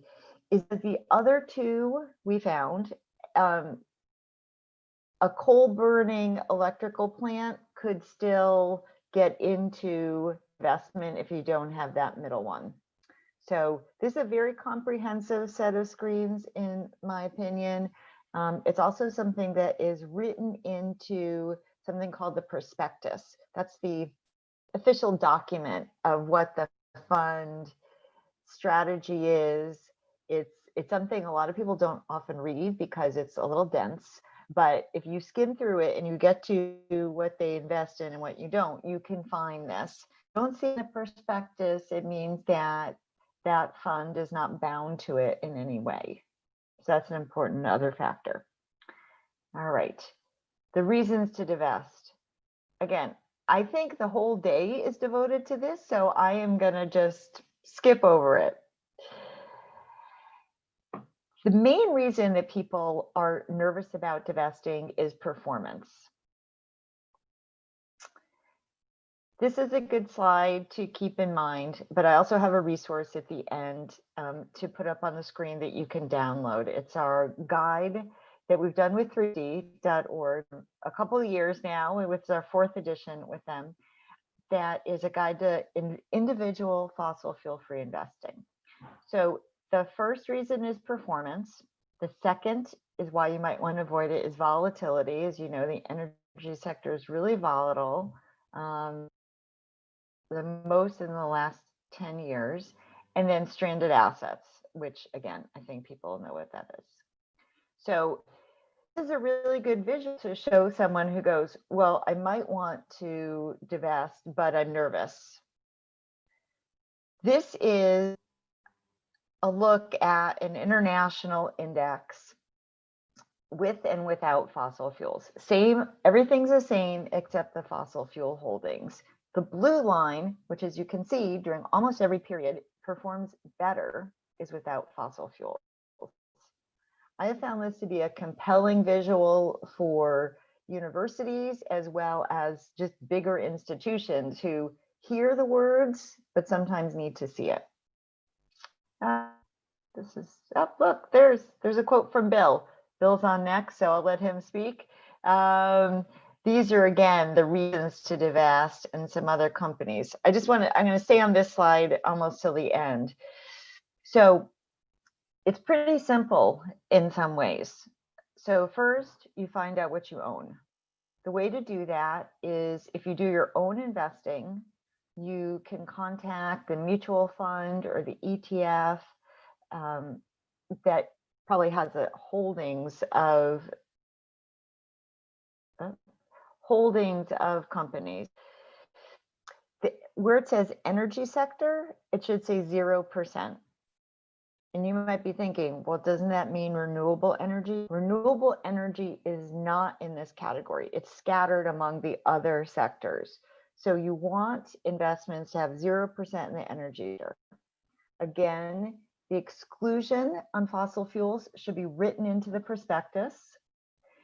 And if you or your parents or anyone else you're talking to uses a financial advisor, that person should absolutely be able to provide you or them with the information on this. We found a lot of times investors are hesitant to ask their financial advisor because they feel like they're, it's too much work, or they don't think their financial advisor will figure that out for them. And I would just say your financial advisor works for you or your family, and they absolutely could figure this out. It's actually not that hard. What they might have more trouble with is how to move you out. So the really simple thing is that if you hold individual stocks, you sell out of those coal, oil, and gas stocks, and you can buy into whatever you want. You could buy into renewable energy companies. You also, while you're figuring it out, you also could put that money just in the other things you have as a holding place, and then make more alternative investments. You also could consider changing a bank, your banking, your credit card, all those things. That's a sort of the second wave of divestment to a bank that doesn't provide loans to fossil fuel companies. But then the next thing is to reinvest. And so there are a couple tools out there. Obviously, we would love for you to choose Green Century. We're not the only ones, but we were the first family of fossil fuel-free, responsible, and diversified mutual funds. And what that means is that we don't just invest in renewable energy in our fund, or we don't just invest in healthcare. So there you go. You want to move out of that, and obviously you can open a different bank account. The things to be careful of are there's no universally accepted or regulated term for fossil fuel free. So again, these are the things we use. You could use your own, but just read the fine print. And then the newest one to be careful about is that low carbon does not mean fossil fuel free. Now, fossil fuel free investments are generally low carbon because those are the companies that can use the most carbon usually to a portfolio, but it's not the same. So just know what you're doing. Oh, this is the picture of the father that I really like. I'm going to flash up one other thing for you, which so we actually have your guide, right? We have it as one of our action items. It's to check it out. So we'll be sharing it with everyone. Okay, thank you, Hannah. This is the cover of it. So you can share it with everyone. It's on our website too if you need to get there. So wow, I think that took up all my time, right? Yeah, thank you so much. That was so great. Yeah, was it helpful? Really okay. Yeah. I know you have a full agenda and Bill is on deck.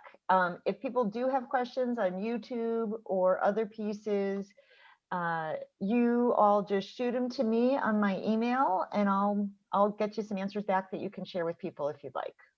Thank you so much, Leslie. And for our action item, yes, check out this guide to fossil-free investing. I've actually been looking into it myself and it's really cool. Green capital management is really cool stuff. And so next, we're very excited to introduce Phil McKibben, who's an author, climate activist, and co-founder of 350.org. He's a Schumann Distinguished Scholar at Middlebury College. And I'm just so excited to have Bill here with us today. You've done so much for the divestment movement, and I don't think we would probably be here without all the work you've done. So thank you so much for joining us. Well, Hannah, what a pleasure to get to join you all. Now, I'm the most boring person you're going to have on all day. I'm not dressed up like excrement. I don't have any slides to show you. I can't sing. Not only that, I've got a massively broken shoulder. If you're going to go for a bike ride, it's a very good idea for the planet, but wear your helmet. I am speaking from experience.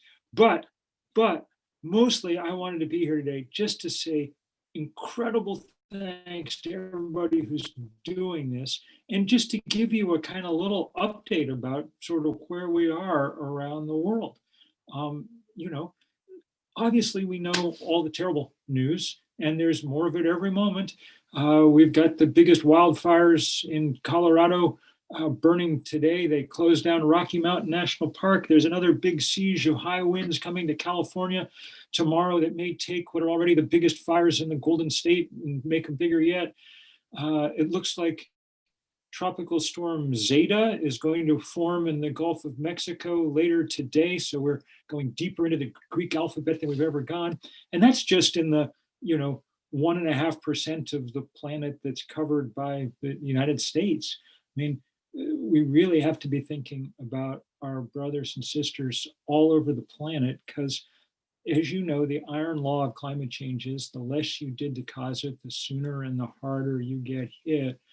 I was talking with colleagues today in Vietnam, where they have the worst flooding they've ever had by miles. And there's hundreds of people who have drowned and hundreds of thousands of buildings submerged. And that's just a reminder of what's happening every day around the world. So that's why we do what we do. End of bad stuff. Let's talk about what we're doing together to do something about this, and just back up a little bit and just give ourselves a little perspective on this divestment thing.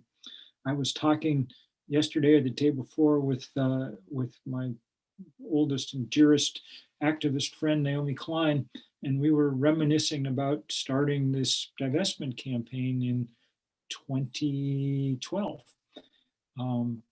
When we both sort of read the first reports about how much carbon was in the reserves of these and fossil fuel companies. And I wrote a piece for Rolling Stone that went kind of viral. And then we did these big do the math tour, first across this country and then across Europe and Australia and things. And when we started, we hoped it would work, but we had no idea that it would grow into what it is, which is the biggest anti-corporate campaign in history. Not thanks to me or Naomi, though we've done our best, but thanks to everybody who's jumped on. And the reason that everybody was able to jump on was, though we hadn't really thought about this at the time, most of us don't have a coal mine in the backyard.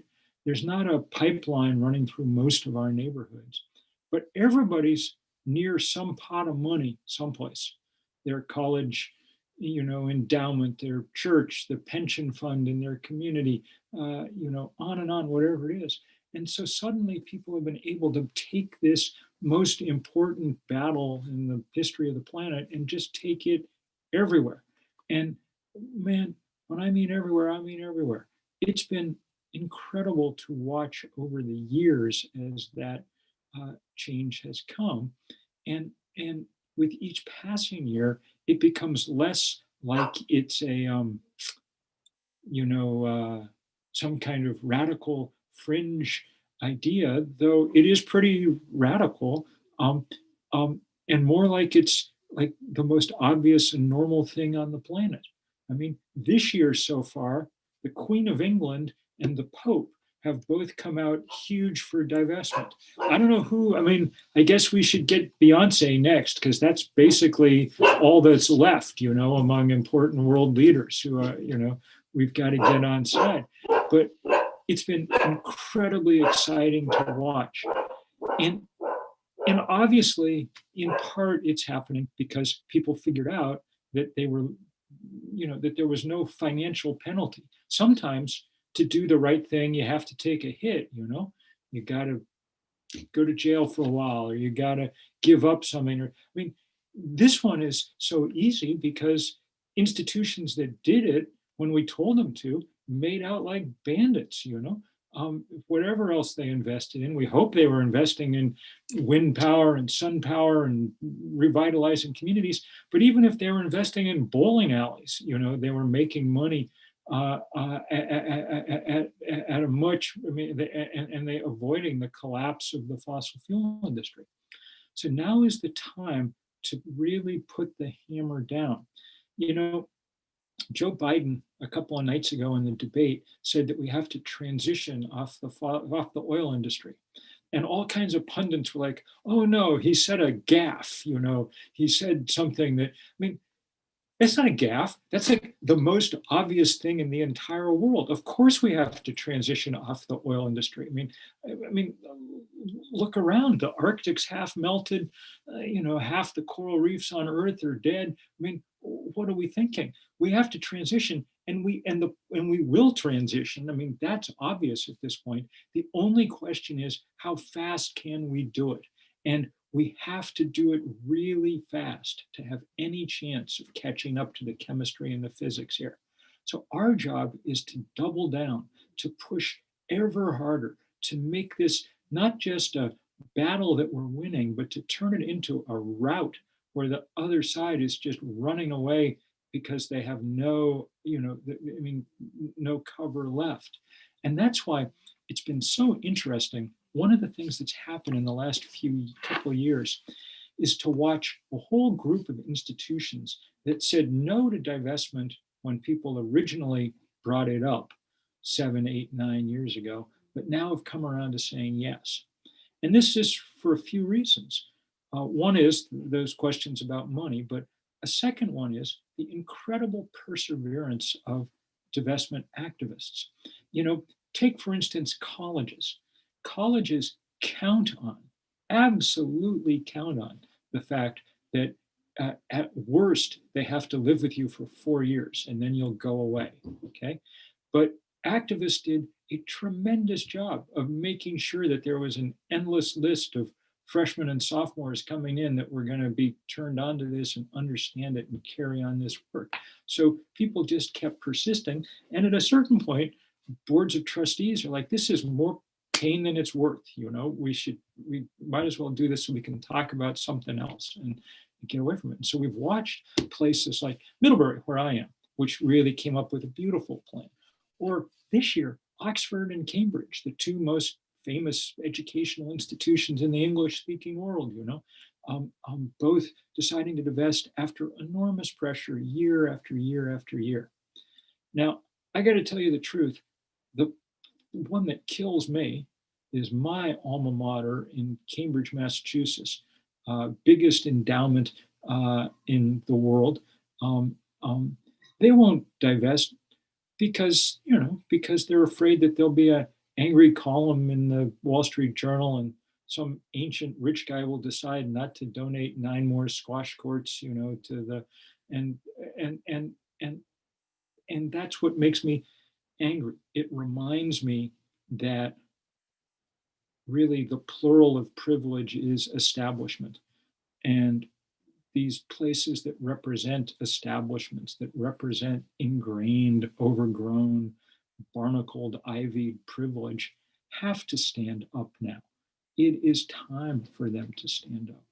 I mean, we've watched the Rockefeller family, heir to the first oil fortune, do it. We've watched the Norwegian Sovereign Wealth Fund, biggest pool of investment capital on planet Earth, most of it earned by pumping oil out of the North Sea. We've watched them divest.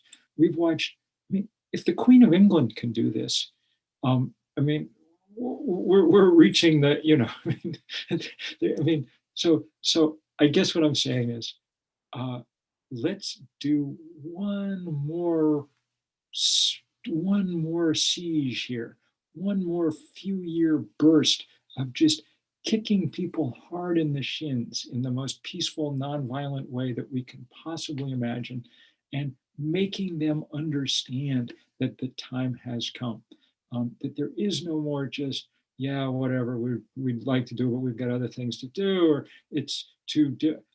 No, we need to tell boards of trustees everywhere that this is the biggest crisis that human beings have ever faced, that it's going to take lots of different changes, many of them difficult to deal with climate change, and that on the list of those changes that we have to make in our lives, in our governance, in our economies, selling your oil stock that's not making you any money anyway is on just about the easiest end of the spectrum that it's possible to imagine. And when you do it, the payoff is enormous. Look at what's happened just over the last few years. Last year, Shell Oil in its annual report said divestment has become a material risk to our business, which is great because their business is a material risk to the continued existence of life on this planet. This year, Jim Cramer, America's favorite stock picker who goes on TV every night to yell at people about which stocks to buy, told people there's no use buying oil stocks anymore. You're not going to make any money because this divestment thing has gotten too big. A couple of weeks ago, Exxon, long the biggest company on earth, and then even after it got passed by Amazon and Google and whatever, by far the biggest energy company on earth, was passed for that title by a solar and wind company that now has a larger market capitalization than Exxon. The world is starting to move in the right direction. Not that we really need a bunch of sun and wind billionaires, to tell you the truth, but at least it's an example of the fact that the really bad guys are starting to pay a price. And our job is to make them pay more of a price really fast, really fast.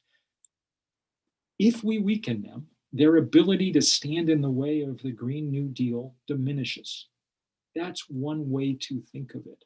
And all those people who divested their college campuses and then went on to form the Sunrise Movement and get the Green New Deal going, they need people continuing to put unrelenting pressure on the fossil fuel industry so they cannot screw up everything that scientists and engineers and activists want to do over the next little while. Let me just finish by saying, look, 2020 is obviously a tough year, but it's the right year to talk about this because we understand in a way we never have before how things all are connected. The most important thing anybody said in 2020 came from Mr. Floyd while he was being murdered by the police in Minneapolis when he said, "I can't breathe." And people can't breathe because they've got a, cop kneeling on their neck or a police department that's stifling their community. They can't breathe because they've got COVID and filling up their lungs. And we know now that, like everything else, that follows the same patterns of class and race. They can't breathe because there's a coal-fired power plant down the street in which neighborhood. They can't breathe because the wildfire smoke has gotten so bad that the authorities have told everybody to go inside their house and tape shut their windows. The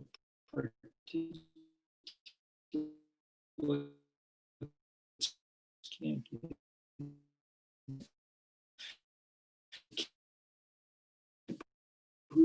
it's got to everybody else be able to breathe. It's part of that huge plan. It's taking down the history that has done more than anything else to make this planet undemocratic and uninhabitable, on the way to becoming an uninhabitable place. I cannot thank you all enough. And just to say, wherever your campaign is, whatever you're doing, let me know how astonishing work over this last decade. And if we give it a few more years, we will finish it off in style, at which point we're going to have an enormous party and we're going to invite, I don't know, I guess we might have to do it virtually for carbon terms, but maybe not. Maybe we just decide to burn some carbon for once for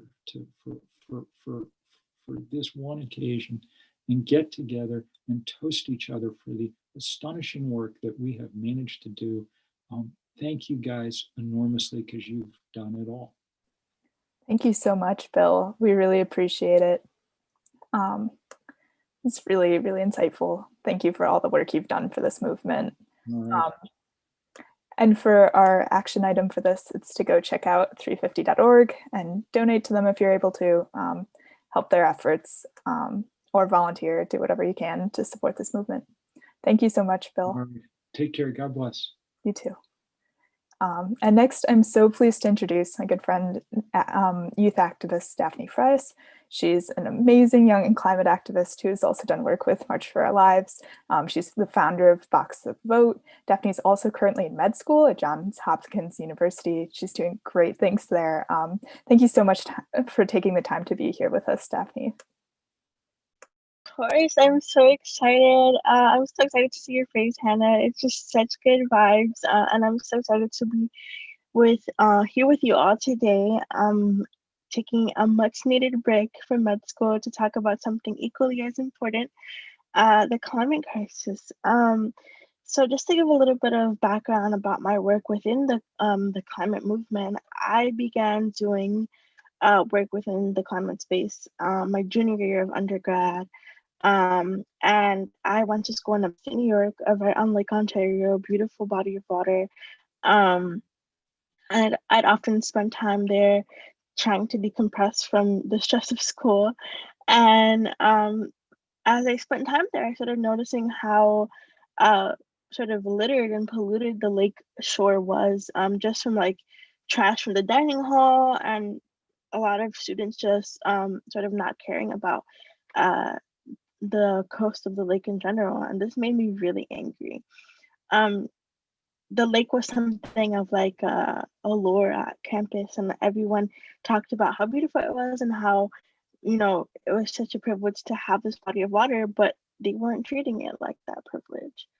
And it was confusing to me that nobody else was talking about, you know, the fact that in upstate New York, where we usually have huge accumulations of snow, our sort of weather patterns were changing rapidly, and our winter seasons were decreasing and becoming more warm. We're facing tons of erosion from the lake because of rising water levels, and everybody was just like going about their business like nothing was happening, and I'm sitting here like, is nobody else worried about this? And so I actually spoke to two of my friends and I said, guys, like, did you notice that this was happening? And through that conversation, I realized that there were so many students that were actually concerned about this, but they just didn't know what to do about it. So I got together with two of my friends and we spent almost a year and a half creating legislation to propose to our student campus government and our deans and faculty to make our campus single-use plastic free. It was one of the hardest things I've ever had to work on. Whether, you know, legislation is hard, whether it be on a federal level, a school level, a local level, it's difficult. And I knew that the way that sort of divestment and sort of sustainability works on campus, it has to be economical for them, and there has to be a benefit for them to see why they should change the way that they've been doing things for years and years. So we took it upon ourselves to find those alternatives, and we actually employed some of the sustainability grad students on campus to they produced biodegradable cups out of algae, and it was the coolest thing ever. And we, in creating this sort of legislation, this infrastructure, we really brought the whole campus community together, and we showed the university that it is possible. And we had 3 hearings on our piece of legislation, and it passed unanimously. And I'm 2 years out of graduating from undergrad, but they're still utilizing the legislation that my friends and I helped to sort of institute on campus. We also created an amazing part of that legislation that serves as an accountability clause for the school, so that they have to remain completely transparent with the students, letting the students know how much waste is produced each year, how they're getting rid of that waste sustainably, and making sure that there's always a clear dialogue between the students and the faculty as to how sustainability measures are being kept up there, because it's important to create those open and candid conversations. But beginning my work that way in the climate space, I saw very quickly how frontline communities are not always included in the climate sector. Myself, being a disabled Latina, I've seen firsthand how the climate crisis affects my community. I'm born and raised in New York City in West Harlem, and in my community alone, there's a huge bus depot where all of our public transportation comes in and out of. There's a huge like on-ramp to one of the major highways in the cities. There's all these climate, destroying infrastructures.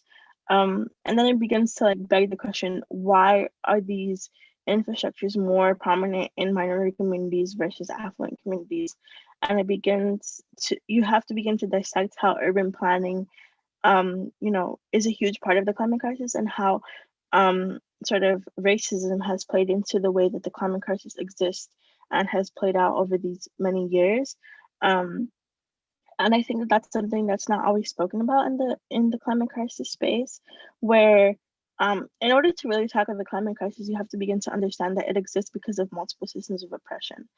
And that, it didn't just, the earth didn't wake up one day and just decide to start, burning up. It was gradual over time.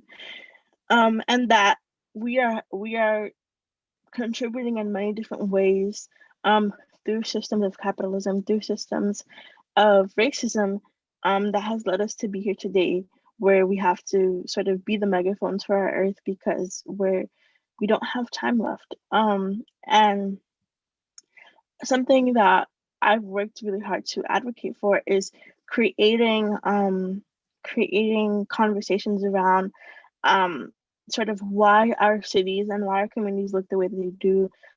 Last year in June of 2019, I actually became an elected official in my district, and I started creating conversations with my community as to, the way that we live doesn't have to be the way that it is.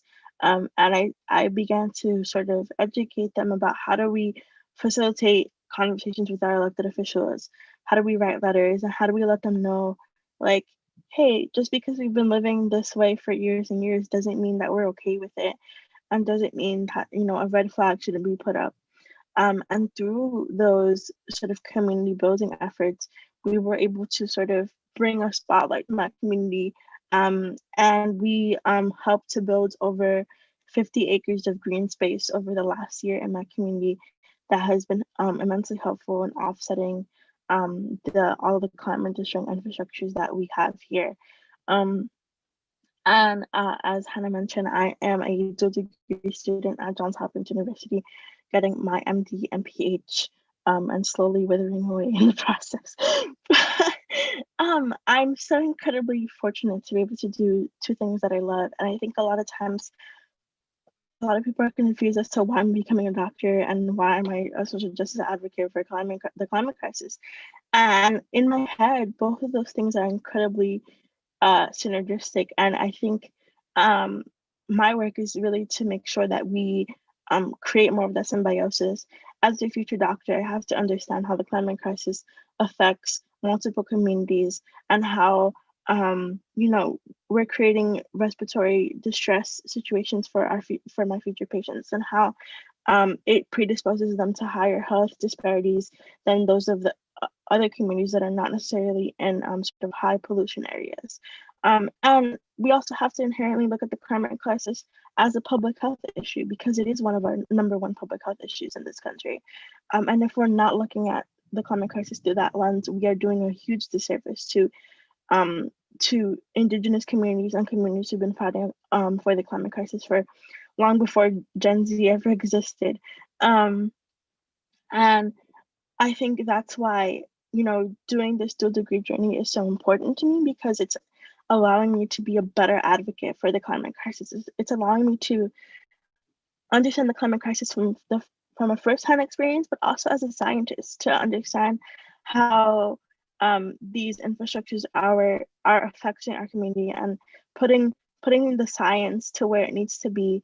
Earlier this year, I was able to work with the Lancet journal, an amazing journal for medicine, and a group of healthcare workers put together a amazing journal all about how the climate crisis needs to be something that healthcare professionals are talking to their patients about, whether it be realistic sort of health disparities that they're experiencing, but also the effects of climate anxiety.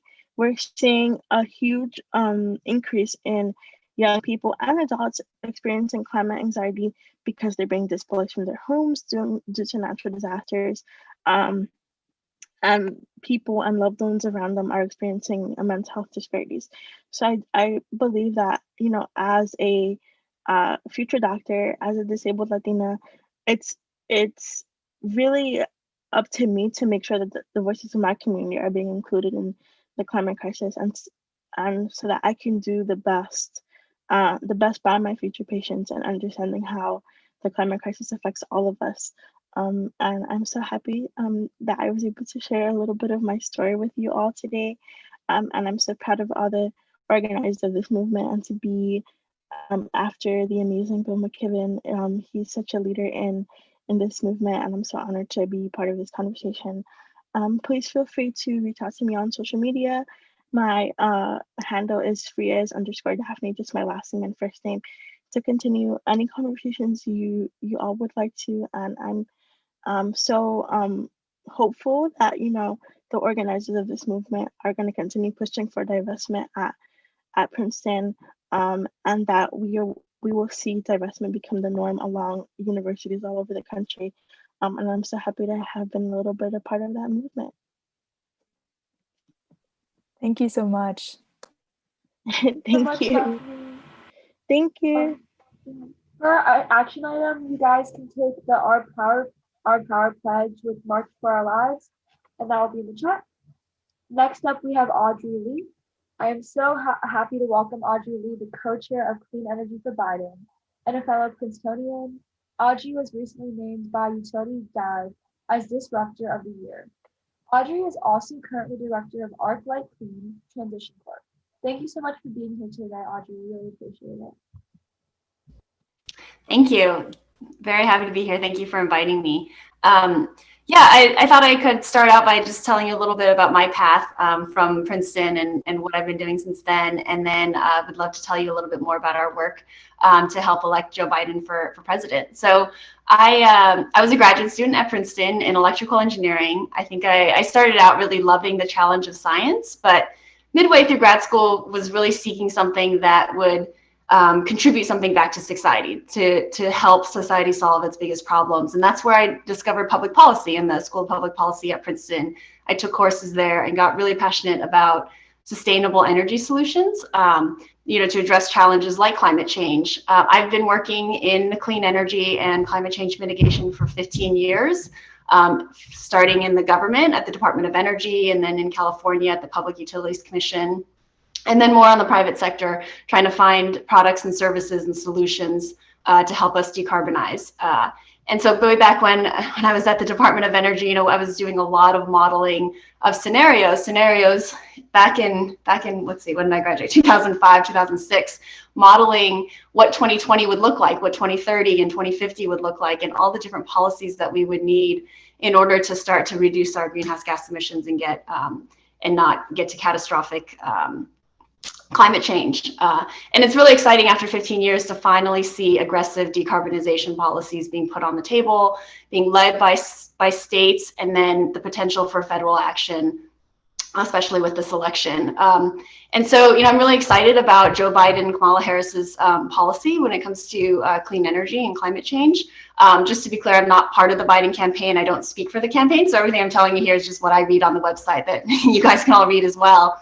But he has a plan for 100% clean energy economy. So for our economy to reach net zero emissions no later than 2050, which scientists and policymakers agree is the target that we need to set. And then I think really ambitious to have a carbon pollution-free power sector by 2035. So in just 15 years, to really eliminate carbon emissions from our electricity sector. And I think what's also really promising for me is that Biden has committed that disadvantaged communities will receive 40% of the overall benefits from his Clean Energy and Build Back Better platform. And I think it's really important to know, disadvantaged communities have borne the brunt of climate change in a lot of cases. And so making sure that these benefits and the job creation from clean energy goes back to these communities. Biden has also declared that he's not accepting contributions from oil, gas, and coal. I think is very, very commendable. And then on electrification of transportation, he's committed to 100% of new sales for light and medium duty vehicles will be electric. And he's going to require that public companies disclose climate risks and greenhouse gas emissions, which I think is important, that transparency, just like you guys are seeking from Princeton and divestment. And then he's, it's part of job creation, upgrading 4 million buildings and weatherizing 2 million homes over 4 years. So really it comes back to, ordinary people and what climate change means to them and how clean energy can benefit them. And I think that's really important. And so I think it's a really exciting moment. It's such an important election. We don't have time to delay action on climate change. I can't even imagine if we continue 4 more years of delay. So it's really important, this election. And so we have to vote for Joe Biden and other climate-focused candidates. There's some really great other organizations out there to support Senate and other down-ballot candidates that are, want to take action on climate change as well. And then I'll just tell you a little bit about why we started Clean Energy for Biden. It was just really a handful of us co-chairs. I started around Earth Day, kind of around the time that it became clear that Joe Biden would be the Democratic nominee. We had a fundraiser with actually Joe Biden over Zoom on Earth Day 6 months ago in April. And since then, from basically 0 members, we've grown over the past 6 months to 10,000 members from the clean energy industry into Clean Energy for Biden. We're just an organization of volunteers, very grassroots. We're not a political action committee. Everything we raise, and we've raised over $3 million for the Biden campaign, we just send straight over to the campaign. We have 30 teams across the country. I think it was really important for us not to be just representative of people on the coasts where, clean energy is a progressive policy, but that we represent swing states and battleground states across the country. And so growing that team and then matrixing it with the clean energy industry, whether it's clean transportation or energy efficiency or agriculture or veterans groups or energy inclusion and diversity focus groups, to have all those teams working together and make it really local. Because I think when it comes to clean energy, it's about what kind of local jobs are you creating? What are local, how does that impact the local economy? So I just really hope that you'll, all of you will join us and help us get out the vote. We had 3 simple goals when we started the organization, Clean Energy for Biden. It was just to fundraise, get out the vote, and to contribute to policy, to really push the campaign to support clean energy and climate change mitigation and resiliency. And so these last few days before the election are all about getting out the vote. We have phone banks any day of the week, multiple times, so whatever fits your schedule.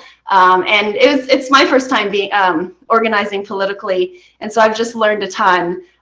We have hundreds of volunteers, and I think we're making really good use of people's volunteers. To me, it's really important to be very efficient with our volunteers' time and make it a good, a fruitful experience for them and impactful. So it was my first time phone banking just a couple months ago.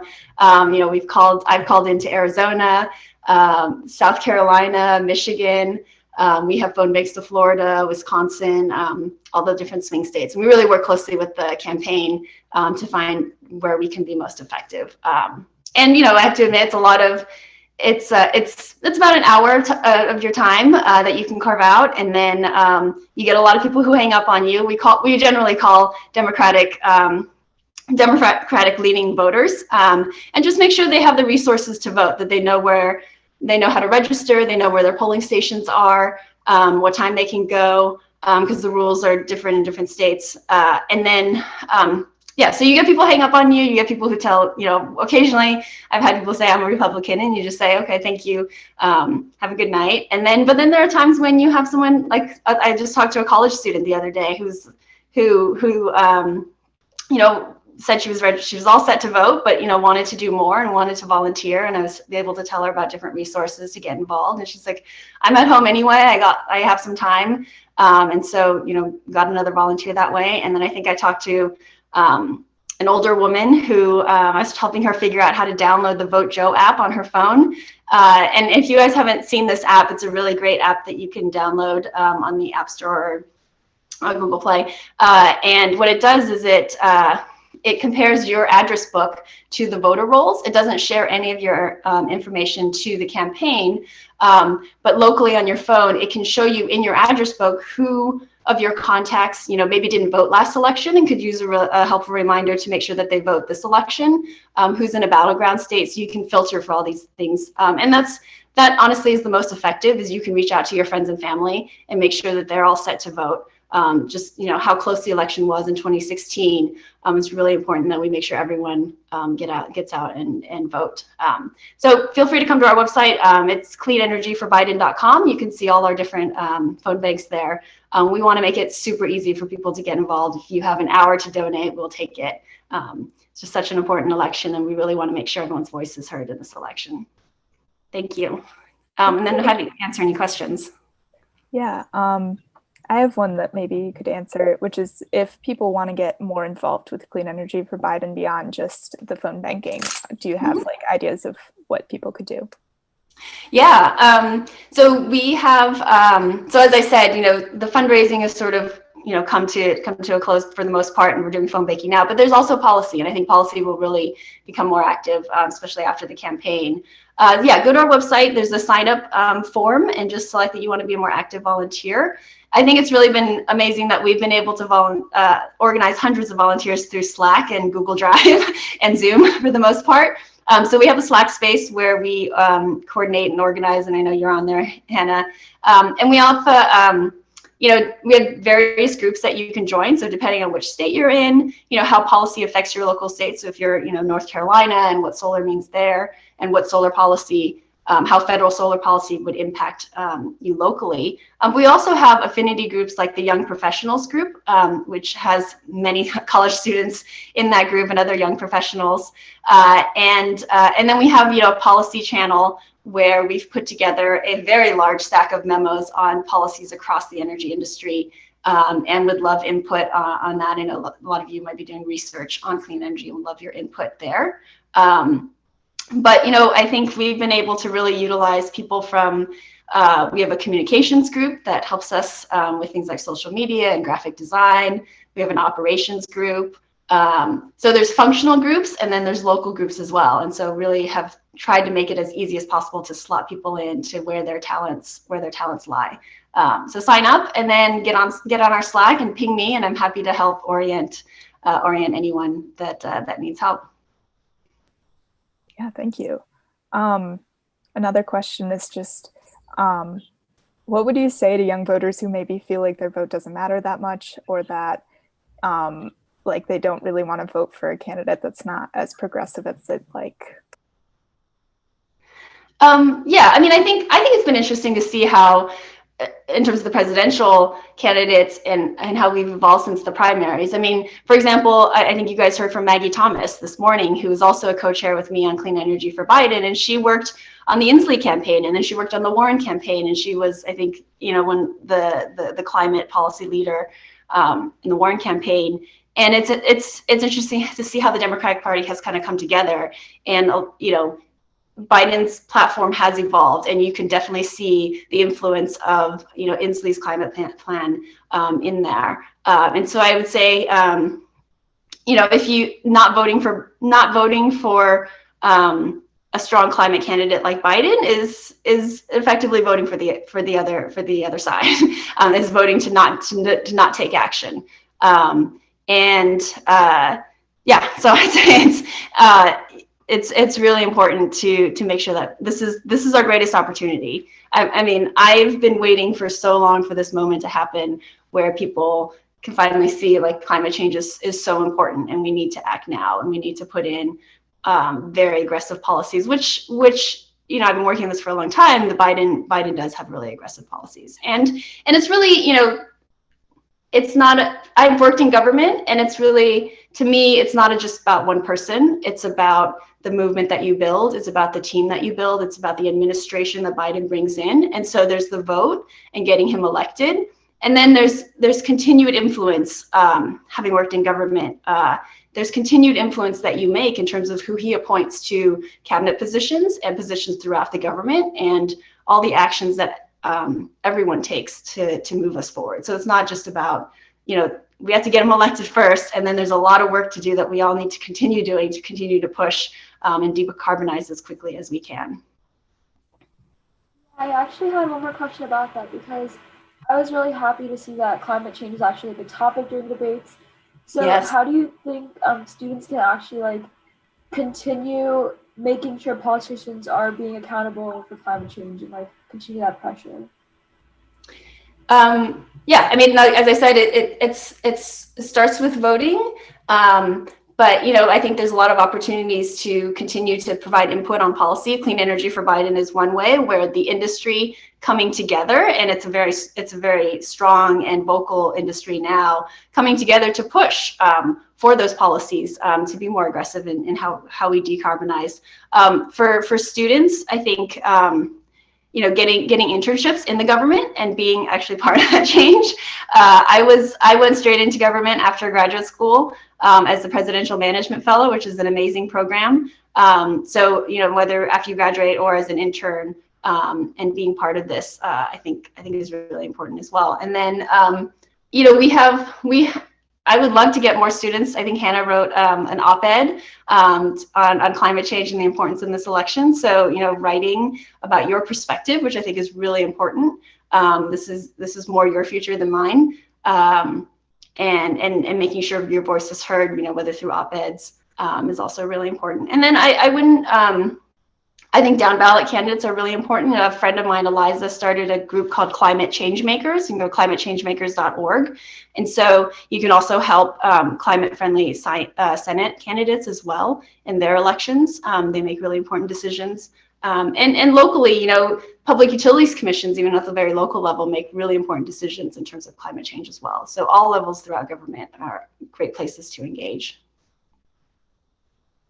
Thank you so much, Audrey. This has been really helpful. We really appreciate it and your work at Clean Energy for Biden. Yeah, and everybody, make sure to go vote. We have as our action item to go to iwillvote.com and make sure that you're voting, and yeah, encourage others to vote with you. Yeah. And now we're going to move on to an awesome video sent in by Cathy Kunkel, who's an energy policy expert and public advocate. She's running for Democrat for Congress in West Virginia's 2nd Congressional District. And she co-founded the Advocates for a Safer Water System and Rise Up West Virginia. And she's also a Princeton alum. So thank you so much for Cathy for sending this in. And hopefully we'll be calling you Congresswoman Kunkel soon. Hi everyone, I'm Cathy Kunkel. I'm the Democratic nominee for Congress in West Virginia's 2nd District. I'm excited to join you today on this International Day of Climate Action. It is truly an honor to be here, and I mean that most sincerely because young people have changed the political conversation and changed the political landscape on climate change in our country over the last few years. From the divestment movement to the school strikes for climate, to taking action to demand a Green New Deal, you all have put climate change on the map in a serious way in this country, and not a moment too soon. Because of your work, we finally have politicians, some of them anyway, who are talking seriously and demanding action on climate change at the scale and speed that the science demands. And we need to elect more climate champions to office and to push them to take action once elected. As I said, I myself am running for Congress in West Virginia's 2nd District. West Virginia has powered this country for decades through coal and natural gas. We've had billions of dollars of wealth extracted from our state, largely to the benefit of out-of-state corporations, and we have perpetually been one of the poorest states in this country. So the Green New Deal offers us an opportunity to bring in billions of dollars of federal investment, thousands of good-paying jobs in infrastructure, environmental reclamation, and clean energy manufacturing, so that West Virginia is not left behind in this transition to a clean energy economy that is already underway. So I just wanted to conclude by thanking you and by urging you to please continue to support candidates that you're excited about across the finish line in the next 10 days, whether it's through phone banking or text banking or however you can plug in. We all know that this is the most important election of our lifetimes. And we also know that we need to keep organizing beyond this election. So please, whatever happens on November 3rd, please keep organizing. We have a lot of work to do. Together, we can make this happen. Thank you. Okay.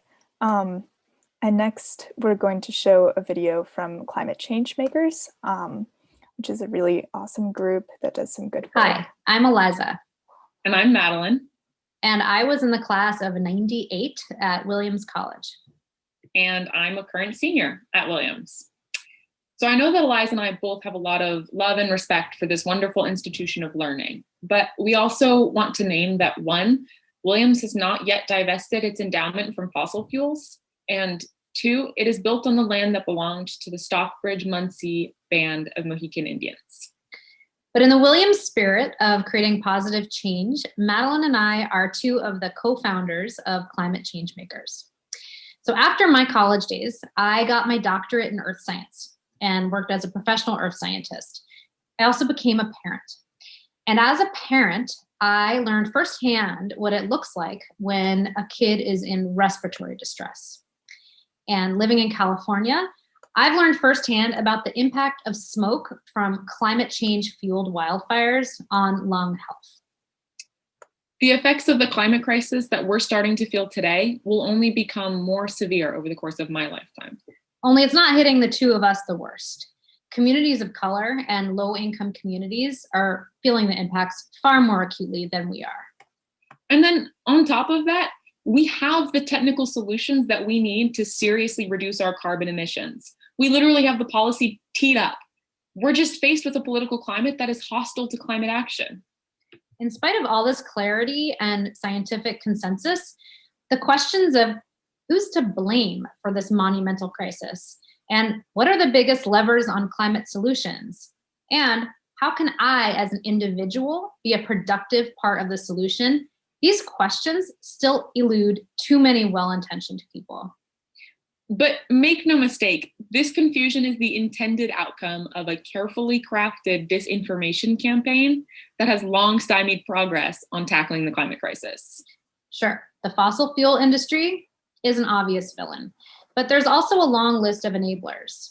Politicians who have been paid to obstruct powerful legislative solutions to the climate crisis. So this is squarely a political problem. And the most productive way to engage with climate solutions is to overcome the ick factor and just dive in, get political. We created Climate Change Makers to demystify political engagement in the name of climate action. So general elections often pit a climate candidate against a climate action obstructionist. So in these contexts, you have the highest leverage action that meets the lowest hanging fruit. So time, resources, financial contributions spent in support of climate candidates, all this amounts to a really heavy hitting climate action. Who should be pitching in? Every last one of us. Lately, the most handy thing about having a PhD is being able to tell people you don't need a PhD or any degree or to read another book on climate before you roll up your sleeves. But doom scrolling and clicktivism aren't really the answer either. Anyone can be an effective and impactful climate advocate. And so we founded Climate Change Makers because there are still far too many people on the sidelines, and this crisis clearly calls for a mass mobilization. In just over 2 months, our community has logged a staggering 830 hours of climate action. We've swelled into a 350 member strong civilian climate corps, an all ages, nationwide, community driven version, where we each spend 1 hour each week. We make it fun, easy, and habit forming. So think about it as civic engagement as a team sport. And we're working in partnership with a host of other climate groups. We're striving to be synergistic and additive. We're not reinventing any wheels. We are harnessing climate-concerned human power to demand climate leadership. And we're building out a big, inclusive tent where there's room for the progressives, the moderates, the right-of-center climate hawks. After all, climate change should never have been partisan in the first place. We meet climate leaders where they are. And then we push them to go bigger, faster, bolder, and more just to meet the scale of the climate emergency. If we leave you with one message, it's to please preserve your mental health by limiting your doom scrolling. Collective action really is a fulfilling antidote to all of the doom, gloom, anxiety that this rightly provokes. Join us and become a climate change maker. You can find us at climatechangemakers.org or on Twitter and Instagram at The Climate Vote. We hope to see you soon.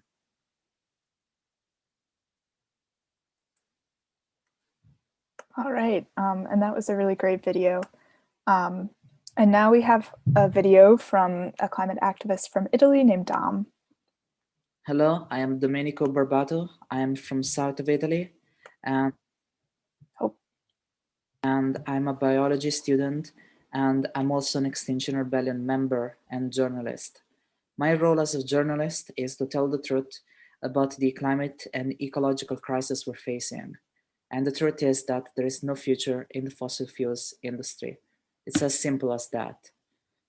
The public debate and our very own politicians have been poisoned by the forces of inaction for far too long. And this led us to the 6th mass extinction and the climate crisis that we all know of. Now is the time to finally send a message to the fossil fuels industry that their greenwashing attempts and their false solutions are no longer welcome. And this all starts with divesting. And it needs to happen now. Great. And we have one more video before our next speaker. This is from another climate activist. Hi, my name is Fausto Fabian. I'm 23 years old. I live in Guadalajara, Jalisco, Mexico. I'm currently studying at ITESO, a Jesuit university. I care about climate change because me and all the people I love live in this planet. I also believe in divestment of fossil fuels and all other forms of pollution. The problem that we have here, where I live, it's a bit special.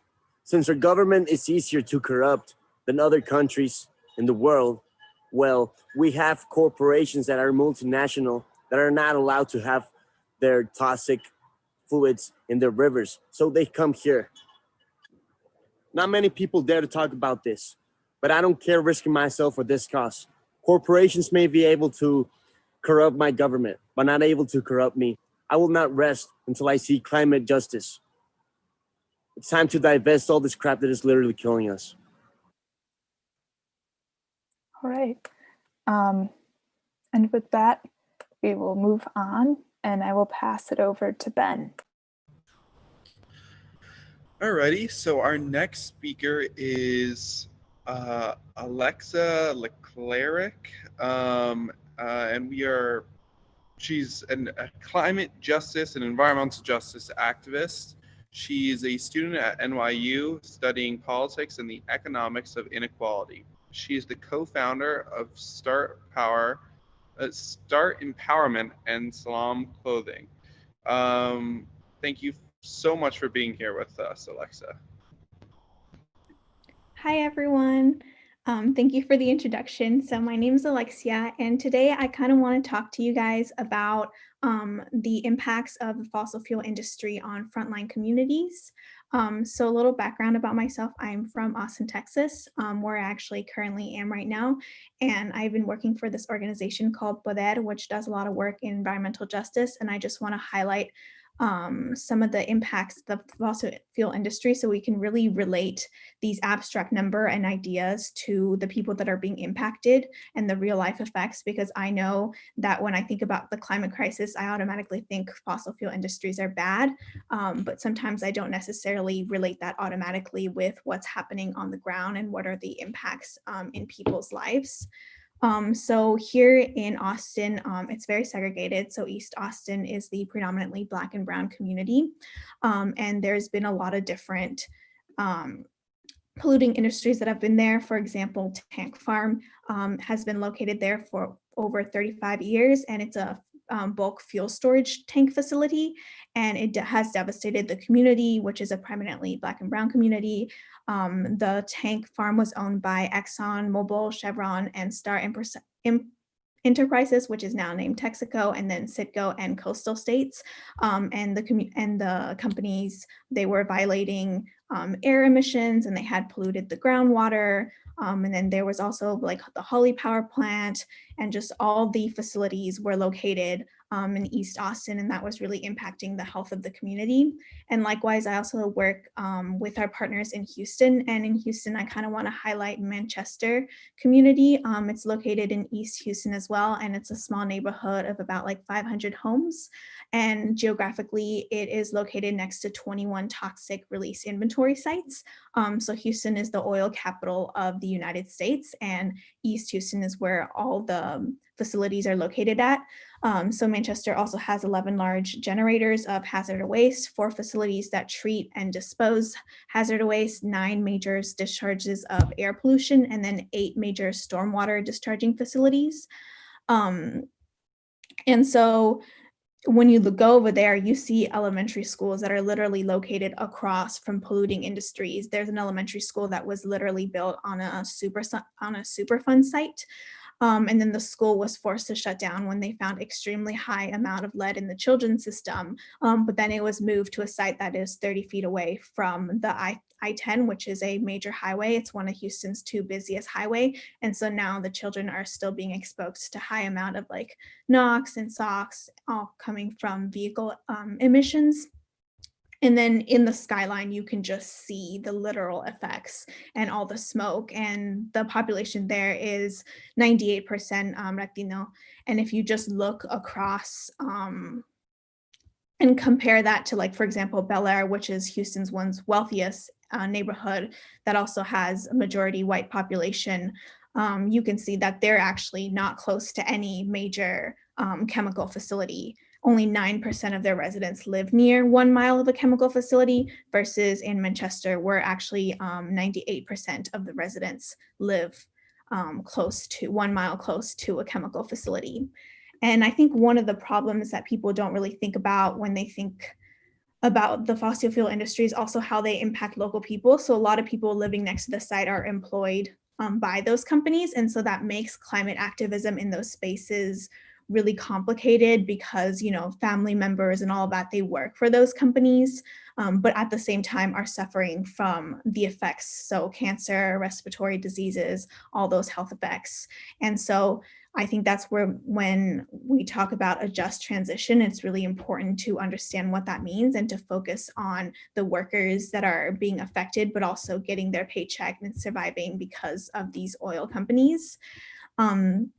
And in Austin, a lot of the work we've done, we've actually been able to shut down Tank Farm, and we've been able to compensate the workers, and we've been able to figure out different programs with solar energy specifically, where we've been able to hire some of these previous workers and retrain them to work in the solar industry. That way they actually have a job and are able to support the cause to fight for climate justice, because these workers, they don't want these health issues, but at the same time, they need a job to be able to support their family. And so a lot of my work has been focused on land use and zoning, which is actually an extremely important part of equitable land use and also climate justice. Because, for example, in Houston, there's actually no zoning laws that prohibit industrial zones from being placed next to family housing. And then in Austin, the zoning is also constantly being changed, and polluting industries are disproportionately placed in East Austin, where communities of color live. And so that's why I think it's really important to think about those concepts when we think about divestment and what it really means, and, you know, what it means to not support oil industries and what are the alternatives. And then the second thing that I kind of wanted to share with everyone today is to talk a little more about my project Start Empowerment, which is actually an education initiative. So when I was personally in high school, I learned about climate change very lightly. Like it was a topic that came up occasionally in class, but it was nothing that we really went into depth about. And I didn't really understand the concepts. And I also didn't understand environmental justice and what it meant for communities of color and the entire history of environmental justice. So we really didn't dig deep into these topics. And it wasn't until college where I started studying. I did an individualized major, and I really started digging into capitalism, colonialism, looking at our political system in the United States and how that contributes to the climate crisis. And I was able to get a better understanding of what are steps that we can take moving forward to tackle the climate crisis. And so me and my friend Kirsten, we started this environmental education at the High School for Teaching in the Professions in the Bronx, where we worked with high school students. We wrote a semester-long environmental justice curriculum, and we really wanted to bridge education and action together. And so we made sure that the curriculum, included action-oriented things. So they did phone banking, community organizing. We connected them with local activists and local organizations and neighborhood associations that were already doing the work. And then the students also really wanted to build a school garden. So we were able to start that, and it's currently on pause because of COVID, but hopefully we will be able to continue that later. But it was just really cool to see the students kind of like apply what they were learning, for example, food justice, and kind of see how that impacts their community and then take action to do something about it. And I think that model has kind of like worked really well in that school and like with the students that we've worked with, because, they both learn about the issues and like connected to their own lives. Because I know when I was in high school, I didn't have the vocabulary necessarily to describe all these social justice issues that I was seeing in my community, but I like knew about them. So I think it was really cool to be able to share that vocabulary to talk about these issues, and then for them to be able to take action and really do something about it. And also the project-based learning, the students really enjoyed that. And so that was really helpful, especially when we transitioned online to have really interactive curriculum. And so now with Start Empowerment, we are continuing to work with high school students across New York City. So we're also working with the Horace Mann School and Summer on the Hill. And we actually were able to work with both science classes and English classes. So I think it's really cool to see how different topics actually all really relate, and you can include aspects of social justice, aspects of environmental justice into different curriculums, whether it's like through math or through text or through books, for students to get exposed to that, because it's really sad that there's not a requirement to learn about climate change in high school or in school in general. I know there was some legislation that was passed in California, but that's definitely not the case in New York City or in Austin, where I'm from.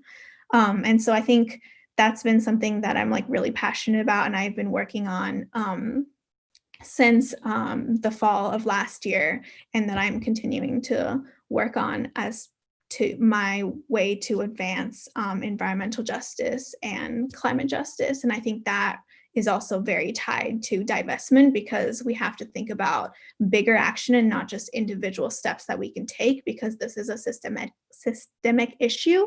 And so we need to ask, the universities, the corporations that are putting the money into the fossil fuel industry to stop doing that for us to solve or tackle the climate crisis.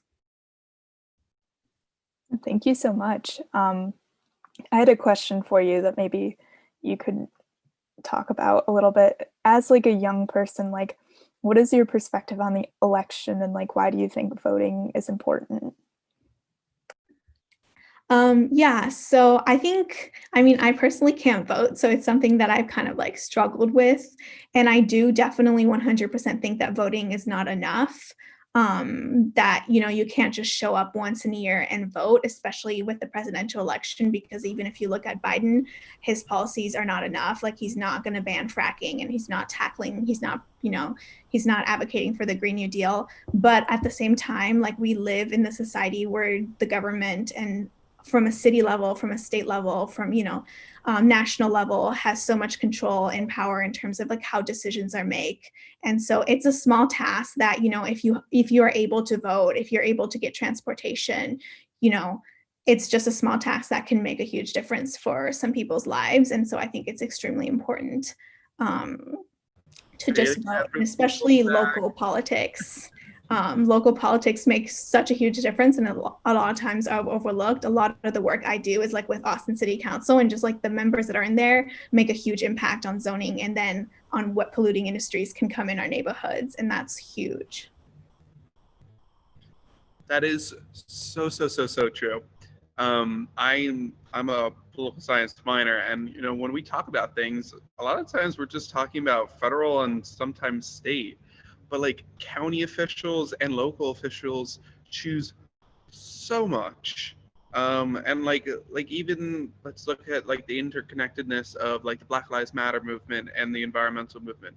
Who are all these police chiefs that are getting chosen by? It's by the mayors. You got to show up and elect them. They're a lot of times in the off years. And same like zoning, like exactly where you can put these like large industrial recycling facilities or garbage facilities that do put out harmful chemicals. Where are we going to put them? The people who have been in power have put them near places of color and other minorities, so I think that's terrific that you brought that up.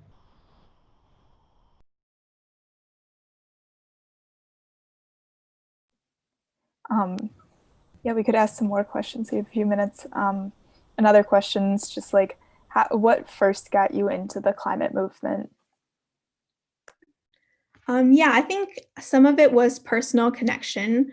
Also, my grandparents' house is like in a very polluted area. So kind of just like seeing the impacts of that, polluted air, polluted water, kind of like degrading buildings. But I think it was actually kind of an accident. I went into college. I was really interested in social justice in general. And that's when I actually found Poder, which is the organization that I'm currently working with. And it's an Indigenous-led organization here in East Austin. And I was like interested in what they were doing, and I just kind of like really got thrown into the environmental justice world. And from there I was like, yeah, this is so important. It really connects to all the social justice issues, and it's such a huge and pressing issues that disproportionately impacts community of colors, but also like impacts everyone living on Earth. And we really urgently have to take action.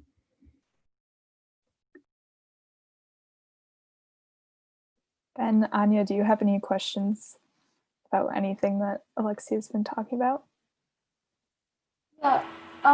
So I know you work with like fashion and clothing. How do you think that plays a role in environmental issues? Yeah, so that was actually, I'm currently not working with them anymore. But it's a company that actually my friend started and I joined early on, and it's called Salam, and they basically started it after the Muslim ban. So it was to protest Islamophobia and just like all the rhetorics that were going on in New York City. And one thing that was like really important to us was like having sustainable clothing, which is kind of hard. Honestly, I still think about it a lot, kind of like reflection on like, what I did and like how to make it accessible, because sustainable fashion is expensive and it's an investment. And oftentimes like, you can buy that clothes and maybe it'll last longer and that is a worthy investment, but not everyone has the money to be able to do that.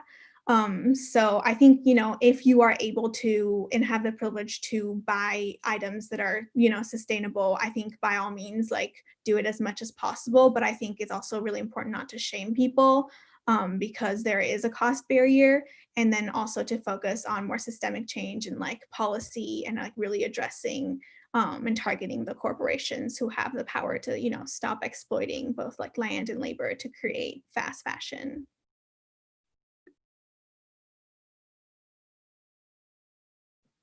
Yeah, definitely. And where do you want see yourself going in the next few years? You're in college. What are your hopes?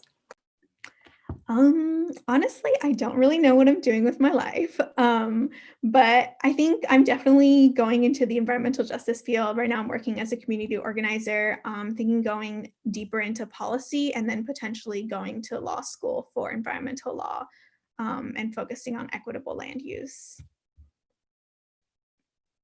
But yeah, it may change, but I definitely want to be in the environmental justice field. That's awesome. That's really cool. Anya, I think you're muted. Did you say something? I was just gonna say thank you so much. It's really inspiring to hear you speak about like how you're getting involved, and like I feel like even I like originally I stumbled on like climate justice by accident, but now I can't stop like everything's like intertwined. I can't stop working on it now. Yeah, that's really cool. Thank you guys so much for having me on. Yeah, thank you for coming. We really appreciate it. Alrighty, so while we are waiting for our next speaker, hopefully she arrives sooner rather than later, I am going to talk about kind of we just had a speaker a little bit about it, but the interconnectedness of the environmental movement and a lot of other social justice movements. So I think where I started noticing this a little bit was when I started my program at Stockton. We were told about the interdisciplinary nature of an environmental science degree.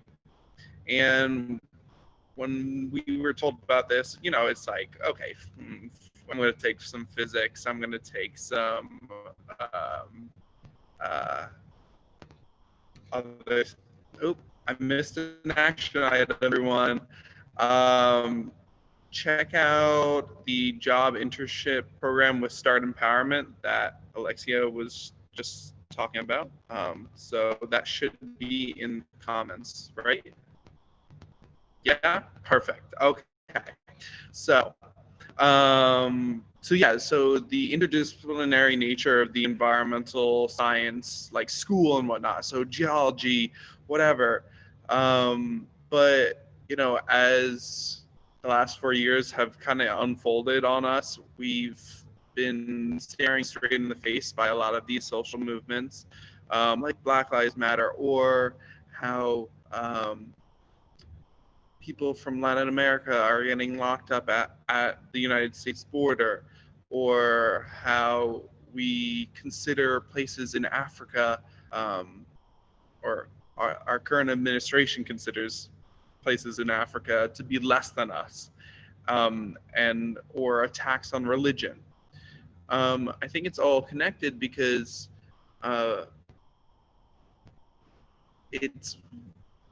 the people are connected to the environment. Without the environment, there is no people. So when we look at like the stripes of the Black Lives Matter movement, you know, here in Atlantic City, where Stockton's near, they're getting greatly impacted by the environment and climate change and everything. In Atlantic City, the oceans will be rising so much. Like the city will be flooded 150 days out of the year by 2050, and by 2100, 355 days a year, Atlantic City will be flooded. And Atlantic City is a minority majority city. And to be honest, it's not the richest city. So they're going to have to pay for the flood insurance. And then eventually these insurance companies will no longer want to insure them because it's costing them too much. So where do they go? You know, you hear a lot of things like, I think Ben Shapiro is the one who said it, like, if it's flooding so much, why don't they sell their house and leave? Who are you going to sell your house to? How do you pick up an entire, you know, like interconnected web of people and generations that have lived in these areas for so long? It's literally impossible. So rather than solving solutions like moving people out, we need to be solving solutions of how we prevent people from moving out, and how we can keep people from staying where they are, addressing this climate crisis, moving our politicians further left on these issues like Biden. So taking into fact voting, but not just doing that. You need to continue after November 3rd. And I want to hammer that in, to join your local environmental movements, to join your local or college or university programs. Look around for wonderful activists like Alexia and many other people who we've had, and just keep on chugging. Like, that's our thing. Keep on chugging. This movement needs to keep on going, and it's not something that we can go slow. We just have to keep on going. Hannah is going to show a video from Nate and Hila now, which I love. Get excited. Yeah, we'll have a bit more energy for a few minutes before our next speakers. So, yeah. Thank you for that, though, Ben. That's really important, all of the things that you were saying.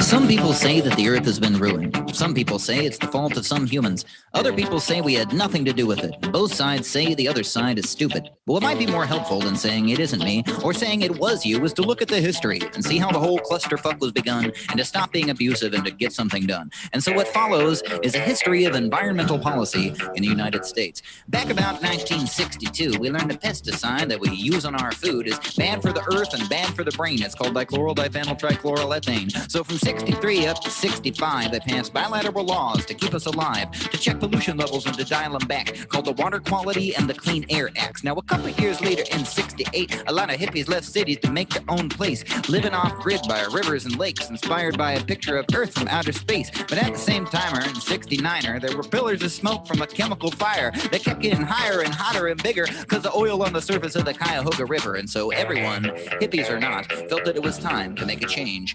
And so on April 22nd at the start of the 70s, since Earth was feeling kind of more hellish than heavenly, the people had a lot of strong words to say, and the government agreed to call a day Earth Day. But since having a day doesn't automatically fix it, a new agency came from none other than Nixon. He called it the EPA. He put it on while on a break from dropping more bombs on Vietnam. And in 73 and 74, the Arabs with oil said oil no more because of Israel's war, which kind of took us to shul because we finally got started thinking about alternative fuel. But things got worse before they got greater, because the same year we learned that the ozone layer was forming a hole at a very broad span because of chlorofluorocarbons out of aerosol cans.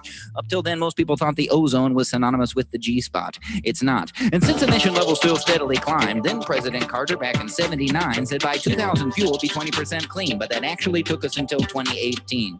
Jimmy said he'd be the first to try it out. He put solar panels on the top of the White House, but later Ronald Reagan said fuck that crazy shit, and he took them back down in 1986. And while Reagan was decreasing the EPA's funds, tons of polychlorinated biphenyl was being dumped on a county called Warren, demographically black, and civil rights leaders were the ones who fought back. But meanwhile, the ozone hole kept spreading, so they all agreed to close it up in 1987. The twins won the series Mom and Dad Made Me, and Full House debuted on ABC, starring Bob Saget. And since the temperatures in general by then were increasing, they made a climate change panel called the IPCC. And 3 years later, in 91, they caught Pee-wee at a porno theater and said, "I see your pee-pee." The UN had a climate talk in 92. In 94, we got genetically modified food. In 97, a climate pact was reached in Kyoto. The world said, let's do it. The US said, I don't know. And as the research predicted, throughout the early aughts, the weather got weird and treacherous and hot. Earthquakes and tsunamis in the Indian Ocean and hurricanes along the Gulf Coast and in New Orleans. And some were believers and some were contrarians. And a former vice president became a documentarian. And by 2011, the population had risen to the boggling quantity of about 7 billion, which I think you'll agree is a whole lot of man in the general sense. In 2015, in Gay Paris, the world convened for the UNFCCC. The UNFCCC, or UNFUCK, to see if the world that we'd fucked could be unfucked. But within 2 years, the US said peace, yo, leaving Paris without paying their bill at the bistro, which, as you can see, kind of fits our pattern of taking one step forward then a leap ass backwards. And in the past few years, we've laid more pipeline and shaved more years from the end times timeline, and those who decide things are not too decisive and not too diverse and all too divisive. Some cite science and outright reject it, but those with the least will be the most affected, and those with the most are the least repentant. And what happens then, I don't know. It's the present. So, that's what's happened, or that's how I spit it. The future's unwritten, the song's unfinished. I'm not trying to tell you just what you should do with it. I'm just a guy who decided to Google it. But like it or not, you are a part of it. And it's not just a matter of party or politics. Know your own past and know your position. This is a Johnny Cash sample used without permission.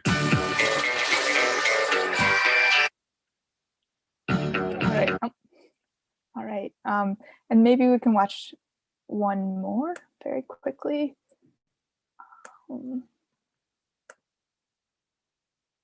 Go to some climate solutions.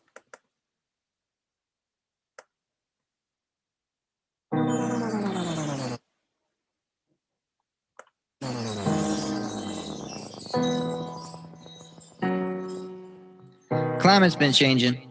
You probably noticed, unless you don't follow the news or measure the levels of oceans. You might know that you might die. You might find that a nuisance. You might know what to do, or you might be kind of new to this. It's not that we don't have climate change solutions, but the thing about solutions is you do have to use them. So I figured I'd go through them so you could go ahead and choose some. There's 20. That's not many, but it's plenty. Let's do them. Stop using fossil fuels. Use solar instead. The sun's right there. It's obvious, though I guess it is over your head. It's the sun, it's solar. It's from space like our souls are. The sun will die someday, but till then it's here and it's been with us every day so far. Retrofit your buildings into little mini power plants. Cover them well with solar cells and gardens abounding in flowering plants. Take a chance, make plans. Adapt what you have in advance. You don't even have to own lands to grow what you eat with your hands. I give a shit if you give a shit too. A biodigester can turn it into a new energy source by composting your poo. And that shit is true, I'm not shitting you. All shit aside if you're driving. You can power your ride with some hydrogen. Harness yourself from hydrolysis. Hydrogen's hidden the oxygens, which charges the ions to make engines go, so the cars that we ride in can go with the flow on the H2O, and it ain't go slow. You can roll down the road while you roll hydro. Oh, but we're having some weather.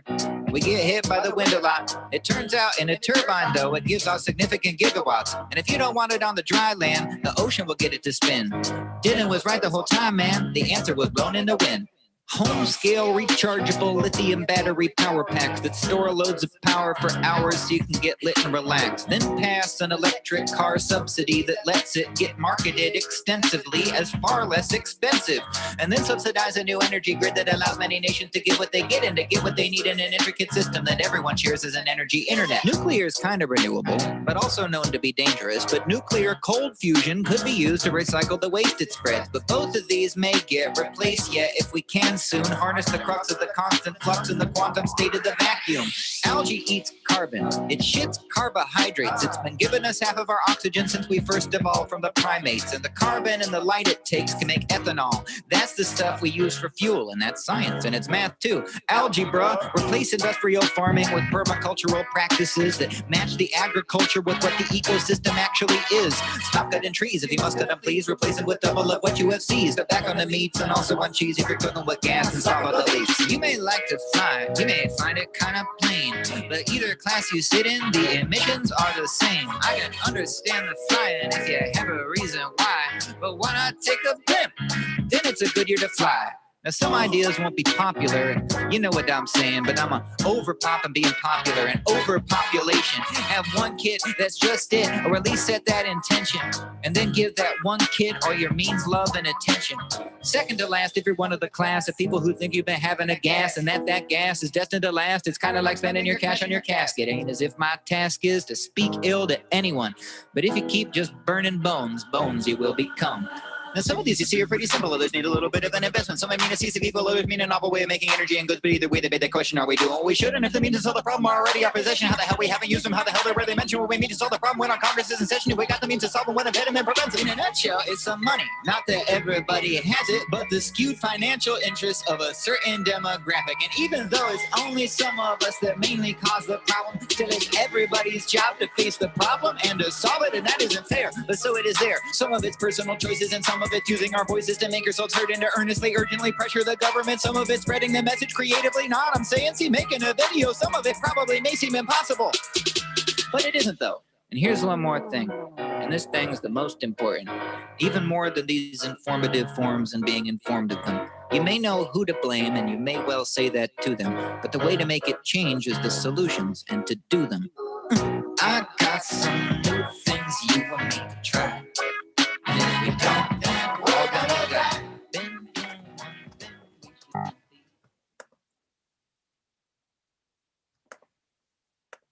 Okay, that was great. And I guess we can move on. So next we have Keely and Jessica, Keely Toledo and Jessica Lambert, who are two really good friends of mine who are both juniors in Princeton's anthropology department and are leaders of Natives at Princeton and the Princeton Indigenous Advocacy Coalition. Jessica is a citizen of the Choctaw Nation and Keely is a citizen of the Navajo Nation. Keely and Jessica will speak about their work with Nuclear Princeton, which is an effort to reconsider Princeton's history of environmental racism, specifically within nuclear and scientific research. They're really doing amazing work. I'm so excited for you to be able to share this today. Yeah, thank you so much for being here. Yeah, thank you so much for having us. I think Keely's gonna, yeah. So our project, I think Hannah did a really great job of introducing us. Thank you for that. But the whole Nuclear Princeton project is having Native students at Princeton explore how Princeton has been engaged in nuclear research and how that has affected Indigenous communities. And so our logo that's right there represents Turtle Island, and we have the nuclear symbol on top of it. And Turtle Island is an Indigenous creation story up in the Northeast, including the lands that Princeton is on, and turtles hold a very important spot in a lot of Indigenous communities as well. So we thought that that was fitting. And then we have Princeton orange. So it's sort of tying those three themes of our project together. Yeah, so here is our project team in addition to Jessica and I. The project was started by Rio Morimoto, who is an assistant professor of anthropology. And then here we have 3 other Native students at Princeton who are also on the team. We have Brooke Kennedy of the Walpole Island First Nations, Hunter Worth, who's Native Hawaiian, and Thomas Daisy, who's also of the Navajo Nation. So it's like really great to have a space for us Native students at Princeton to kind of gather and also be like mentored all together at the same time. So this project was created in response to a real demand and lack of institutional support for Native students at Princeton. As you can see from this graphic, Princeton is not doing well compared to its Ivies. There's just not the same level of support. And this project is so much more than just a research project. It's really about empowering Native students on campus, giving us a space to come together and be mentored by an incredible professor and get this professional working experience that is so meaningful, and just really taking our voices as researchers seriously.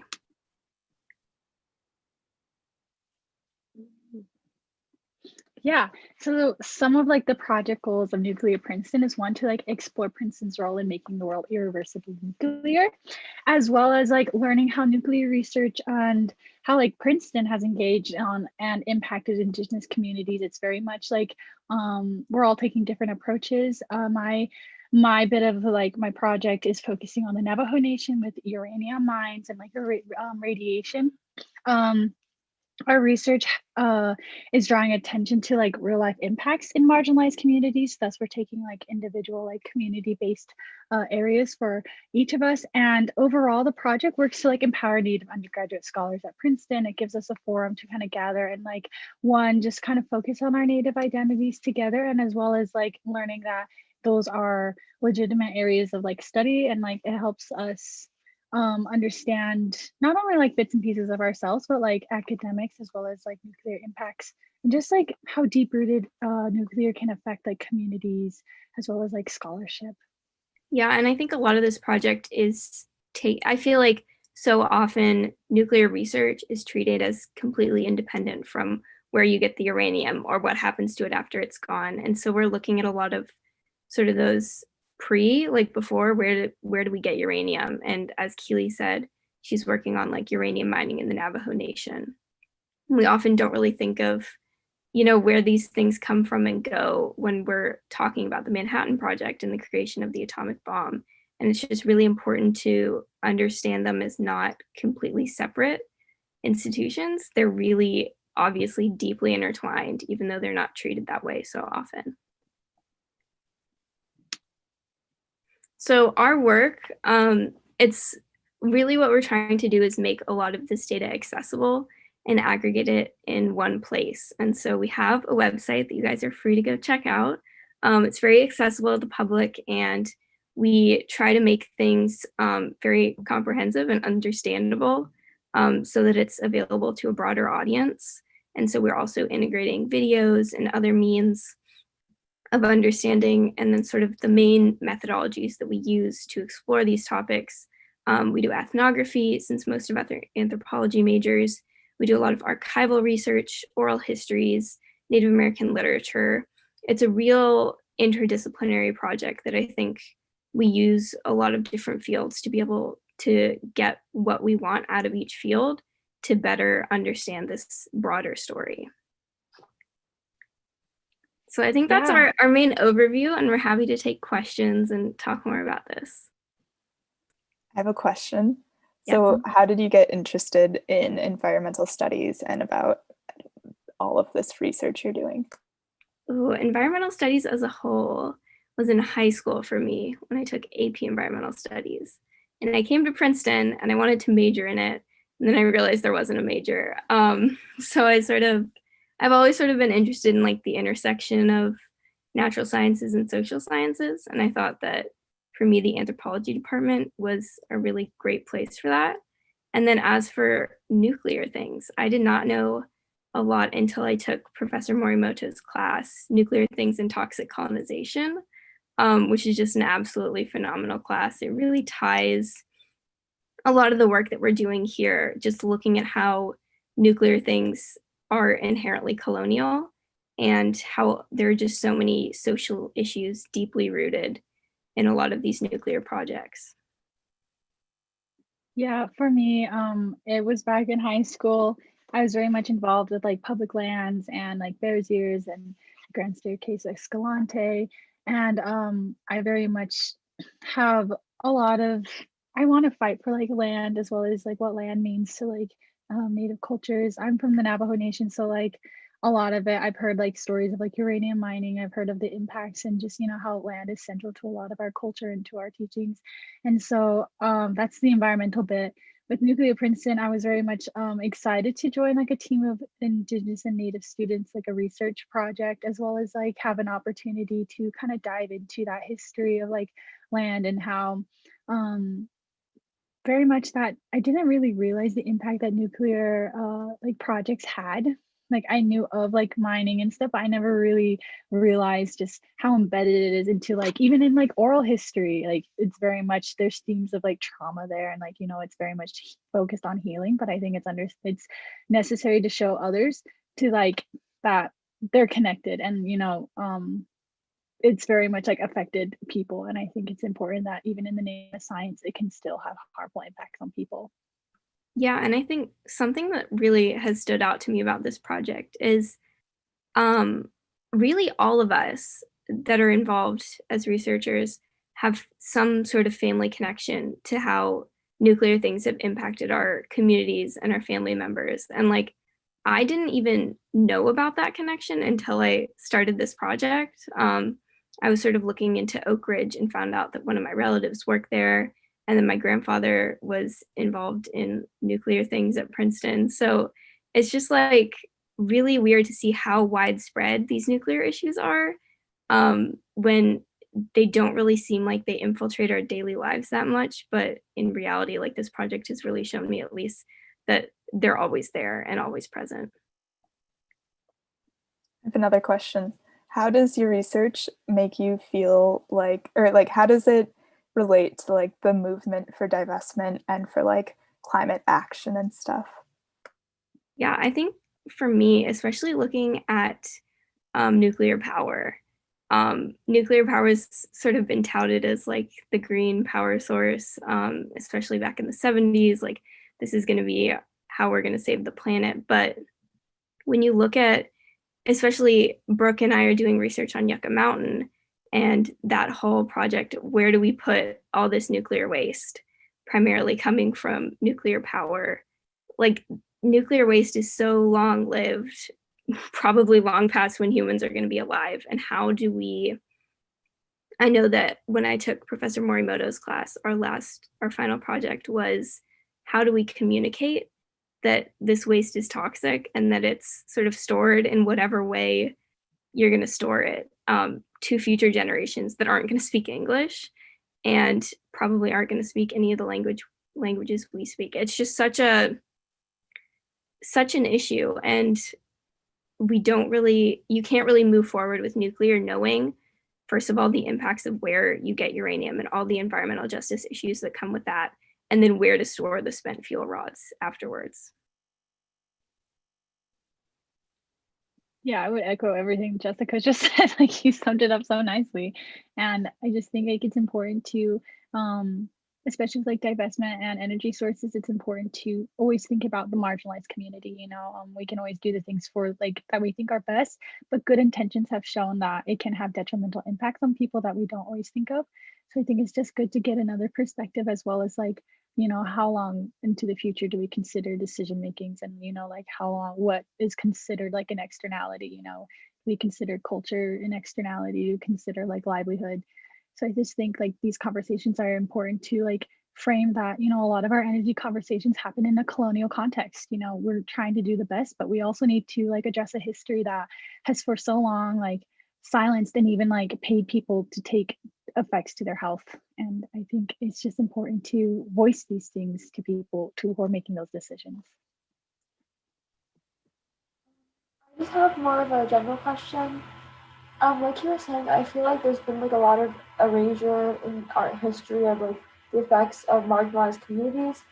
How do you think we can educate people who have to do like a lot of unlearning on thinking about other communities and being effective allies?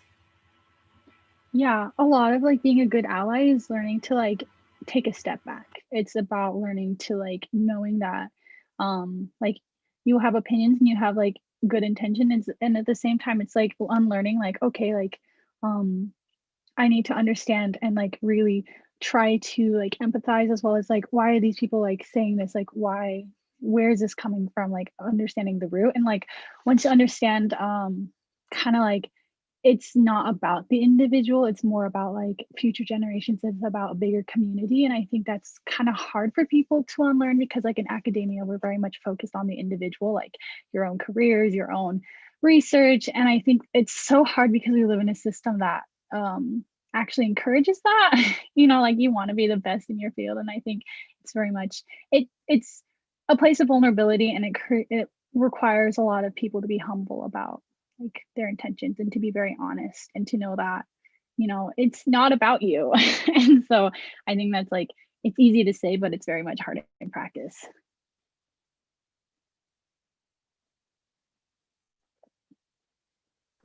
I have another question. Where do you see like your work going in the future? Like, where do you want to be in like 5 or 10 years? That's a hard question. My work, at least as of right now, and where I envision myself in the future right now, but I am happy to sort of see that change. But I'm really interested in how industrial contamination affects Indigenous communities. And so this project just really ties deeply into that. I'd like to do sort of research. I think a lot of these sites don't have adequate research done on them, on just what contaminants are being emitted, what effects is it having on public health. And so I'd like to do that work along with remediation efforts. I think that's the goal. I don't know specifically working for who, either that being a university setting or a tribal setting or a community effort, but something of that sort. Yeah, mine is kind of up in the air as well. I see myself working within communities. I want to work with tribal nations and tribal government, I guess, in some form. Yeah, I kind of want to be on the ground working with people. Definitely. In these like weeks before the election, and well, everything with the climate is going crazy, like what would you give advice to people just like in this crazy time?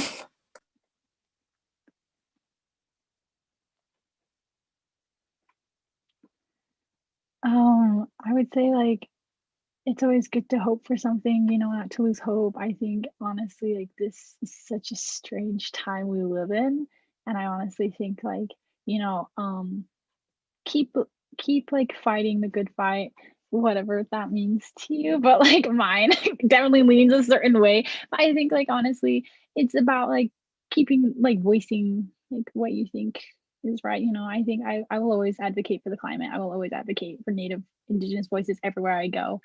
And so like not trying to be discouraged is like how I would say it's like the best thing to do is, and that's yeah. Yeah, I'm definitely going to echo a lot what Keely was saying, and just your voice is important and your voice will be heard. So get out and vote and be engaged in these efforts, because you are just a single individual, but people coming together, fighting for things that are important is what makes change. And even though you might feel like one single individual that can't make a difference, you can. So vote. Yeah, thank you so much. Thank you both for being here and sharing your work. It's been really great to see, and it's so important. Yeah, I'm really glad that you were able to make it today. Thank you. Thank you so much for having us. And then Thanks. also our action is to read an article about their work, and I wrote it, but it's really great. They did a lot of really cool stuff. Yeah, so be sure to go check that out. And now I'm very excited to introduce Eyal Weintraub, who's a good friend of mine, a youth activist from Argentina. He's involved with Fridays for Future International, is the co-founder of Jóvenes por el Clima Argentina, Youth for Climate Argentina, and he's currently studying political science in the University of Buenos Aires. Thank you so much for being with us today, Eyal. Hey, Hannah, thank you so much for the invitation. Thank you so much for organizing all of this. Well, I guess I'll give myself a brief introduction. I mean, Hannah already said most of it, but my name's Eyal Weintraub. I'm one of the founders of Youth for Climate Argentina, Jóvenes por el Clima Argentina, part of the International Fridays for Future movement. I live in Buenos Aires, which is the capital of Argentina. But I actually lived in the States for 9 years. So from 1 till 9 in Florida. So I visit there quite often, and I go back and forth because my dad still lives there. So yeah, been advocating for him to vote Biden. If that helps. One more. I guess I wanted to talk a little bit about the relationship and the way in which we need to start co-organizing and working together much more broadly and intensively between the global South and the global North. You know, I was born in Argentina. It's a country of the global South. I mean, to be honest, it's one of the Latin American countries that is more well off than many others, though of course there's a lot of inequality. I anyways live in the city of Buenos Aires, which is the richest city in my country. And of course, I recognize the privilege that gives me, no? Even if I do live in the global South and in the big scheme of things, of course, that's important. I'm also a white, middle class, you know, male from the city of Buenos Aires. And of course, that gives me a lot of opportunities that many other people don't have. And I think that goes double, you know, for all of the people who are maybe listening from the States, who maybe have similar characteristics or are privileged in other ways. And I think it's important that when we start talking about climate activism and we start talking about climate justice and the necessity of working together in a way that amplifies our voices, in a way that we don't try to speak in name of, because that implies that those people that we're speaking for don't have a voice, when usually the problem is that those people that do have a voice have been screaming for years, if not decades, and no one's been answering, no one's been listening. So I think that's the problem, and I think that's what we need to do. I think those of us who are privileged, and of course I believe I'm extremely privileged to be able to be having this conversation with all of you today, a Sunday, a Saturday, you know, in the middle of the day, with Wi-Fi, and I just had a nice lunch in my house. I think that we need to start recognizing that the climate activism needs to be as intersectional as possible and needs to be able to reach as many voices and to interpel, to be able to interest as many people as possible. And for that, we need lots of different people with different characteristics speaking and getting involved. I think something we need to do is that we need to start recognizing that to solve the climate crisis, we're going to need global action, global interaction, but at the same time, we need to recognize that the problems from the global north aren't the same as the problems from the global south. The history of my region, the history of Latin America, is the history of 5 centuries of pillaging, of colonization, of racism and discrimination. And I don't think that can be just ignored when we talk about the concept of climate justice, when we talk about social inequality, when we talk about a just transition. We need to recognize, not only the past decades, but also our history, our common history, and who has benefited from this system and who hasn't. And those who haven't benefited from this system that's unfair, that's unjust, that many times is rigged from the beginning, deserves just reparations. I know that's something that you talk about a lot in the States, specifically regarding to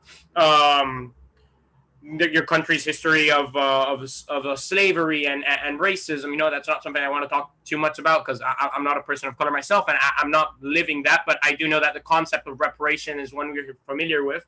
And I think we need to start installing the concept of reparations also at a global scale. We need to start recognizing that, for example, my country is currently in a huge amount of debt to the IMF, to other international banks, or even to private finance organizations from the US or all over the world.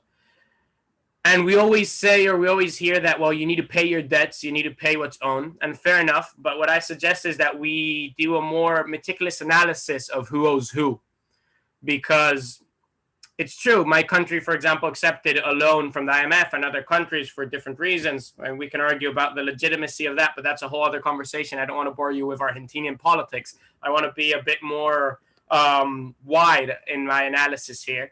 And what I want to say is that, at the same time that, for example, countries like France or Germany or other countries in the north, ask us in Latin America and countries in Africa to protect our nature, to protect our common resources, our common home, because if there's a role that Latin America has to play, in the international solution of the climate crisis, it's protecting the Amazon, it's protecting our wetlands, it's protecting our forests. And it's very hard to do that when historically the only way we have been able to obtain dollars that are necessary for us to be able to balance out our commercial exportations and importations. We need dollars to import everything that we don't produce here. And the only way which we have been able to historically produce those dollars has been by deepening extractivism, has been by deepening the consequences of mining and monoculture and other types of production that are not exactly harmonious with the environment. And the reason we are always trying to generate more dollars, or one of the main reasons, especially here in Argentina, is because we always have huge external debts to pay. So at the same time that, for example, France and the US and Germany, all countries that are part of G6, G7, some of the biggest economies in the world, for example, last year, were asking us and demanding and they were right, to protect the Amazon. They were demanding Bolsonaro, who's a horrible human being. They call him the Trump of the South. Demanding him to protect the Amazon, which of course makes sense. Bolsonaro answered, yeah, but you asked me to protect the Amazon because you haven't protected yours. And in part, that's true. The reason why it's so urgent now more than ever to stop all type of production that endangers our environment is because those countries in the global north have already industrialized, have already destroyed their nature, and have already reaped the benefits. And the higher quality of living of those people in the global north is a direct consequence of the lower quality of living, the cheap resources, cheap labor, and the international division of labor, the role that it has been our role to play, which is just providing natural resources. It's directly related, the higher quality of living of one place is in part consequence of the lower quality of living in the other. So I think we need to try to take these things into account when we talk about just transition, when we talk about the need of transforming our system. We need to talk about, for example, things like external debt. Things like, okay, what's the counterpoint of the external debt, of the financial debt of the South to the North?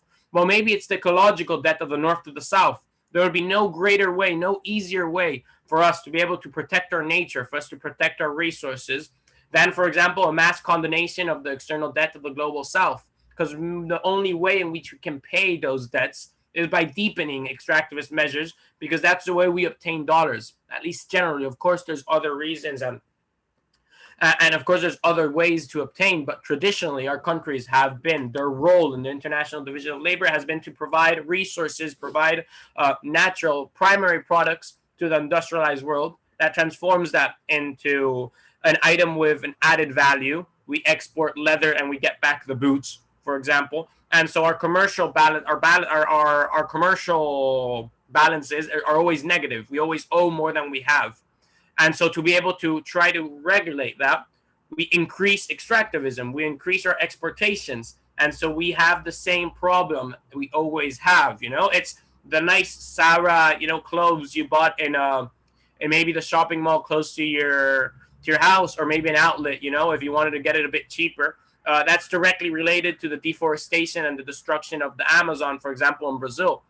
So I think we need to start recognizing our power as individuals when we form part of collectives, when we decide to organize, when we decide to organize mass campaigns like Hannah and the rest of the team, from Princeton and other parts of the States did for a worldwide divestment day. And I think we need to keep on organizing and keep on developing these links and these bonds. And the same way that I'm thankful to having been invited here so I can speak to all of you, I would love that some of you come and then participate in some of the events that we're organizing in Argentina, and we start having a more honest dialogue. Because to be honest, it's easier for me to get in contact with congressmen and congresswomen in Argentina than it is to get in contact with regular climate activists from the States. And I don't want to ruffle any feathers, but it's true. I try to get in contact. To be honest, it wasn't that case with Hannah. It was extremely easy, but most climate activists from the US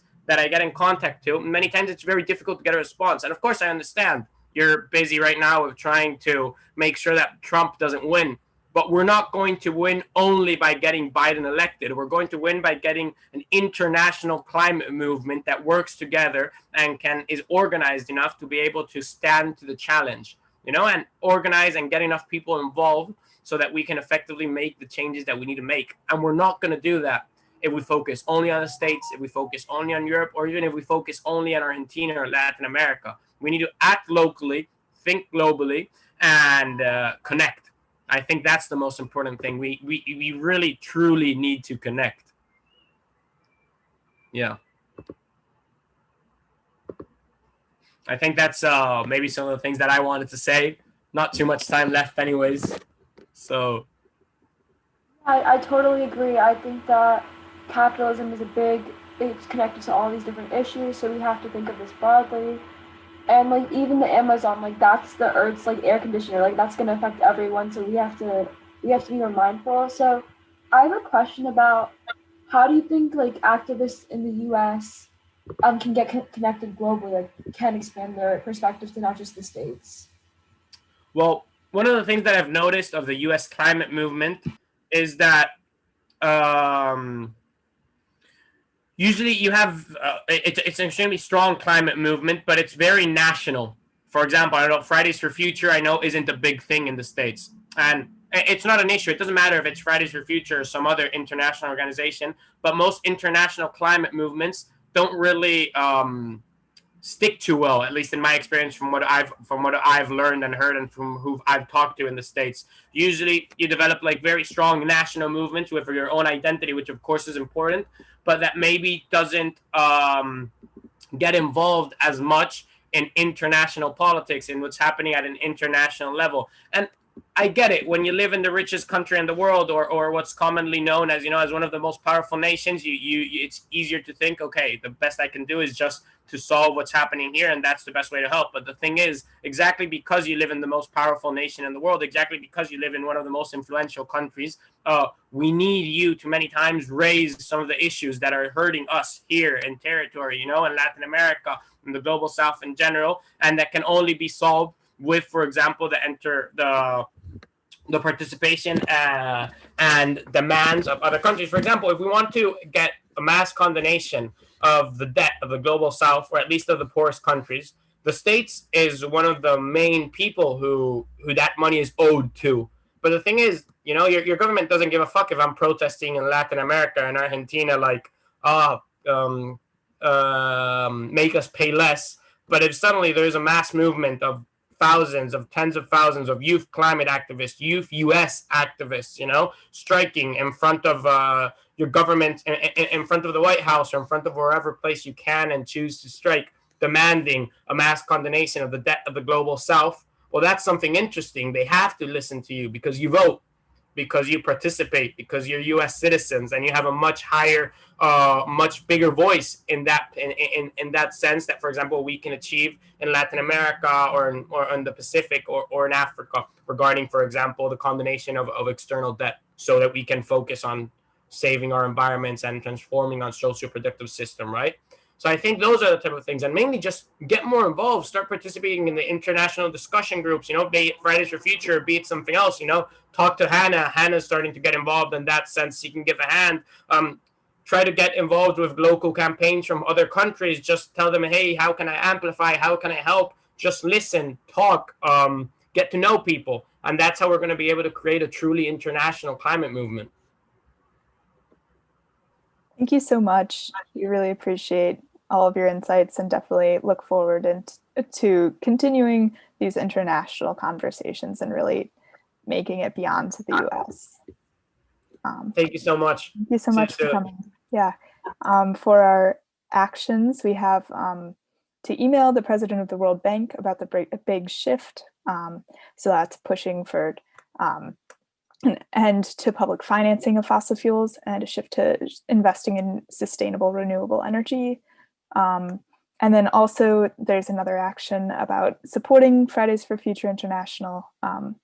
So go ahead and check that out. And next, I'm really pleased to introduce my good friend, Diana Chao, one of the founder of international nonprofit Letters to Strangers. She's a senior at Princeton studying geosciences. Diana is a recipient of the 2018 Unilever Young Entrepreneurs Award, Global Changemakers Award, the Diana Award, and many more. And today she'll be speaking about the intersection between mental health and climate change and Indigenous mental health, and a lot of different issues around that. It's just so important to consider these intersectional issues. I'm so excited to have you, Diana. Thank you for being here. Thank you, Hannah. It's my honor and pleasure to be here today. I'm going to share with you my slides. They're very low key, but I hope they are, they make things a little more interesting. Okay, so hello everyone. My name is Diana Chao, or in Chinese, Zhao Dongni. As Hannah said, I'm the founder of Letters to Strangers, and I'm also a senior in the Geosciences department at Princeton, even though I'm sure if you ask my thesis advisor, he'd be like, haven't heard of that girl in a while. That's not we'll keep that on the down low. But so today what I really want to talk about is sort of like an intersection of my specialties in terms of mental health, as well as the effects on it from climate change. And I'm sure that you've heard of things like, for example, climate grief or whatever else, or climate anxiety, which are things that are triggered from all of the unknowns about climate change, what the future holds, etc. And I know it's something that a lot of you is feeling right now, especially when we see news of like new natural disasters and things like that. But what I actually want to focus on a little bit more today is the effects of climate change on the mental health of the indigenous populations across the world, because they're oftentimes the people who are affected by it first and most. And a lot of the things that we can learn from indigenous populations are strategies that can help us as an entire global population to grow towards a better future in terms of the climate and ecosystem relationships, etc. So a little bit about me and my background here. So the reason why I'm very interested in indigenous populations comes in part from my own background. So I am Bu-Yi, which is an ethnic minority indigenous to the Guizhou Mountains of China. And a lot of people don't know this, but China has 56 ethnic groups, the main one being the Han, which is like over 95% of the population. The rest are, some of them are indigenous to like where they are located, but most of them are not. And the Bu-Yi, as well as the Miao and a few other ethnicities, were Aboriginal tribes living in the Guizhou Mountains for thousands and thousands of years. And there are a few historical rebellions that happened during the final dynasty of China, for example, in the 1700s and 1800s. And after that, because of the repression and the violence, a lot of my people fled to other places like Vietnam, Laos, etc. So we have our own little autonomous ruling region in China, and we also speak our own language, as well as have our own cultural costumes, as well as traditions. And I will be the first to say that I am terrible at our I don't know if you want to call it like tribal, but like our village language. But nonetheless, it's something that I hold very close to my heart. And so here are these pictures from my own family, except for the one on the bottom right. So on the top left is a photo of the village where I grew up in. And then you'll see three guys walking. That's my brother and my two cousins. On the top right is a house in my village. On the bottom left is my aunt cooking something in my family house's giant traditional style kitchen. And then on the bottom right is another ethnic minority called the Ybe. And this is the cultural costume of the Ybe. I don't have too many pictures of like our traditional costume. Like this one, I'm wearing a semi-traditional one from the Bu-Yi, but the Ybe costumes are fancier with like the trinkets and everything. So I figured I'd show that. And in the middle is a little pictograph showing the differences in the Bu-Yi writing as well as the Chinese language writing. They might look a little bit similar if you have no idea what it says, but they are actually very different. So what I like to say is that, you know, the village I come from, the place that I come from, it's steeped in tradition, yes. But you also see in the architectural details and the slogans of restaurants, more importantly and more incredibly, a place that's slumbering and waking in the embrace of mountains. It nestles between the summits and the hills and rivers and pagodas. So that sometimes the apartments or hospitals, especially in the larger cities, look like the brick armor of a mountain beast. Crimson, black beneath, I like to say, the magic of the crescent moon. So I say all this because, as you can see, for a lot of indigenous populations like my own, we grow up embedded in nature. And that means we learn about how the climate, how the ecosystem can so incredibly and entrenchedly affect our health and well-being. And so what I want to talk about is a little bit more from a Native American and Arctic natives perspective, but it's echoed by my own experience as someone who is of an ethnic minority in China. So indigeneity and mental health in the age of climate change is something that I think we all have like some like ideas about, but it's actually a lot deeper than things like climate anxiety and climate grief. In fact, we found that, for example, traditional foods and processing methods can help with cardiovascular and nutritional health. And physical and mental health are related, so this is a very important thing. But the problem here is when you have climate change, you start to see differences in the species availability or habitats, or maybe there's pollution in the waterways, etc. This means that it's very difficult for traditional foods and processes to be continued in usage. And so for a lot of native populations, they end up having to go towards more commercial methods of purchasing food from stores and things like that. And that shift in diet can lead to a lot of problems in terms of just the way that our health responds to it, etc.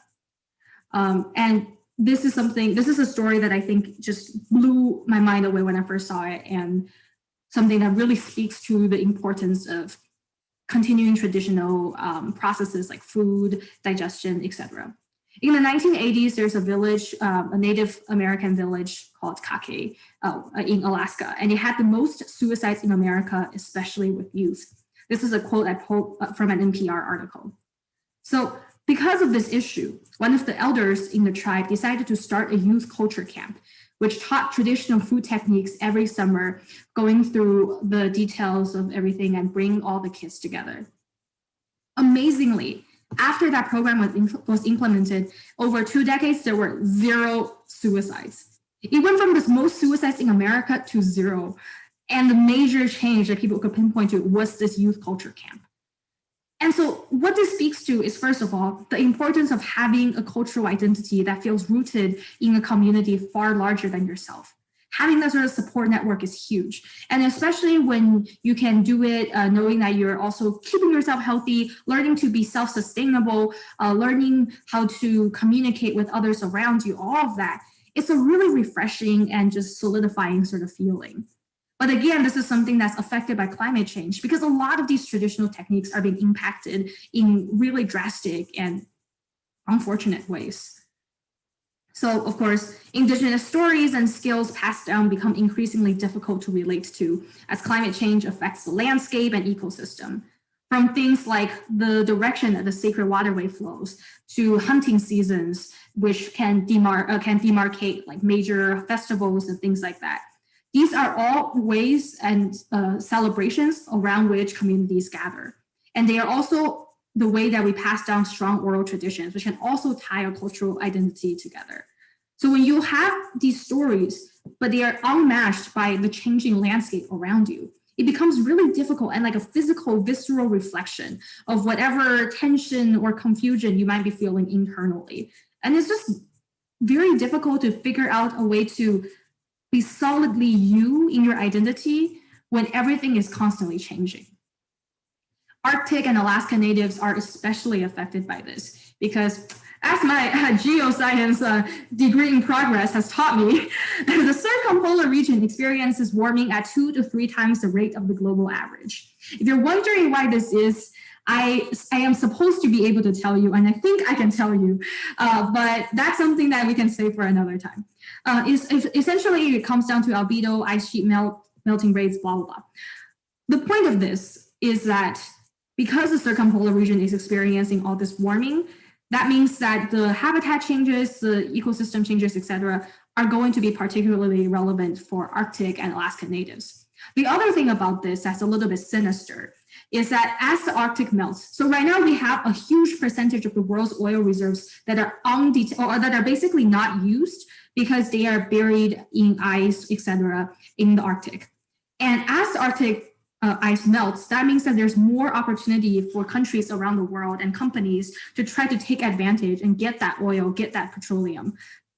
Part of that has already led to an increase in militarization in the Arctic region. We see Russia, China, the US, et cetera, stationing more military troops in that region, which infringes on native sovereignty and native rights, et cetera, as well as just, it's kind of like a ticking time bomb about, you know, once this ice melt becomes enough for that oil to be extracted, what's going to happen? Are we going to fight over the resources again? You know, it's very unclear, and that's part of what makes it so scary.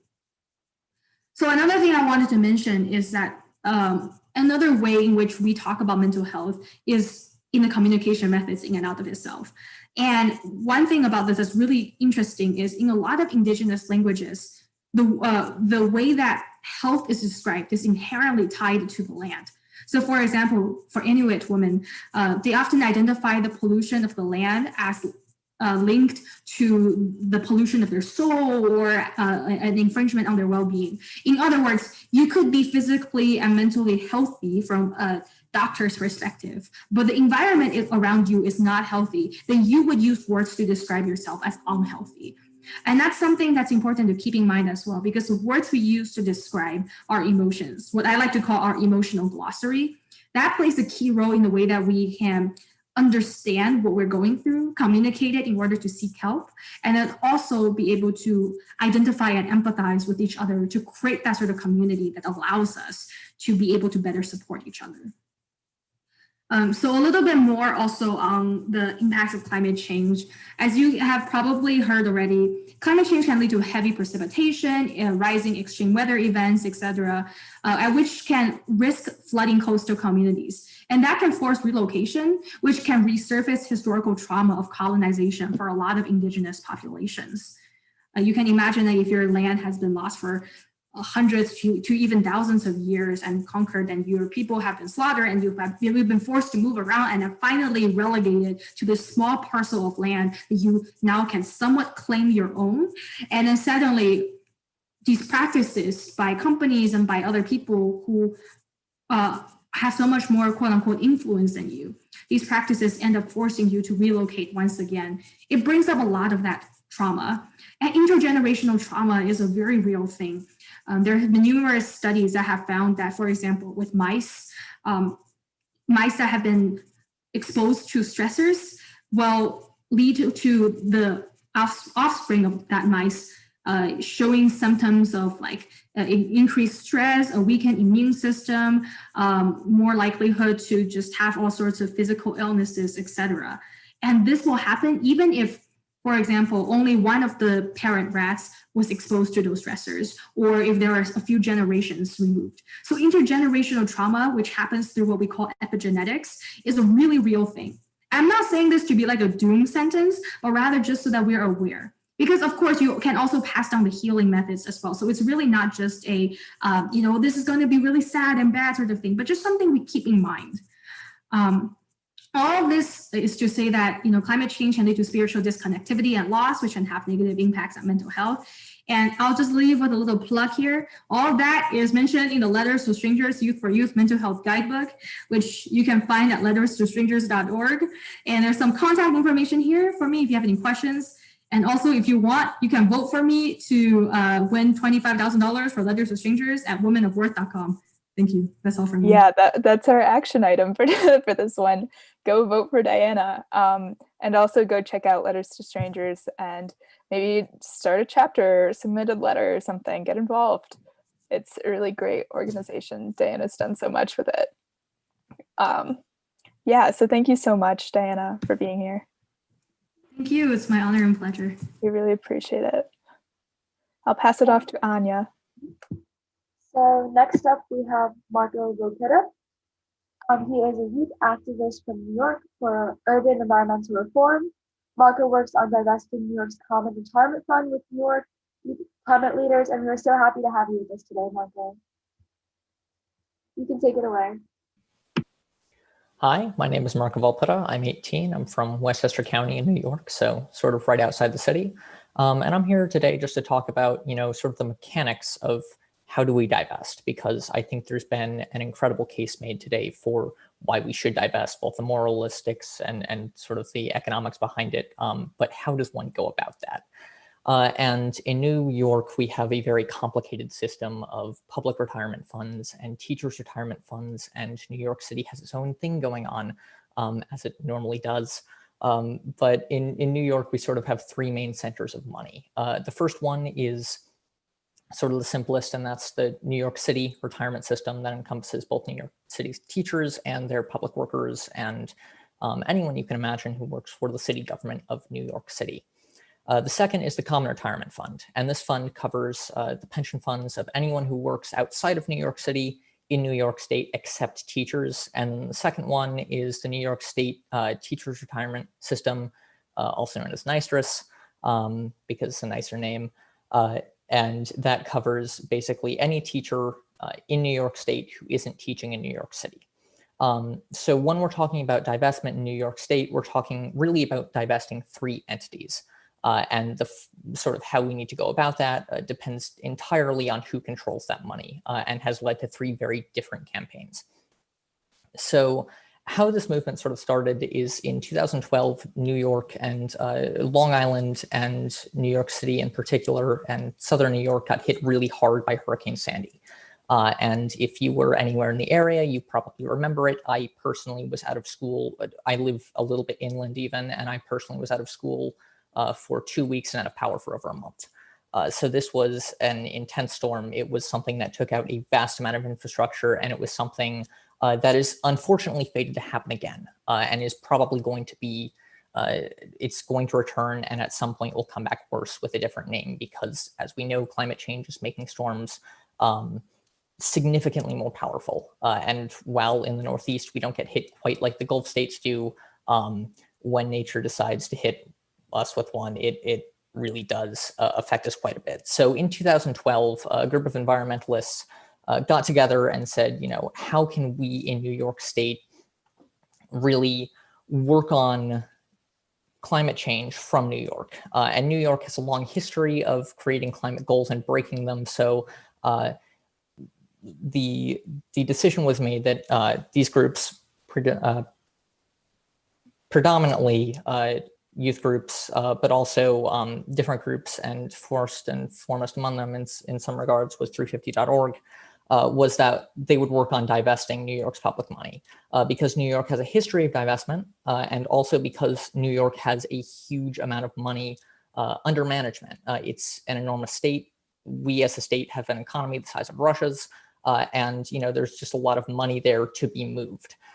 So in the past, New York divested from tobacco companies when it became clear that they were sort of the merchants of death and that they were denying the science on smoking gives you lung cancer. We also divested everything from South Africa during apartheid, because obviously that was a regime that was not uniquely awful, but after a certain point, the shades stopped mattering. So obviously, this started as sort of a small campaign, and asking New York to divest 3 separate funds that are all over $100 billion in valuation is a huge move. So support sort of started from disparate sectors, and it was always strongest in New York City. So the New York City Retirement Fund has actually agreed to divest. It agreed to divest back in 2018. The comptroller and the city council came to an agreement. And basically, this gave a blueprint for the rest of the state to divest. So these pressure campaigns included protesting, a lot of lobbying, different voting. Obviously, between 2012 and 2018, there were 6 years of work that had to go through that. But what we at New York Youth Climate Leaders, the org that I primarily work with, have worked on the most is something called the Fossil Fuel Divestment Act. And it's an act that would divest the Common Retirement Fund. So that's the fund that affects state workers, but not state teachers. And that fund is $211 billion large, with about $5 billion invested in fossil fuel companies.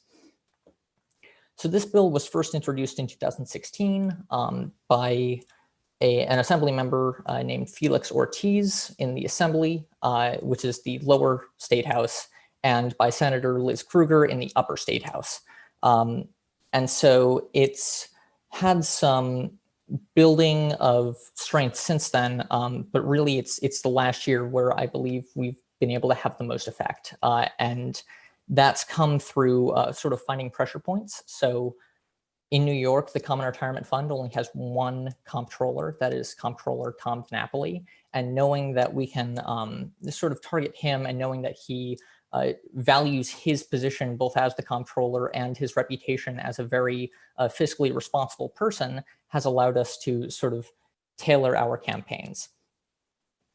So we first found pressure points. We found both the comptroller and then a series of senators and assembly members who we thought would be vulnerable to sort of lobbying and to continued pressure campaigns in their districts to make sure that they signed on to the bill. As we speak, the bill has not passed this year due to some COVID measures and the fact that our state legislature actually hasn't met for more than an emergency session in about 8 months now. But we do have 32 sponsors in the Senate, sponsors, not just people who are have agreed to sign to vote for it, which makes it actually only 1 vote away from being a super bill, which is a bill which has more than 50% of sponsorship in either house of the legislature. And we have more than 100 people signed on to sponsor it overall. So that's been our main legislative strategy. That is identifying people who we believe can be pushed into sponsoring it, and then targeting them with both protests sort of outside of their offices. COVID has made it a little bit hard, but like chalking actions are a good one, where you go outside of their office and you leave a message in sidewalk chalk, because that's generally legal.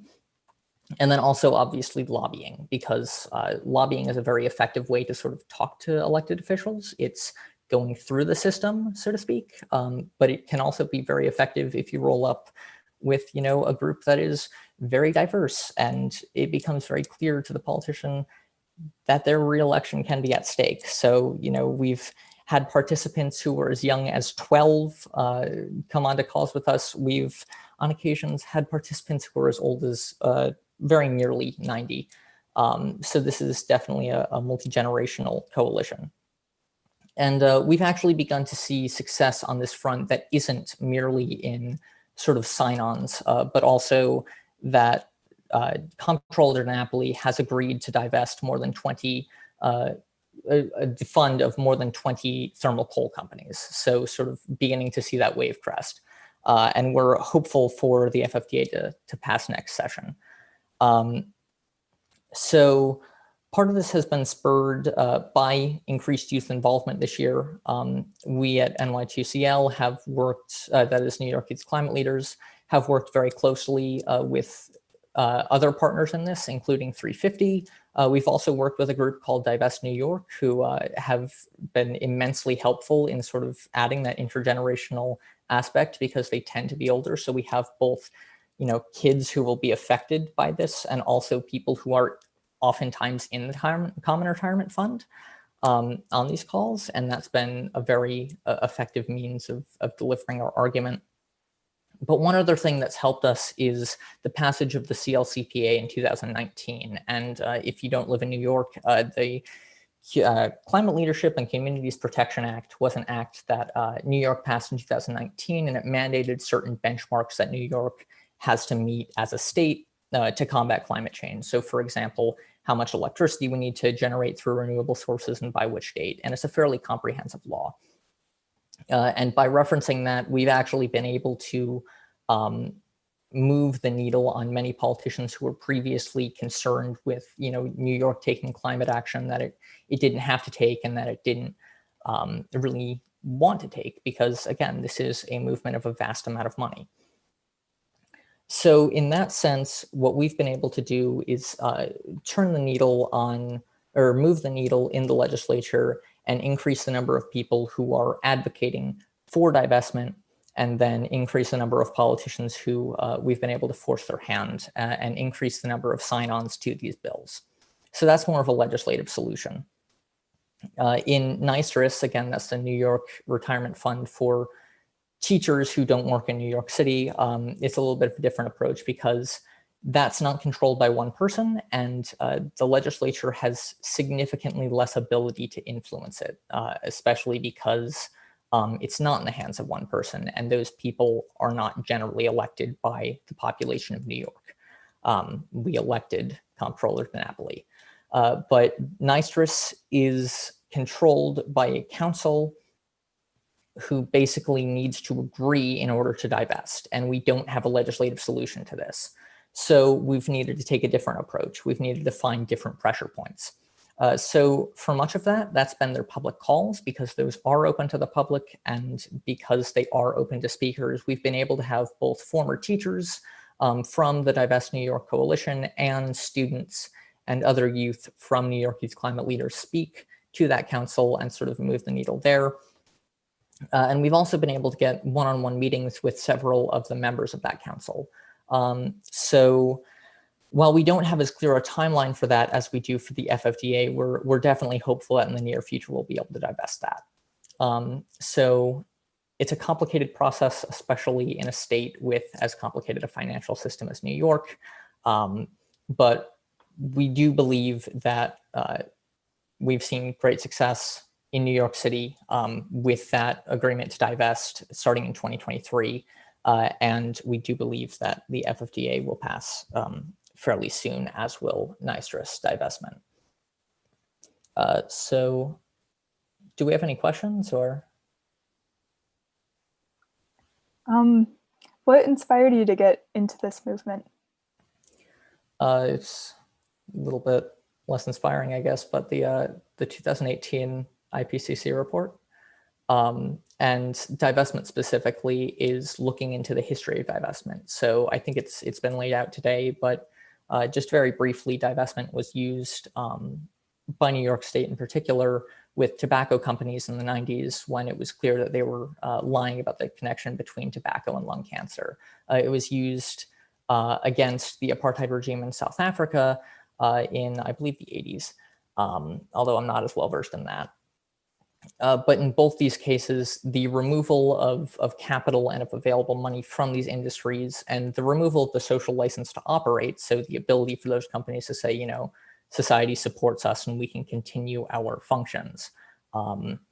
New York State is a big place. And I think that the legitimacy of saying, you know, they invest in us is a big thing for those companies. So the ability to take that away and say, you know, have New York say, not only are we going to sort of clean up our own house with the CLCPA, and not only are we going to figure out a way forward, but we're also going to, you know, make clear that we don't support the people who are and the companies who are doing the most polluting. Thank you so much. We really appreciate you being here today, Marco. Go ahead and check out their work. That can be one of the action items. We also put that you should go download Ecosia, which is a search engine that plants trees for every search. So definitely, yeah, thank you so much for being here.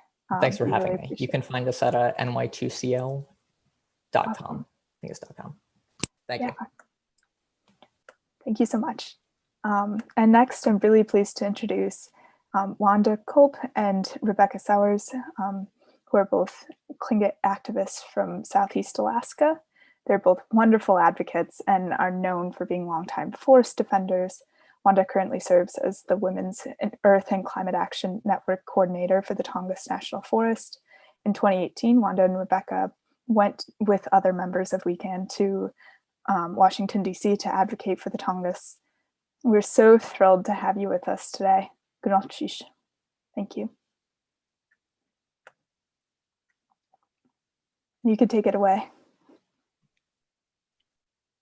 Thank you, Hannah. It's good to see you, and it's good to be here with folks expanding our strength by listening and learning from each other and hopefully joining forces. I'm speaking from the Southeast Alaska Panhandle and Tlingit country, and my people are known as people of the forest, people of the sea. And we live within nature's rules and nature's culture. That's where our culture began. When our divestment of our existence began in 1867 with the purchase, so-called purchase of Alaska from Russia, of which there was no democracy, no republic status. It was all about extraction to take the gold out of our land without permission, without our knowledge. We did begin litigation in the 1930s and we did win some. However, our wins were not wins. They're actually wins that keep us in sheep's shoes, so to speak. We don't have our own voice in our own land anymore. So in the 1980s and 90s, I was one of the few women that spoke up against the clear-cut logging that was happening around our villages in Southeast Alaska. It was done by the state of Alaska, private land ownership, and the federal government Forest Service was clear-cutting our hunting and fishing grounds. And that resulted not only from our voices, but other voices speaking out. We were able to get the 2001 roadless rule into place, but it's still a rule. It's not a law yet. We're working on that. In 2018 or 16, excuse me, I joined with Women's Earth and Action, Climate Action Network International, and we developed the Tongass finger of this, of which Rebecca, she's on her way now. She just got a babysitter. we have joined forces in, we did go to DC, not once, but 3 times actually. The second time, 2 of our delegates went physically. And then the 3rd time this summer, we joined virtually on internet. And our goal is to gain votes in Congress to support the legalization of the roadless rule S3333, and we needed 100 votes last summer, which was 95, and I'm proud to say we have 101 right now. So our efforts and voices have made a difference through Congress. We also met with our Federal Subsistence Board in Alaska and presented proposal to simplify the process for Alaska Natives as far as their cultural existence goes. We've made it so complicated, we don't know if we're coming or going.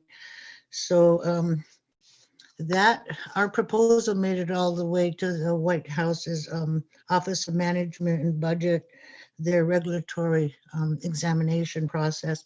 So our lobbying has paid off, but we certainly haven't done it alone. We've partnered with Earth Justice and then Southeast Alaska Conservation Council is another one that's a strong voice that works with us all the time. So we need more and more voices. I've joined Stand Earth, who is committed to cleaning up cruise line filth globally, which affects us directly too. So there's many efforts being made as far as protection of our lands and having our rightful voices in those protections, and having our voices heard is very important because we're being ignored all the time. So the more creative we could become in getting our voices heard, the better, because we right now are not a government of the people, we're a government of corporate pigs, literally, that are eating up our earth and they're ruining our earth.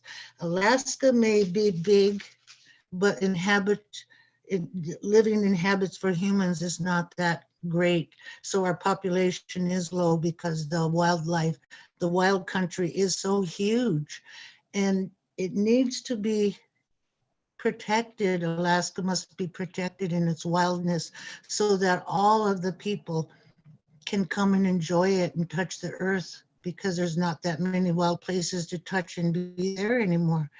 When we went to DC, it was scary as we were landing to see the pollution the air polluted that we were flying into, and knowing we'd have to breathe that. And then the waters didn't even look healthy. We're used to healthy looking waters, and it's not down there.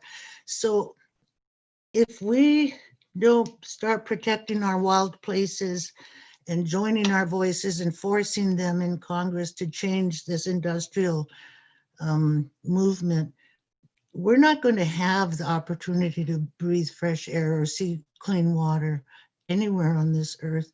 So I'm very pleased to see the young faces and hear the young voices that are surfacing now, because some of us are getting old and also, passing on. So we need all of this strength. The federal government has already been stripped of its strength through the industry. They're bought and paid for. Our state government is the same way. My local government, village government is the same way. So this thinking has to change. We have to force it to change, because every one of us matter.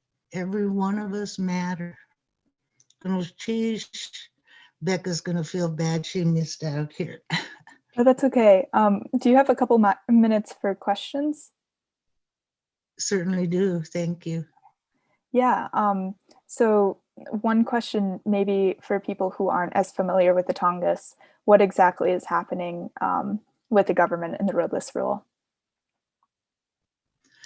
Right now, it started with, I'm going to say names here, Lisa Murkowski, Republican for Alaska, and she's the one who started an illegal process called the Draft Environmental Impact Statement, and she forced it on the Forest Service. Now, the Forest Service is obligated by law to follow certain legal procedures, which they were not allowed to do.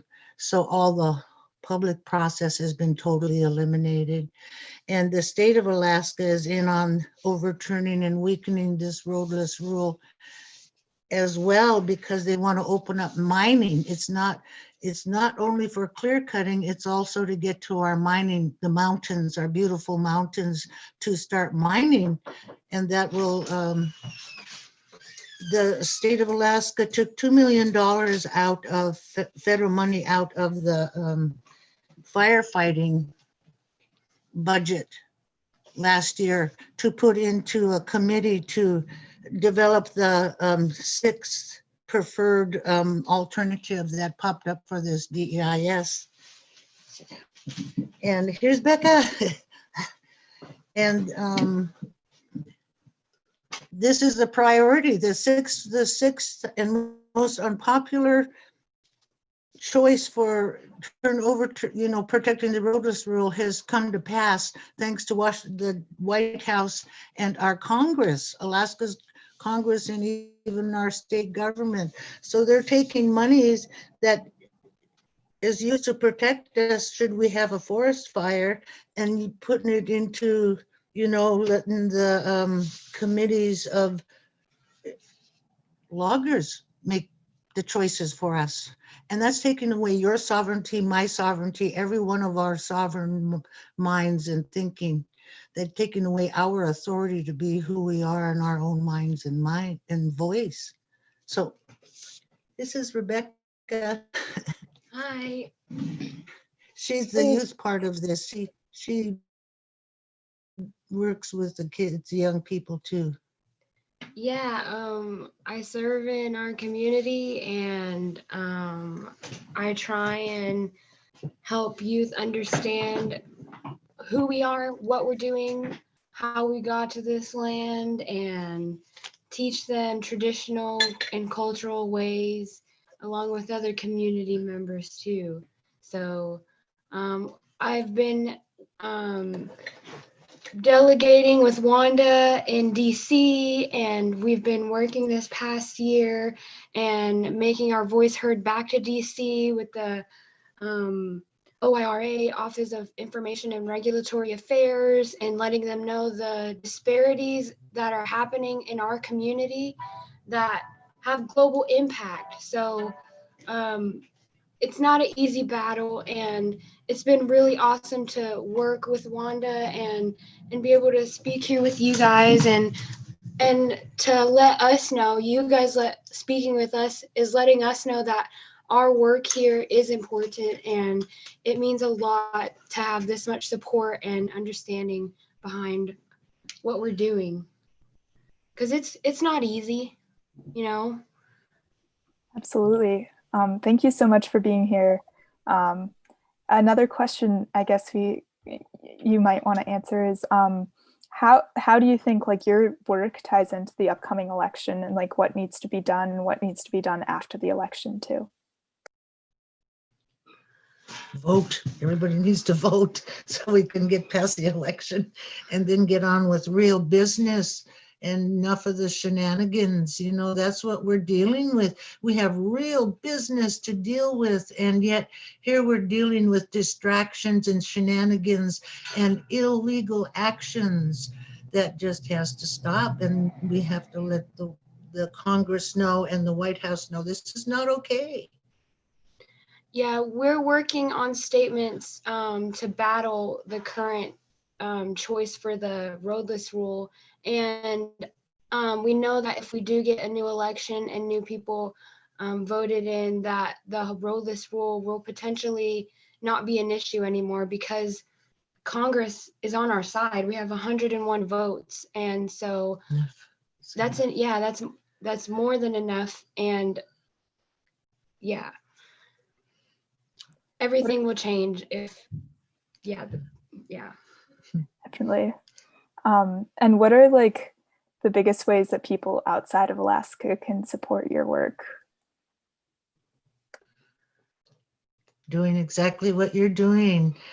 helping us get the word out and hear us and say, you know, that you heard us and that Alaska has living human cultures that live within nature, and nature depends on us. Any exploitation is killing life.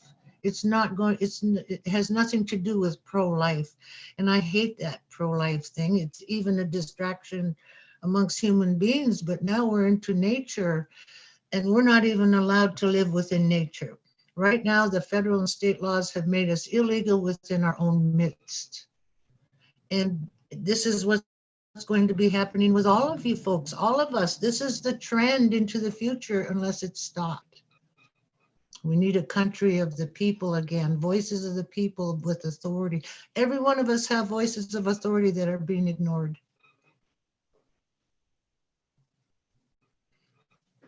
Any other final thoughts about, you know, the Tongass and the roadless rule, or voting in the election, or maybe divestment from fossil fuels and climate change and stuff? Contacting your senators and the top dog of agriculture, Sonny Perdue, letting him know that all of us are for the roadless rule, and it helps keep cultures and ecosystems in place and thriving and growing, and never stop speaking up about it, because when we stop using our voice, they're going to take advantage of it. So we keep lifting up voices, indigenous voices, know whose land you're on, understand the disparities that are happening to the indigenous people, and when you help them, you're helping the land. Thank you so much. I'm We so really glad you made appreciate it. it. Yeah, thank you. And that's actually one of our action items for this part of the event, is to go contact Sonny Perdue about the roadless rule. So yeah, you read my mind. Mention us. We've been in his office. Ganashish, thank you for being here. Thank Okay, you. thank you. And next I'll pass it over to Ben. We are so excited to hear from Naranian Subramanian, a Princeton and Columbia Law School alum who works in climate policy. He's also the external policy advisor for climate and energy for Senator Elizabeth Warren and her presidential campaign. He is now a fellow at Data for Progress, and we are so happy to have you with us. Great, thanks so much for having me, and it's been great. I've been tuning in and out today, listening to people's talks, and I'm quite inspired. And I thought I would take the time today to kind of tell my own story of how I got involved in the climate policy world, and kind of connect it to the larger theme of the divestment struggle that's been going on for many years, and some inspiration we can take from my own story in climate policy and work that I've done over the last many years. So one thing that I actually was involved with intimately was the Paris Agreement about 5 years back, working with the Marshall Islands government. And I'm going to just tell the story of how I got involved with the Marshall Islands in the first place, and then tell the story of how the Marshall Islands played the role it did in securing the Paris Agreement. So one sec, I'm just going to figure out a way to share my slides. Can you all see my slides? Great. All right, so my sophomore year of college, I came across this article that was republished in the New York Times, and it was titled, "If a Country Sinks Beneath the Sea, Is It Still a Country?" And it was a fascinating article to me because it raised three really interesting and unfortunate questions. The first is, well, as a result of climate change-induced sea level rise, well, what effects does that have on countries and specifically island nations? And the question there is that at what point do these islands actually become uninhabitable as a result of sea level rise? It's before the countries actually sink, right? Because of the effects on their water systems and the like. So there was a scientific question that the article posed. And then there was the political question of where did displaced persons go? To, you know, what other country do they go? And then the third question is, what is their legal status? Because the Refugee Convention actually only pertains to people that are persecuted, and climate change doesn't quite fall under that category. So this article posed this interesting scientific question, a political question, and legal question. And all three were interesting to me because at the time I was actually studying environmental engineering, I was minoring in political science, and I was also interested in going to law school one day. And so I ended up actually contacting a professor at Columbia Law School who is quoted in this article, and his name is Michael Gerard, and he ran the Sabin Center for Climate Change Law. And he had been working with the Marshall Islands government. And so there started my work with the Marshall Islands. I started interning at the center at Columbia, and through that I started working with the Marshall Islands government. And so just some context for what the Marshall Islands is, country. So the Marshall Islands is located about halfway between Australia and Hawaii, and it's a country of 70,000 people. And many Marshallese actually live in the United States due to a special immigration provision that allows them to work in the United States. And in part that's due to America's legacy in the Marshall Islands with nuclear testing, and the Marshall Islands used to be a trust territory. So there's actually kind of a deep history of American involvement in the Marshall Islands, and I'll get to that in just a second.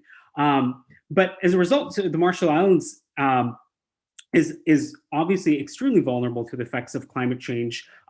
One, because of its economic status, two, obviously because of its existence as an island nation. So over the years, I've actually taken a bunch of pictures of the Marshall Islands for my travels, and I just thought it would be useful to kind of just show what the existential threat really feels like in the islands. So this is a picture of Madra, the capital of the Marshall Islands, from above. And this is actually kind of the widest, the Marshall Islands is at any point because it's an atoll nation. And it truly does feel like paradise, but all's not well in paradise when you get these kind of king tides and floods. And this is already happening. This is not a distant event in the future. This is something that the Marshall Islands is already experiencing. So just going back, so once I started working with the Marshall Islands on climate issues in college, I also got really, really interested in the Marshall Islands' history related to the United States. And as I mentioned, one of the historical ties that the Marshall Islands has to the United States is the nuclear legacy of our country. The United States tested 67 nuclear weapons over a 12-year span from 1946 to 1958, which averages out to about 1.4 Hiroshimas a day over that 12-year span in terms of the sheer magnitude of the nuclear testing. So this is dark history for our country, and it's something that the Marshall Islands still endures today. So one of the things that I learned through my work with the Marshall Islands and in climate is that when you get involved in this space, you really want to learn the history of the place that you're working with and really understand where they're coming from. And so I decided to write this article my senior year of college when I was at Columbia. So a couple years after college, then I got the chance to work full-time with the Marshall Islands, advising them towards the Paris Agreement's negotiations. And one of the things that had been saddling the Paris Agreement for years was the way in which the divide between the developed and developing countries played out. And that was one of the reasons why we hadn't had a good climate change agreement for years. And the climate talks would always break down around the central question of, well, what kind of obligations are developing countries going to take on versus developed countries and the like. And you could kind of break that up just down the middle here between developed countries here on the left, including the United States and the European Union and a couple of other countries. And then on the right is all the developing countries. And then you have countries like the Marshall Islands that always had a strong moral voice in the negotiations, but were never able to break through and actually influence the actual agreement. So our job, I worked with a diplomatic advisory group called Independent Diplomat, and then our entire job was trying to help the Marshall Islands play a technically proficient role in the negotiations and actually leverage their moral voice to shape the final agreement in Paris. So part of that started with the foreign minister of the Marshall Islands, Tony DeBruym, who had been fighting for nuclear justice for many years, had fought for the Marshall Islands independence, and then now he was onto the climate fight. And so an entire year and a half before the Paris Agreement was negotiated, he had started actively campaigning as to what the Paris Agreement should look like. And so he highlighted 3 major design elements that should be in the final Paris Agreement, one of which is a long-term temperature goal, the 1.5 degrees Celsius temperature goal, which we all hear about now.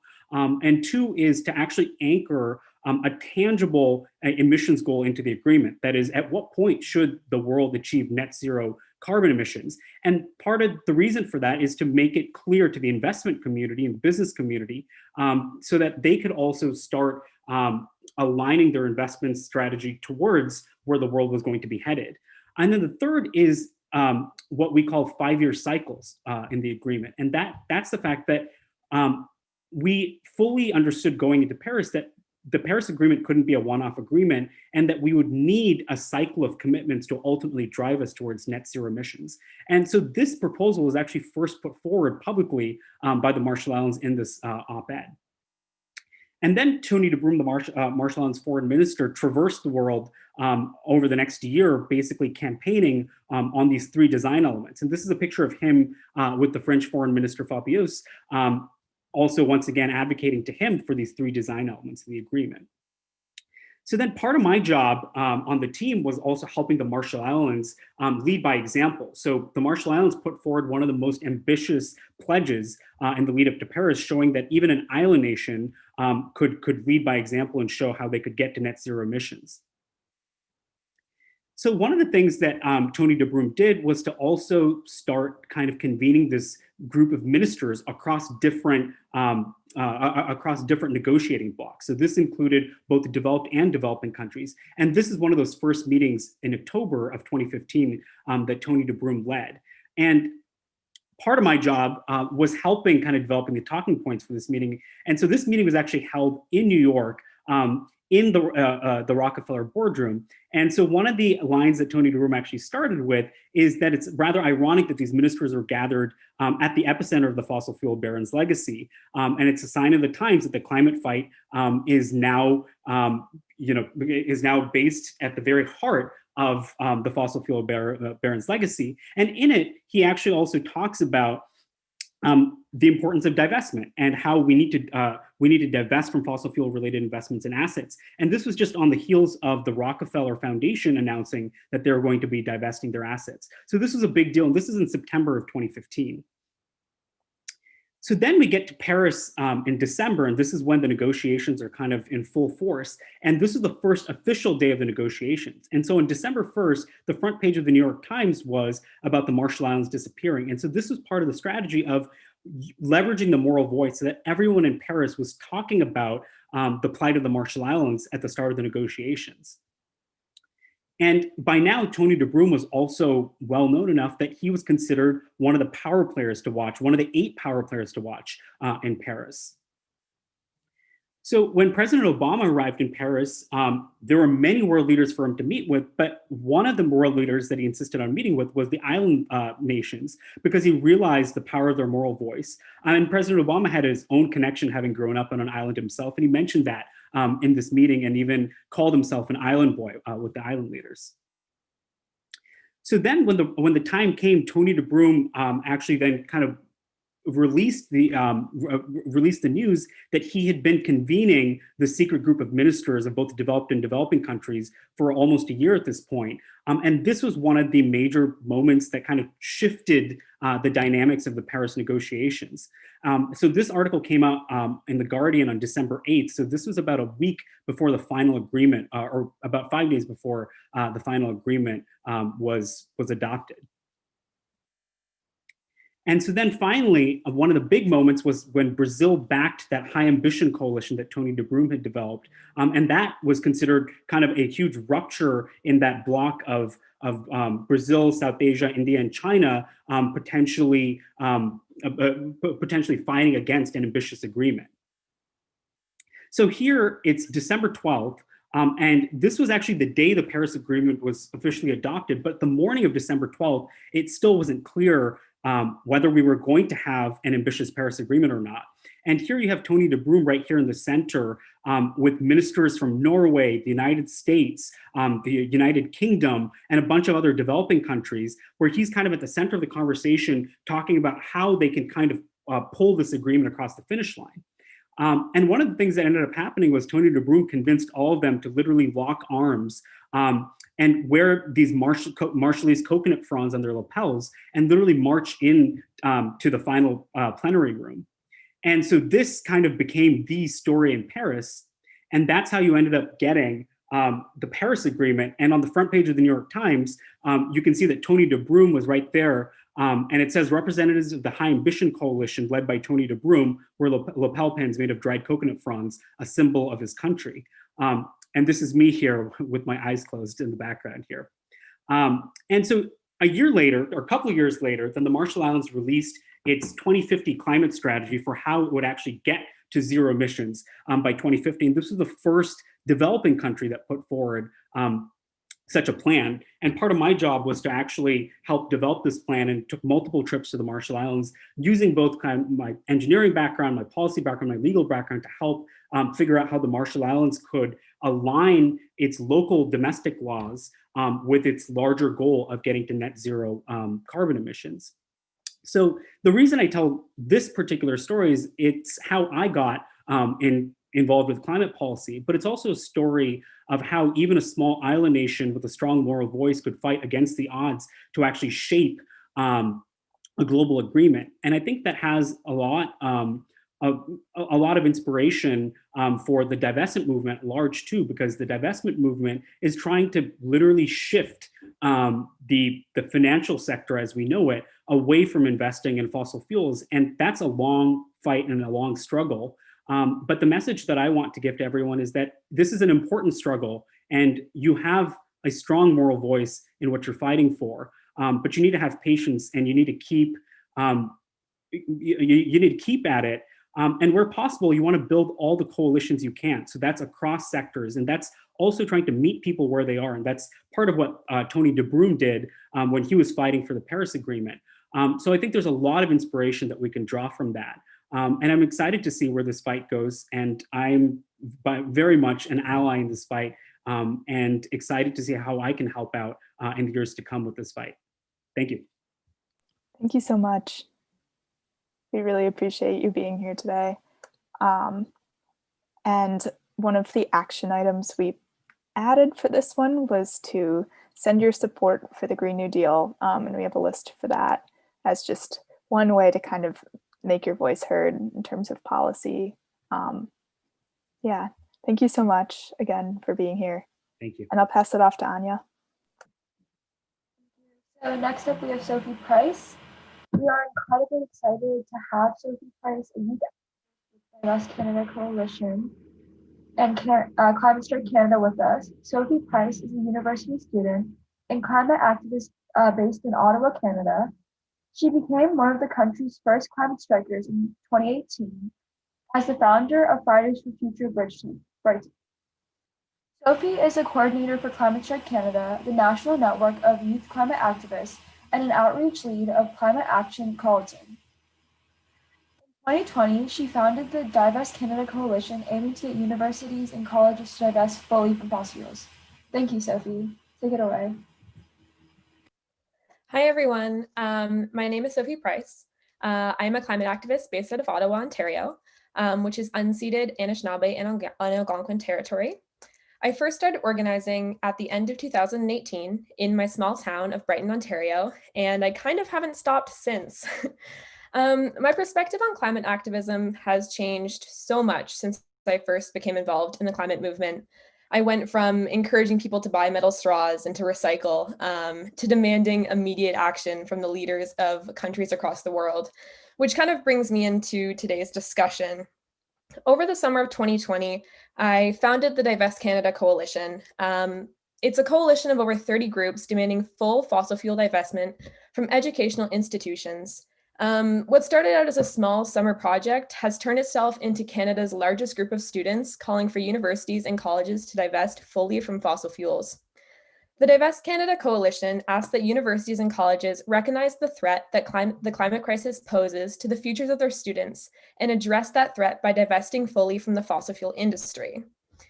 The Divest Canada Coalition has three big demands. The first one is divest from the past, the second is reject false solutions, and the third is invest in the future. So just to explain a little bit about those demands, divest from the past asks that educational institutions commit immediately to fully divesting from companies involved in the extraction, processing, and transportation of fossil fuels and ensure that all funds are reallocated by 2025. It asks that they initiate divestment campaigns from other harmful industries, including police foundations, private prisons, arms manufacturers, and any corporation that through their operations violate Indigenous people's right to free, prior, informed consent, as outlined in the United Nations Declaration of the Rights of Indigenous Peoples. Reject false solutions, which is the second point, asks that educational institutions recognize the incorporation of environmental, social, and governance factors, ESG, as well as the simple reduction of the carbon intensity of an institution's investment portfolio is an illegitimate alternative to full divestment. Sorry. Educational institutions must supplement these insufficient responsible investing practices with full divestment from fossil fuel companies. Number three, which is invest in the future, is a little more simple. It asks that educational institutions take meaningful leadership in the adoption of a Canadian just recovery by investing at least 5% of investment funds in community projects that advance racial, economic, environmental, and social justice. In my head, the Divest Canada Coalition started as a short-term group. I thought maybe it would stick around for a year, we'll get our schools to divest and then we'll kind of be on our way. Quickly, reality kind of set in and I kind of realized that in fact was not going to be the case. The decision to divest for a university lies heavily in the board of directors. And most of these boards of directors have many members that are personally involved in the fossil fuel industry, which leads them away from the idea of divestment. At the University of Guelph, Martha Bills, the school's chancellor, actually quit because of the school's decision to divest from fossil fuels, because of her involvement with the fossil fuel industry. It is quite common to have the support of faculty and staff, but not to have the support from school decision makers. An example of this is Gregory Milkson, who was a professor at McGill University, and he actually quit because of the school's decision not to divest from fossil fuels. But that actually didn't get as much traction as the chancellor quitting. So over the last few years, the schools like University of British Columbia and the University of Guelph have committed to full or partial divestment. However, there's only actually 5 schools in Canada that have committed to full divestment from fossil fuels, which compared to other countries such as the United Kingdom, that has over 50% of their universities committed to some form of divestment, we're falling pretty far behind here. When we put forward our demands for Canadian schools this year, we asked them to fully divest all investment funds from their institutions from the fossil fuel industry and reinvest in sustainable and just alternatives by 2025. But why 2025? For a start, this would mean that by the time students entering these educational institutions next year graduate, the schools will have fully divested. This also already lined up with Concordia and Guelph University's promises to divest by 2025, meaning all the educational institutions would be fully divested at the same time. We've been fighting for divestment for the past 8 years as individual groups at our institutions. What makes this different is that now we're working together. How can schools that claim to have their students' interests at heart ignore students from across the country? For Canada, as a country that calls itself a climate leader, we're failing. Not only that, but schools such as the University of Calgary, McGill University, Dalhousie University, and Carleton University, which I attend, and other major schools, which call themselves climate leaders, even advertise themselves as climate leaders, are falling way behind other educational institutions. Students rely on schools to prepare them for their futures. However, by remaining invested in the fossil fuel industry, schools are funding the very destruction of their students' futures. They are choosing to stand with corporations and exploitive business models over the very students they educate. In order to avoid irreversible climate catastrophe, we must keep at least 80% of known fossil fuel reserves in the ground. Instead of winding down production to a safe trajectory, fossil fuel firms are continuing to push for new pipelines, new mines, new drilling projects, and exploration of new reserves. Global fossil fuel production right now is headed for 50% more than is consistent with 2 degrees Celsius of warming over pre-industrial levels, and over 120% more than 1.5 degrees Celsius by 2030. This spells disaster for our planet. On another note, fossil fuel investments, are fundamentally risky and overvalued. For one thing, these companies are valued on the assumption that they will extract and burn approximately 5 times more fossil fuels than our climate can actually handle. But divestment would only be the first step. After committing to full divestment, schools must also allocate investment capital into local community projects, such as clean energy, safe and affordable housing, sustainable local agriculture, community wealth operatives, and worker-owned businesses. Educational institutions can play a role in shifting our society from extractive to a just and regenerative economy, one that works for all and sustains us for the future. In line with national calls to defund the police and abolish the prison industrial complex, we have an opportunity to reallocate wealth towards communities that have long been exploited, especially Black and Indigenous communities. To end, I kind of just want to say that globally, fossil fuel corporations constitute an enormously powerful, multi-trillion-dollar industry. In order to transition towards a just and sustainable future, we'll need to break the hold the fossil fuel industry has over political, financial, educational, social, and cultural institutions. Divestment is just one step on the way to climate justice. Even once we achieve full divestment, and I know we will, we can't stop there.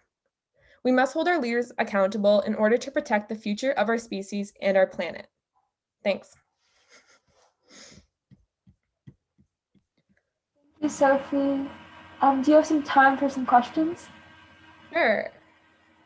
I was just wondering, how can we stress the urgency to these universities? Because I know they'll divest eventually, but we need them to divest now. So what are some tips you'd give students to stress that urgency? Well, it kind of depends where you are and what your school situation is, especially right now during COVID. It's very hard to do in-person actions, which often prove to be the most effective.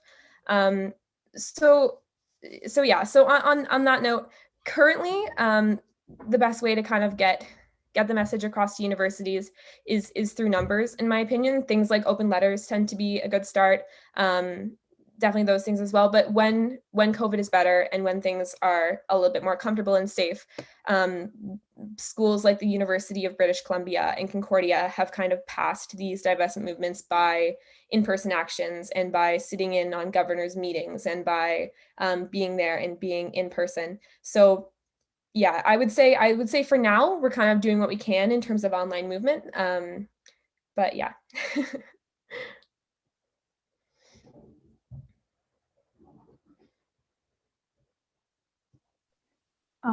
Another question, how do you see the future of, international cooperation in divestment movements and in the climate movement in general?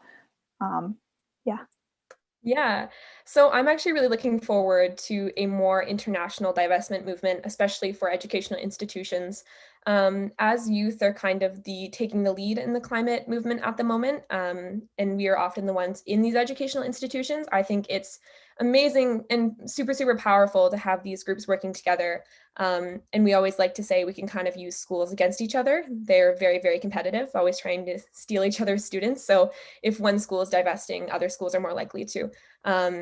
So I'm really looking forward to hopefully creating a more international network. The Divest Canada Coalition is currently in the process of trying to develop a kind of like webinar type series to have international divestment groups communicate more about their success and how they struggled and how we can assist, especially schools like in the UK and People and Planet that successfully divested over 50% of the United Kingdom's schools. We're definitely hoping to get some advice from them and hopefully push for maybe eventually an international divestment movement for sure. That's awesome. Yeah, definitely. And where do you hope to end up after, college and all of this? Me personally? Oh goodness. That's a good question. I have no idea, if I'm honest. I have no idea what my plan is here. Climate stuff kind of changes on the daily. I don't see myself stopping any kind of climate movement. But I guess I'll see what's going on when I graduate. I have a minor. I'm minoring in environmental studies and indigenous studies. And ideally, I would like to travel and report on kind of injustices within indigenous reserves and environmental racism and stuff like that. So maybe eventually.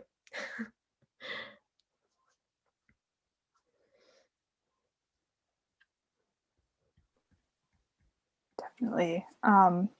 Yeah, and do you have any just kind of words of wisdom for people who want to be involved in these kinds of movements or to start something of their own? Yeah, don't be afraid to reach out. Every single group I know is constantly looking to intake new people. So definitely start scouring the internet for groups around you. There's lots of groups like Climate Strike Canada and the Divest Canada Coalition that are country-based, and I'm sure it's the same in the US or wherever you are in Europe as well. So look for those bigger groups. They're always willing to take in people and direct you in the right direction as well. I know with Climate Strike Canada, we have a good kind of foundation of groups across Canada. So if you're in Canada and you're looking for a group in your local area, feel free to reach out to us as well and we can kind of direct you to the right source.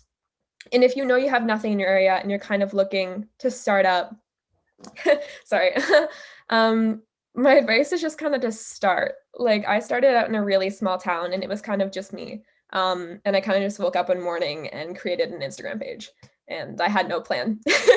So kind of just start and then get the ball rolling from there. Mm-hmm.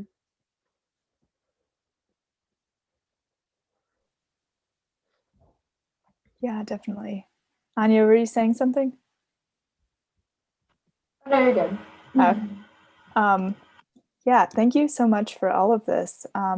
We really appreciate it. You've been such a great inspiration for us all to continue this work. It's really important. Thank you. Yeah, thank you for having me, and I hope we can work more together in the future. Definitely. Thanks.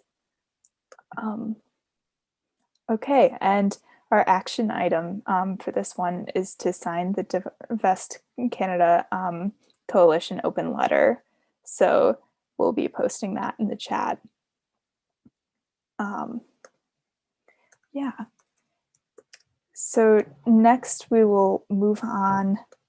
We're waiting on a speaker, so we'll show another video real quick, and hopefully he'll come in the next few minutes.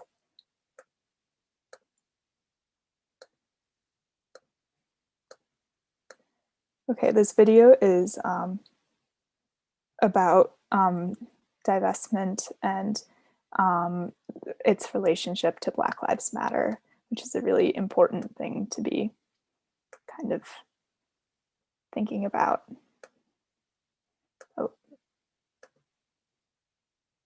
Let's see if I can get this to start. My name is Leclercq. I am 17. I am born, raised, and educated in Oakland, California, and I am an activist with Youth versus Apocalypse. I have a message for CalSTRS Board Vice Chair Sharon Hendricks. In this moment of uprisings against anti-Blackness, you dare to claim that Black lives matter to you while you invest over $6 billion in companies that are taking years off of our lives. Almost every place that extracts, processes, or transports fossil fuels are located in communities that are predominantly Black and brown and working class. My people, my community, you dare to say that Black lives matter to you while you are actively taking years off of our lives.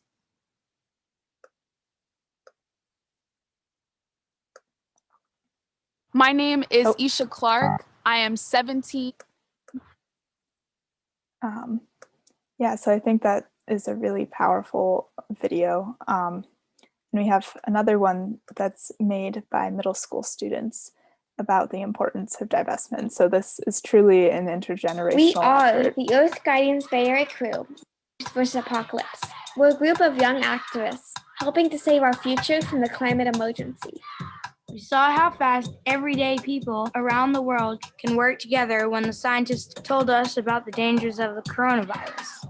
We know we have the same power to work together to make a just and healthy future for all.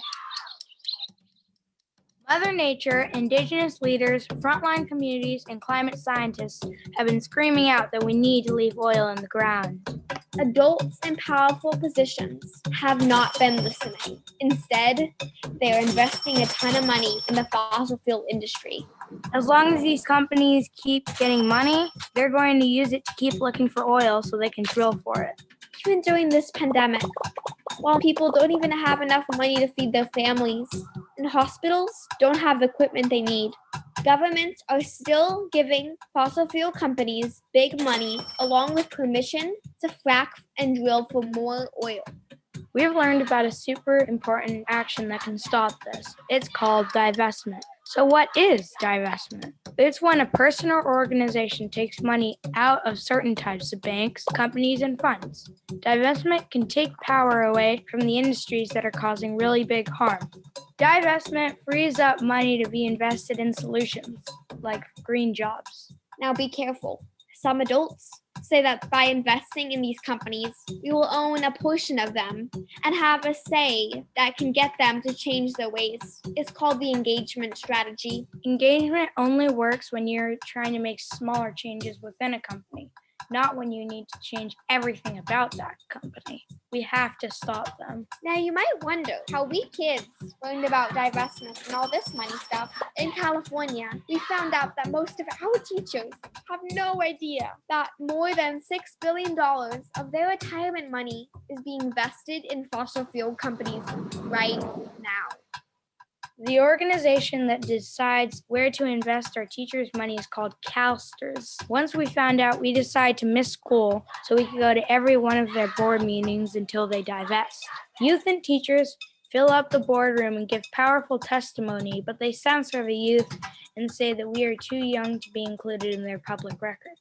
We keep trying to talk with them, but they say they want to engage with the fossil fuel companies. Those board members don't have to live with the consequences like we will. So we have been staging different disruptions to let them know that they must divest.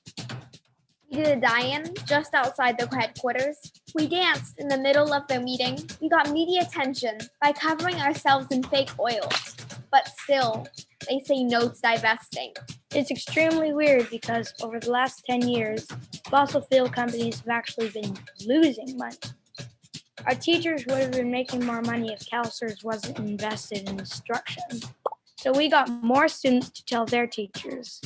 When those teachers find out, they are really upset and join us in demanding CalSTRS divest. As the world turns to renewable sources, fossil fuel investments are going to be worth less and less. But the fossil fuel companies are really good at pretending like they will be part of the solution, even though they're screwing everything up. This is called greenwashing. Like when a fossil fuel company says they are working really hard on creating sustainable energy solutions like developing more wind turbines and solar panels, even if only 1% of their money is being used to do it. Also, lots of other adults don't know that their money is supporting fossil fuels too. In places like banks, universities, entire cities, places of worship, the list goes on and on. We need your help letting them know. This wasn't what we wanted to do with our childhood, but the grown-ups have given us no choice. Together we can do this. Will you join us? Start by asking adults in your life if they know if their investments and banks are fossil free. Visit our website to learn how you can demand divestment and get people around you organized. We're here to help each other.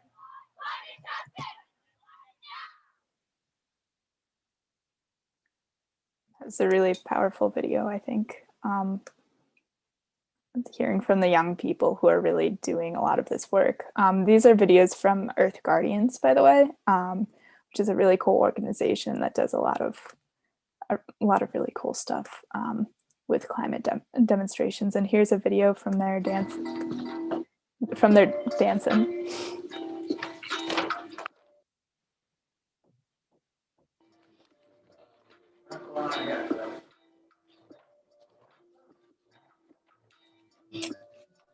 My message is that we'll be watching you.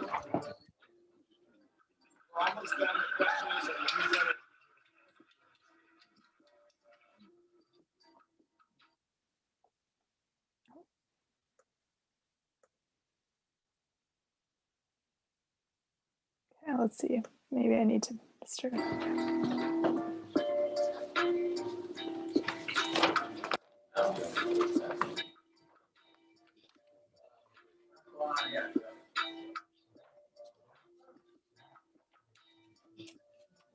My message is that we'll be watching you.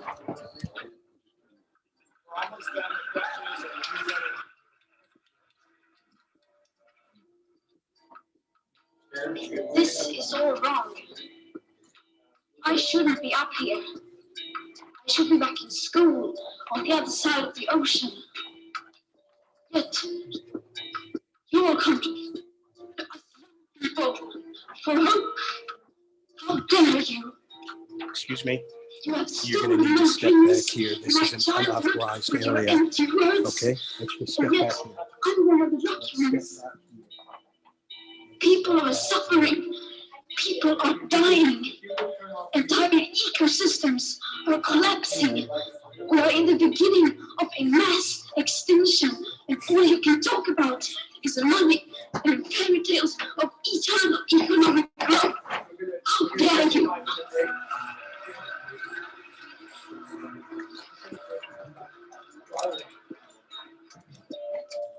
For more than 30 years, the science has been crystal clear. You continue to look away and come here saying that you're doing enough when the politics and solutions needed are still long in sight. You say you hear us and that you understand the urgency. But no matter how sad and angry I am, I do not want to believe that. Because if you really understood the situation and still kept on failing to act, then you would be evil, and that I refuse to believe. You're done. I am.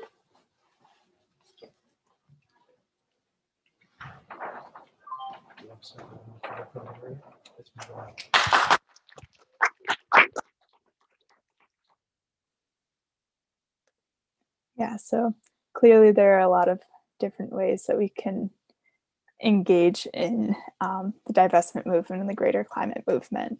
And now Anya is going to speak for a couple minutes about her work and why she cares about climate change. Yeah, thank you, Hannah. So, hi guys, my name's Anya, like Hannah said, and I recently became a climate reality leader this year. And I really want to help educate and empower people to think about their role in all of these different crises that are interconnected. So I just want to talk about the power of your voice. So first, I want to start off by saying your voice matters. A lot of people don't realize the power that they have in the way they use their voice, vote, take action, and consume. The climate crisis seems like a big issue because it is. But I'm hopeful because alone in the US, 70% of people agree that climate crisis is an issue. That's huge. Imagine if all those people used their voice and spoke up and took their individual actions. Leaders are supposed to serve and represent the people, and the people want climate action. We just need to stand in solidarity and use our voice, and we need everyone. Everyone has a different and necessary roles to play. From the artists to the protesters to the scientists to the politicians, these issues will affect everyone, so everyone has a role to play and everyone is needed. So yes, you are important in this movement and you are needed. And although I'm calling it the climate crisis, I want to emphasize how this relates to us so we can better understand how it affects us and what's at stake. This is a public health crisis. It affects the water we drink, the air we breathe. This is a social justice issue. Low-income communities of colors are more likely to be affected by climate pollution. So Everyone deserves the right to a healthy environment to grow in, and it can be easy to like distance ourselves from the problem or say we can't make a difference, but it affects us, so we have to be the ones to solve it. And I just want to talk to you guys about like two other things. So I know we're all like in quarantine, like during this global pandemic, and it can be hard to lose focus or get overwhelmed since we're like isolated or constantly bombarded by social media and doing the same things every day. So I just want to talk about two things I do to stay engaged. First thing, a couple things to do to stay engaged. First thing I do is you have to find your why. You have to figure out why you want to do this in the first place, why you care.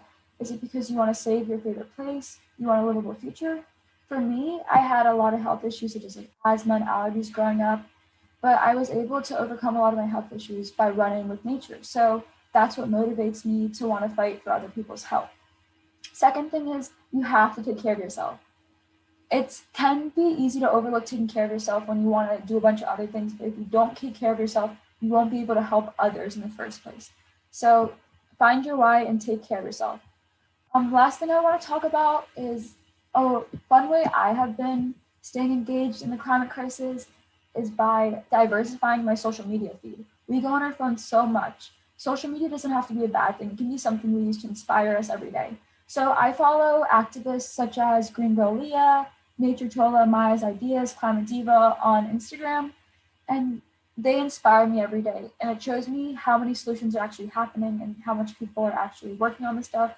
One more account I love is Future Earth. They have something called Good News Tuesday where like it shows you that not just bad things are happening, there's also solutions happening all around the world. So yeah, I want just to tell you guys to stay inspired, stay engaged, and I hope you were able to take away something from my talk. Thank you guys. And then Ben can introduce Kevin, our last speaker for today. If you're good with that, Ben. Yes, sorry. We are excited to introduce an LA youth activist named Kevin Patel. Kevin is a leader of Fridays for the Future Southern California. Kevin is also the founder and executive director of One Up Action. He also recently gave a TED Talk, and I found out about that off of his Twitter, so you guys should go follow that. But thank you for coming, and hit us with what you got. Thank you so much for that introduction, Ben. And I'm just going to share my screen if you don't mind, just because I do have a bit of a presentation that I'd rather present from. I guess I'm one of the last speakers, and thank you so much, Hannah, and everyone from Princeton Divestment Group to invite me to speak on behalf of divestment and just climate activism and youth. Hopefully you guys can see my screen. Apologize, I don't know what's going on. Does anyone can see my screen? Blank. We can see it, but there's, okay, now we can see it. You're good. Okay, might just have to go like this. All right, guess it's not working, but I'll just go off of, this. So a bit of a background story of how I really got involved in climate activism. My activism started 9 years ago when I was directly impacted from the air and smog pollution that ravages Los Angeles. I live in a community called South Central Los Angeles. And when I was 12 years old, I saw the inequalities that were happening in my community. I saw the food inequalities, how I lived in a community that was, not only low income, but made up of Black, Indigenous, and people of color, BIPOC, young people and older people and intergenerational, peoples. And, my community is a marginalized community, and my community is considered a sacrifice zone. And what that is, where it's a makeup of low income, marginalized communities, mainly people of color, living near factories, freeways, air and smog pollution. And that didn't set well with me. I really wanted to do something about it. And in sixth grade, I did. I got involved with food inequalities and taught my peers about the food injustices that were happening and where food actually came from, because a lot of my peers didn't understand where food was coming from. And, while doing that for about a year, the second semester, I was actually then directly impacted by the climate crisis, where I was in and out of the hospital. My life changed in a matter of minutes, from teaching my community about the inequalities that were happening to being actually affected by one of those inequalities. And, ever since then, I said, enough is enough. I really wanted to do something that sparked something in me, saying that, it's not just me that's being affected by the problems and inequalities that are happening in my community. It's my whole community that it's being impacted by these injustices. So I really wanted to do something about them. And yeah, it's been almost a decade since I've been fighting for climate justice and environmental justice, but I really want to jump into the general scope of California and the fossil fuel industry, because California really, my state, really has a huge, part in playing with the fossil fuel industry. And it's not just about campuses divesting, but it's also making sure that your states are divesting from the fossil fuel industry. And I really wanted to speak about that and just the intersectionality of movements. And really, oil extraction, has created a public health and environmental justice crisis in California. Really, it's been among, one of the driving factors of why the state, has so many marginalized communities that are being impacted by these, the fossil fuel industry and all these other injustices, because the fossil fuel industry places a lot of fossil fuel drills within our own backyards. So before we dive in, I'll just like to get over, go over a quick overview of Last Chance Alliance, which is a group of, that includes over 750 environmental organizations that are, around health, justice, labor, faith, community, parent, indigenous rights, and consumer organizations from California and around, all around the world. It's not just about California, but it's all around the world. And building on decades of organizing in communities across California, they have called on then Governor Jerry Brown to announce an end to fossil fuels and the expansion and a just transition, an equitable transition away from the oil production ahead of the Global Climate Action Summit in San Francisco in 20, I think, back then when Governor Brown was the governor. But Brown failed initially to follow through, and Governor Newsom, who is our current governor, has a responsibility to take up the mantle and really say enough is enough, but he's failed as well. And I'll talk about that a little bit more. And you can see these pictures are very drastic, where kids are literally playing in soccer fields, and so they're so close to the fossil fuel industry. I know my close friend Nayeli, who I will also be talking about, was directly impacted when she was younger by the fossil fuel industry, when they're releasing these toxic chemicals and air particles that are going into the air and are causing communities to literally get asthma and underlying health issues. And now she was recently diagnosed with cancer. So this is a reality for people of color. And so when I was talking about, my air pollution and smog pollution and how I was affected by that and how I have to live with heart palpitations for the rest of my life, that's interconnected with the issues of the fossil fuel industry, because the fossil fuel industry is causing the air and smog pollution within, my community of South Central Los Angeles, because it's right in our backyards. So you can make those connections between the air and smog pollution, between the toxic air chemicals, between the underlying health issues, and how communities are actually being affected. But going into this, California drill vast quantities of the world's most community harming and climate polluting oil. Our state extracts 200 million barrels per year, and that's not a joke. California remains amongst the nation's largest oil producers. Our state, again, extracts 200 million barrels per year. And the science is clear that a just transition is going to be critical to avert catastrophic climate change. And the science has already been clear that we are beyond our limits in terms of fossil fuels we can produce and the GHG emissions we can put out. In a nutshell, there are only two ways to approach climate policy: supply or production, and demand consumption.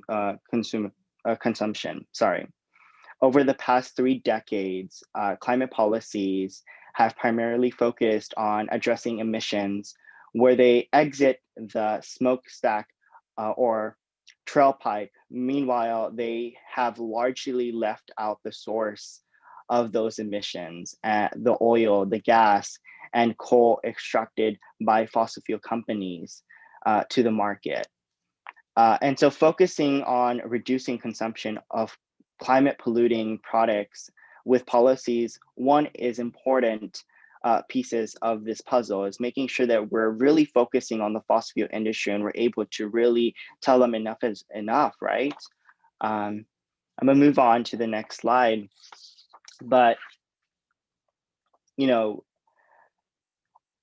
California is better positioned than anyone at, around the world to manage throughout, throughout an we can really go through a just transition and just critically, shift and wind down fossil fuels to a clean, renewable energy economy that works for all of us. And so I do apologize. I'm looking at the screen here and I'm also looking at you guys, but Californians living near oil drilling sites have, again, I said this, have higher cancer rates, increased asthma attacks, and we really are, faced with going in and out of the hospital a lot. I know because I was directly impacted, not by the fossil fuel industry, but by the effects that the fossil fuel industry was causing the air and smog pollution.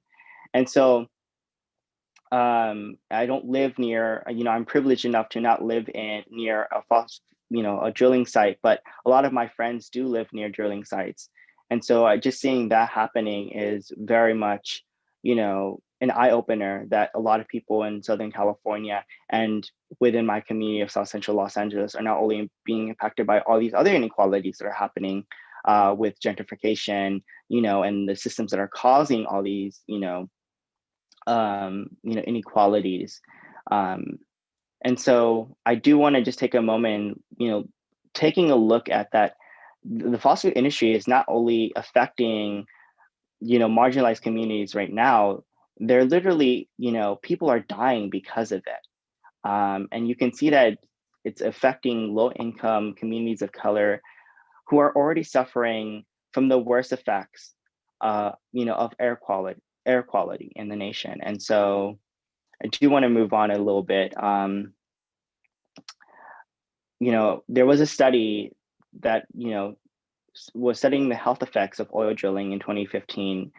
California's own state scientists proposed setbacks as a policy solution to protect community health from toxic chemicals used in drilling. So 5.4 million people, Californians live within a mile of an active oil well. And, after studying the health effects and, seeing that scientists were actually proposing setbacks in fossil fuel industries, California state government has still yet to, implement these setbacks that are going to literally help communities of color, which is just, it's a downplay of what, what's actually going on. And they're just letting it roll off of their backs and they're not wanting to do anything about it, which is very sad to say. I'm going to talk about the past. I'm also going to bring in the future. So Governor Jerry Brown permitted over 20,000 oil wells while in office. 3.4 of these new wells were permitted in low-income communities of color. And we already see that, and Newsom has also continued this process of permitting new fossil fuel industry, permits and letting new wells be, pop up in communities of color. And so Last Chance Alliance has done this in saying that Governor Newsom is failing to lead as well. he said as a campaign promise that he would do something. He would step up, and he wouldn't just talk the talk, but he will walk the walk. And he's failed at that basic need. Governor Newsom gives big oil new permits for fracking weeks after urging California to ban fracking. Even amidst the global pandemic, COVID-19, when our communities of color are facing the most devastating impacts of COVID-19, but also the inequalities, job loss, and other effects, we're still seeing that the climate crisis is affecting us with the wildfires that are happening throughout the state of California, where the sky is turning orange when it's not supposed to be that color.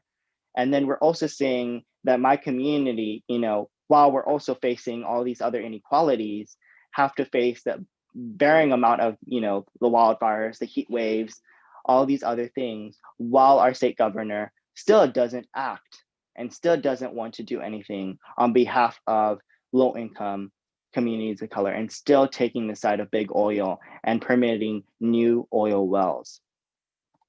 And so it's just a true testament of what, leadership looks like, because that's not leadership. And a lot of our politicians, and this is an action for all of you guys that are watching, is that we must not just, elect people who are taunting that are saying that they're climate leaders, but we must really elect people who are going to talk the talk, but also walk the walk, not just talk the talk and then go into office and then permit new fossil fuel oil wells like Governor Newsom has done. Again, this is another action item that you guys can do that I want to give, is that Governor Newsom is still failing to lead. And I urge you to go fuelingtheflames.org to sign the petition. And this can be anywhere around the world that you guys are, tuning in from the East Coast, the West Coast, the Midwest, internationally. Who cares? Go and sign this petition and let our governor, of California know that that communities are being affected by this, by the fossil fuel industry, and we must stop the new permits that are coming in. And then I'm going to go into youth activism and how that comes into play, because I've kind of touched on point of failed leadership and what's going on in the state of California, and how communities of color are really being affected by, the fossil fuel industry, and how that has really been interconnected with, the air pollution, the smog pollution, and all of the other, injustices that are happening. But I will go back again, because I feel I failed in the first half of my presentation, and really giving a perspective of how I was directly impacted by the climate crisis, and how, I've seen other communities being impacted by the climate crisis. So youth activism, really in general, I started 9 years ago, as I said, and I started, with food inequalities, and that really, it wasn't just me waking up to the reality. No 12-year-old, has to wake up to the reality of seeing the inequalities that are happening in his community. No 12-year-old needs to see that, there's homeless people that are literally facing the brunt of the climate crisis, with heat waves, with no access to clean water, no access to clean food, no access at all to any rights, right? And seeing that, that the communities of color, the place that I live and I love, and the people that I care about are being impacted by the fossil fuel industry is, just devastating. And I'm talking to you in a human sense, because I don't really want to give a speech. I'm really just talking to you in the sense of, the story of who the community is, right? I'm not speaking on behalf of my community. I'm a part of my community. And I let my community speak on behalf of themselves, but definitely just talking about what I've seen and the lived experiences that I've had. And so, yeah, these are just a couple of photos of like the actions that I've taken part of, and the amount of power that young people bring within the movement. 9 years ago, there was no youth climate movement, or Fridays for Future, or any youth movement at all. There was really just, white people really taking and having the space. And so when I first got into the movement, it was quite hard to find a space. And, I, got involved with a lot of organizations that were white-led and that really didn't have people of color at the seat at the table or even getting a voice. And so it's so important in your activism that you recognize your privilege and recognize that other communities might not have a say in what, policies or anything that, any decisions that you're making on behalf of their community. So you really recognize that privilege and making sure that you're including communities that are at the forefront and at the front lines of the climate crisis, and they're facing the brunts of the, not just the fossil fuel industry, but of the climate crisis.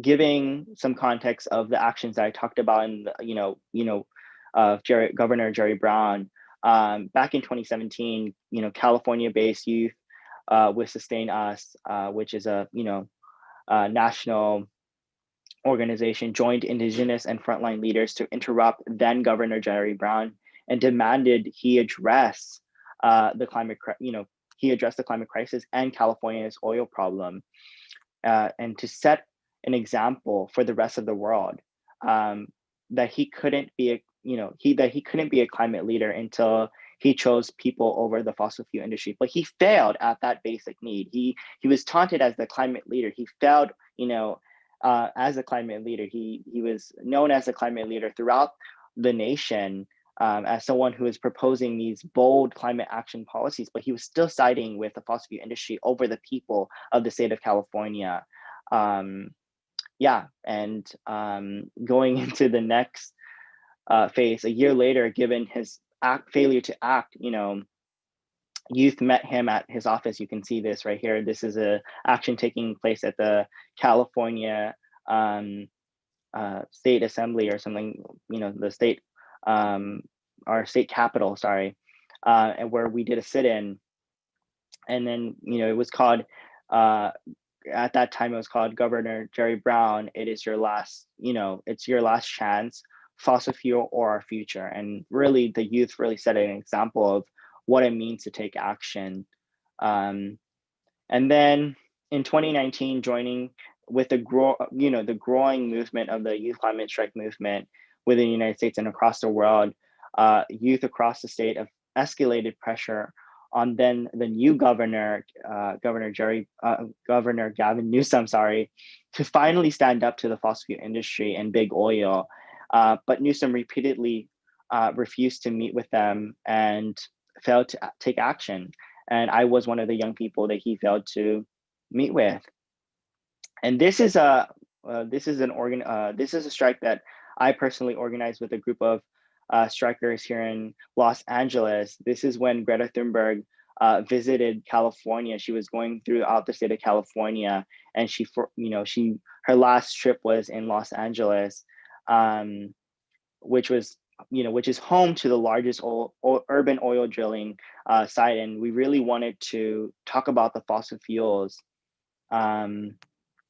Just talking about how Black and Brown communities joined with Greta Thunberg and thousands of people to strike on November 1st of 2019 and calling on Governor Newsom to choose our future over fossil fuels.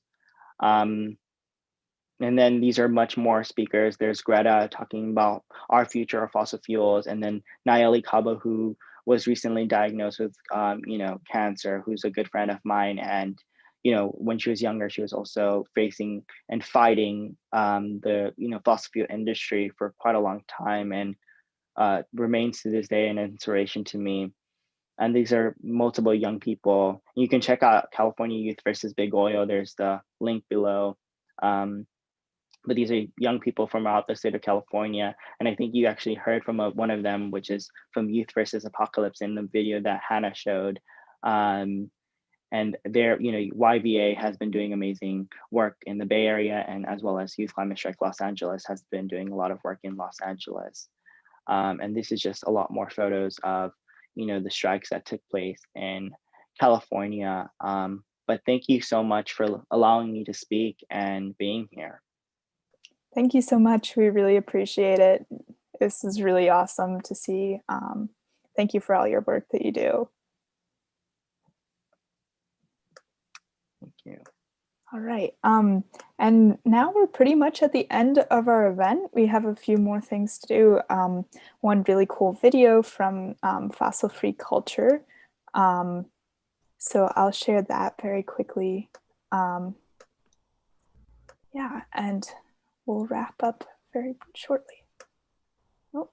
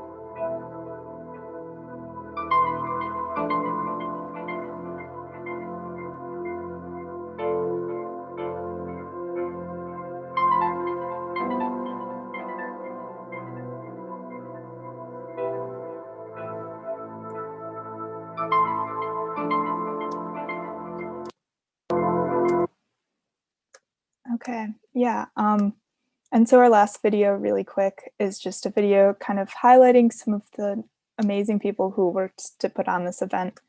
And it just, you'll see a lot of people that are familiar. a lot of familiar faces. So here's our last one.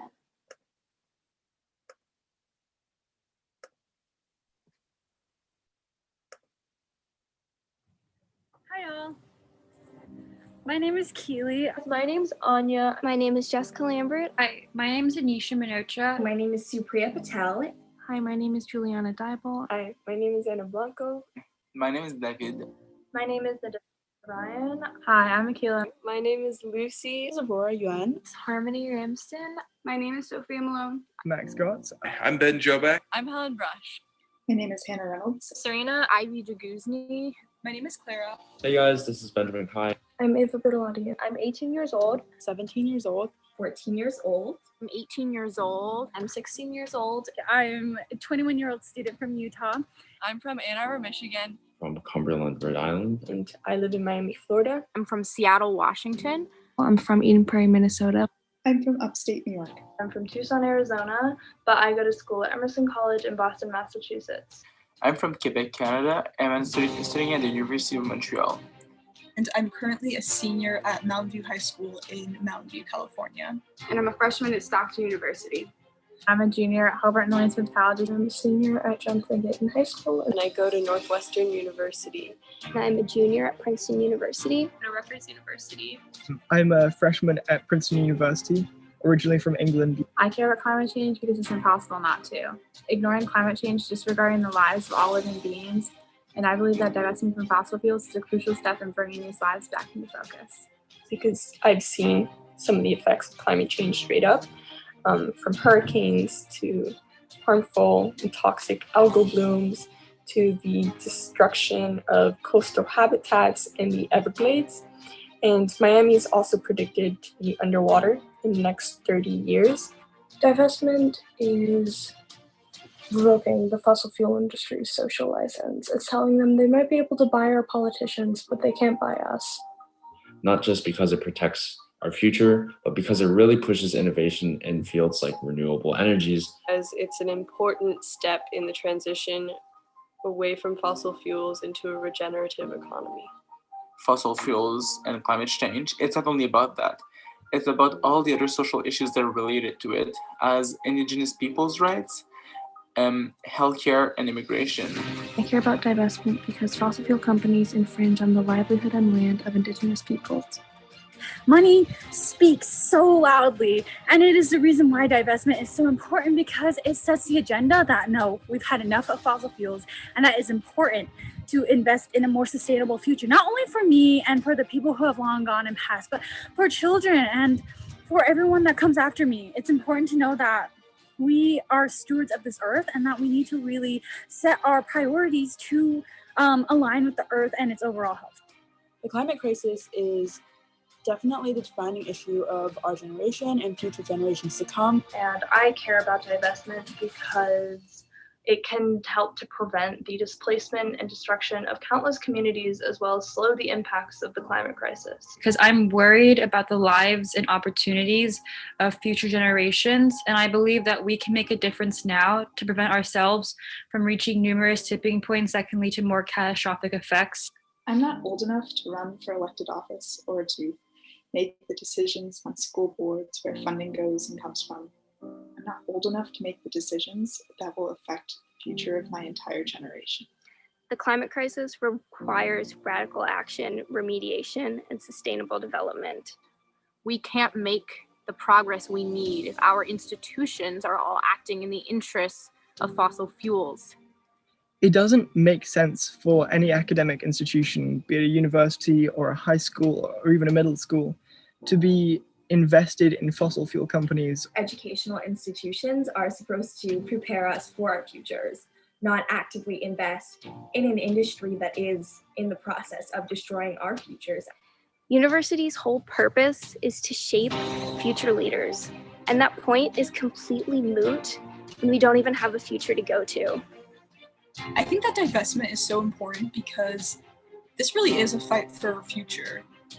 Divestment holds institutions accountable for their actions, and it makes sure that their money is not just adding to the problem, but is helping work towards a solution. Divestment is the bare minimum, especially for institutions of higher education that claim to care about their students. All these schools and companies are saying that they care about making sure that we have an equitable future, and they care about ensuring that climate change's effects are mitigated. But if they don't divest from fossil fuels, then all of that talk is just fluff. So I'm very invested in doing whatever is possible to try and mitigate these effects and to save my home. We are doing things to our planet right now that cannot be undone. In the middle of a global pandemic, this is the time to switch to clean renewable energy, divest from fossil fuels, and support climate policy. With the entire world of renewables out there, our schools need to start investing in the industries that aren't exacerbating environmental destruction. Our schools can do better, and it's our job to get them to say yes to divestment. Public and private universities must divest. I hope that you will join us. All right. Yeah. So that's that. Ben, Anya, do you want to say a couple words? Yes, I am going to close us out if Anya doesn't have anything to say. I can say something small. So just thank you everyone for joining us today. Stay in touch, keep following City accounts for the future events, and I hope you were able to take away something from this event and keep pushing the movement to divest. Wonderful. So yeah, we want to thank everyone who came out today, but we also want to acknowledge that coming to this event is not enough. We all must continue the environmental justice movement with concise actions that you can start by clicking on the agenda and action item document where you can see all the actions you can take today. We encourage you to vote for representatives that believe in climate change and that will take direct action on the issue. A pandemic, social upheaval, and an economic collapse is the perfect time to transition to a green economy where we can ensure a just future for all. The time for incrementalism is over. We've heard today from so many speakers about their stories from all over the world, about the problems they are facing and how they are combating it. I want to remind you that you can become part of that they. You can become a climate changer, a planet saver. But we need to move now. Time is of the essence more so than in any issue in human history. Use your privilege to push your governments, universities, and churches to disclose, divest, and reinvest. Thank you, guys. Yeah, thank you so much. And make sure to stay in touch and keep pushing forward and vote. Please vote.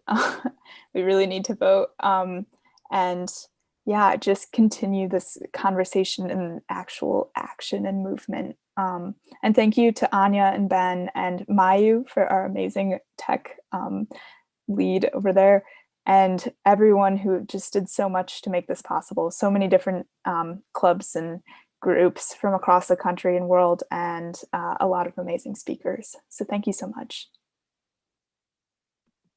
Guys. Right. Bye.